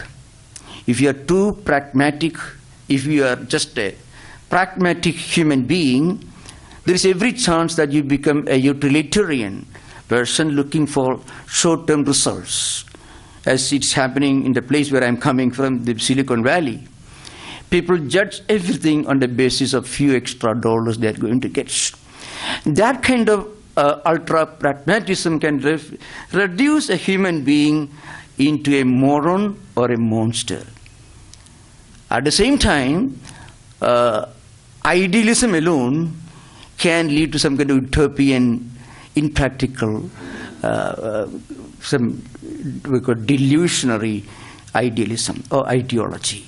It doesn't work, it has no benefit. Yudhishthira was a man of high ideals. I am not forgetting Yudhishthira of Yakshaprasna, one of the wisest person you find in the Mahabharata. Yudhishthira has found in Yakshaprasna, no doubt about it. But Yudhishthira in action was not as wise. That's why Yudhishthira's idealism, or rather Rama's idealism, remember, I am not comparing Yudhishthira with Rama. Rama is a far superior literary creation, if you consider Vālmīki as a literary masterpiece. Or if you like Adhyalma Ramayana, is Brahman himself, Ramam Vidhi Param Brahma Satchidananda Madhuyam Satta Sarobhadir Vinirmuktam Satta Matram Agocha. This is Sita's own estimate of Rama in Adhyalma Ramayana. But in Vālmīki Ramayana you find Rama in many ways combining idealism and pragmatism. Again, coming to Krishna's, there are two main characters in the two epics. In Krishna, sometimes you find the ability to deal with different situations, a kind of situational interpretation of dharma and the transcendental interpretation of dharma. Transcendental interpretation of dharma means dharma it should be worked out and practiced and implemented for the good of everyone, and not for just not to satisfy one's own sense of austerity. Oh, I won't deviate from truth, and to practice that kind of idealism. If a husband wages his own wife, or a brother, elder brother wages his own brothers, that is not dharma. Krishna would not have done it. So if you want to know what dharma implies, what it should imply in different situations, you should look at Krishna and not at Yudhishthira. This is an important point, remember. Frequently when I read Swamiji's complete works, especially the Colombo Del Moro lectures, you find Swami Vivekananda frequently reminds Indians, primarily Hindu society, about some of the problems that we had in Indian society. Sometimes we became too proud of our own assumed spiritual superiority. Swamiji, of course, was a great admirer of Indian culture, Indian tradition. But Swamiji was the first great teacher who points his fingers at some of the problems of Hindu society. A society or a nation which has endured slavery for 1,000 years, it may have a great culture and tradition. It means there is some problem somewhere. And Vivekananda was the first great teacher. It took a monk to tell Indians, to remind Indians of some of the problems they had in their own practical life, leave alone dharma as a higher ideal. In actual practice, they had some problem. That's why Swamiji said Krishna is the only ideal character in the Mahabharata because he had no cobweb in his brain. There was absolutely no cobwebs. Krishna could deal with Dushasana and Duryodhana. At the same time, he could also deal with Uddhava, Vidura, Kundi, Draupadi, all the great devotees. So towards a sattvic person, he can be a great spiritual teacher, a great healer. But towards men like Duryodhana, he could also play the same game. About Duryodhana, there is something very interesting. Maybe it's a very, very interesting verse. He says, Janami dharmam nachame nivurtihi. Janami dharmam nachame pravurtihi. Yatha Rishikesha hridisthidena yatha niyuktosmi tatha karomi. Now, you may call it hypocrisy. Or you may call it because God is sitting everywhere. I am Atma Gudakesha Sarvabhutashistidaka. Ishvara Sarvabhutanam Hridesi Arjuna Dishtadi. If you read all these, you can justify Duryodhana. But Duryodhana was an arch hypocrite. Even when he sent a messenger to drag Draupadi. I am coming to this subject because it happens to be the most tragic, the most monstrous, and the most inexcusable scene in any world literature. Not even some of the modern thrillers you find anything so comparable, so elaborate and so obscene and so immoral. And all the great men, warriors, wise men, philosophers, rishis, Rishikalpa, like Bhishma and others, keeping quiet, reciting constitutional propriety, because Bhishma was a subject, Dhritarashtra and Duryodhana were the kings, Yuvaraja and reigning king. So Bhishma was the grandsire, because of Bhishma only Dhritarashtra, Duryodhana could become king. Still, that Bhishma keeping quiet because I am a subject. Or Drona and others. It's called the constitutional propriety. So dharma is not constitutional propriety. Dharma should be interpreted, if you want English language, as a kind of universal spiritual humanism, which leaves no room for any kind of imbecility, as in the case of Yudhishthira, inaction, as in the case of the Pandavas, or even some kind of assumed spiritual superiority. So that's why mentioning the other day, you see, in one context, and there is a revealing, I will finish it quickly, then you have some interaction. That's what Swamiji was mentioning. So there is one scene in Mahabharata when these Pandavas were living in the forest, they were exiled. And then Markandeya Rishi visits them. And then he makes a simple statement. Neshe belasyedi charet adharmam. Belasya na ishe adharmam charet. Suppose you are facing a terrible problem. Your family or your nearest and dearest ones, your country, are being assaulted or facing destruction and ruin. And you cannot confront this, you cannot face this problem, this challenge, without resorting to what we normally call adharma. Markandeya says, adharmam charit. when you have no other goal. Because the alternate will be much worse destruction. Sometimes the alternate, for if you don't resort to violence for the protection of dharma, that inaction itself can lead to much bigger violence. So ahimsa, as I mentioned, can kill on a bigger scale if not resorted to properly at the right moment. So if you ask me as to the concluding remark about the two epics, it is this: the idealism of Rama alone will not work. Of course, the imbecility of Yudhishthira can never be, should never be followed or in action. The pragmatism of Krishna, of course, Krishna embodied not only pragmatism but also idealism.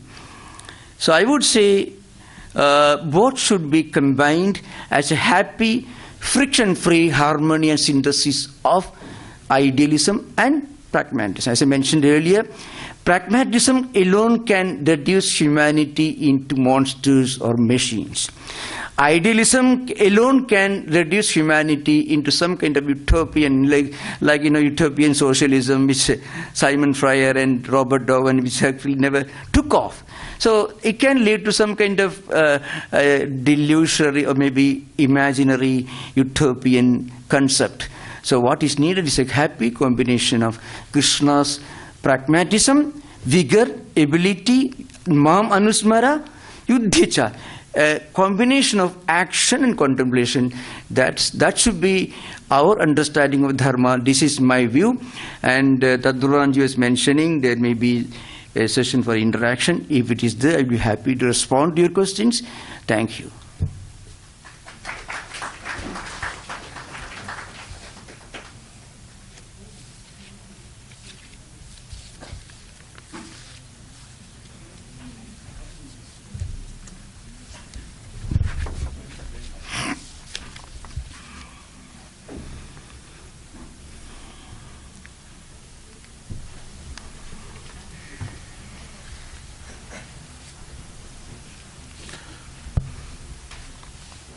First of all, I immensely thank the Secretary of the Institute, Revered Swami Supadanji Maharaj, for giving us complete freedom in framing and organizing the seminar. I am forever indebted to him for his laissez-faire approach towards me. I am beholden to Revered Swami Tattvamayananji Maharaj for traveling all the way from San Francisco primarily to take part in the seminar and captivate us with his speeches. My gratitude to the Vice-Chancellor of the Presidency University, Professor NIRMALYA Chakrabarti, for his unwavering support in coordinating the program. I would like to express my sincere gratitude to all the speakers who took time out of their busy schedules to participate in the seminar. It is customary to publish a book of proceedings containing the submitted papers, and I kindly invite the speakers to submit theirs within the next 3 months so that we can include them in the publication. I thank Shri Saurabh Chattopadhyay for his assistance. He is slated to go to the US for his doctoral studies, and I wish him the very best. I am greatly indebted to revered in-charge Maharajas of all departments that provided support and logistics to the arrangements. My sincere thanks to the volunteers and the Institute staff, especially the staff of the Center of Interlogical Studies and Research and the maintenance for their readiness to assist and carry out allotted tasks. I also thank the focused audience for their active participation and immense patience. It is now time to draw the curtains on what I consider to be a fruitful and successful seminar. Thank you all once again. Om Priyatam Pundari Kakshaha Sarvayagneshwaro Harihi Tasmin Stushte Jagat Tushtam Prinite Prinitam Jagate Harihi Om Tatsat Shri Ramakrishna Arpanamastu. Thank you all.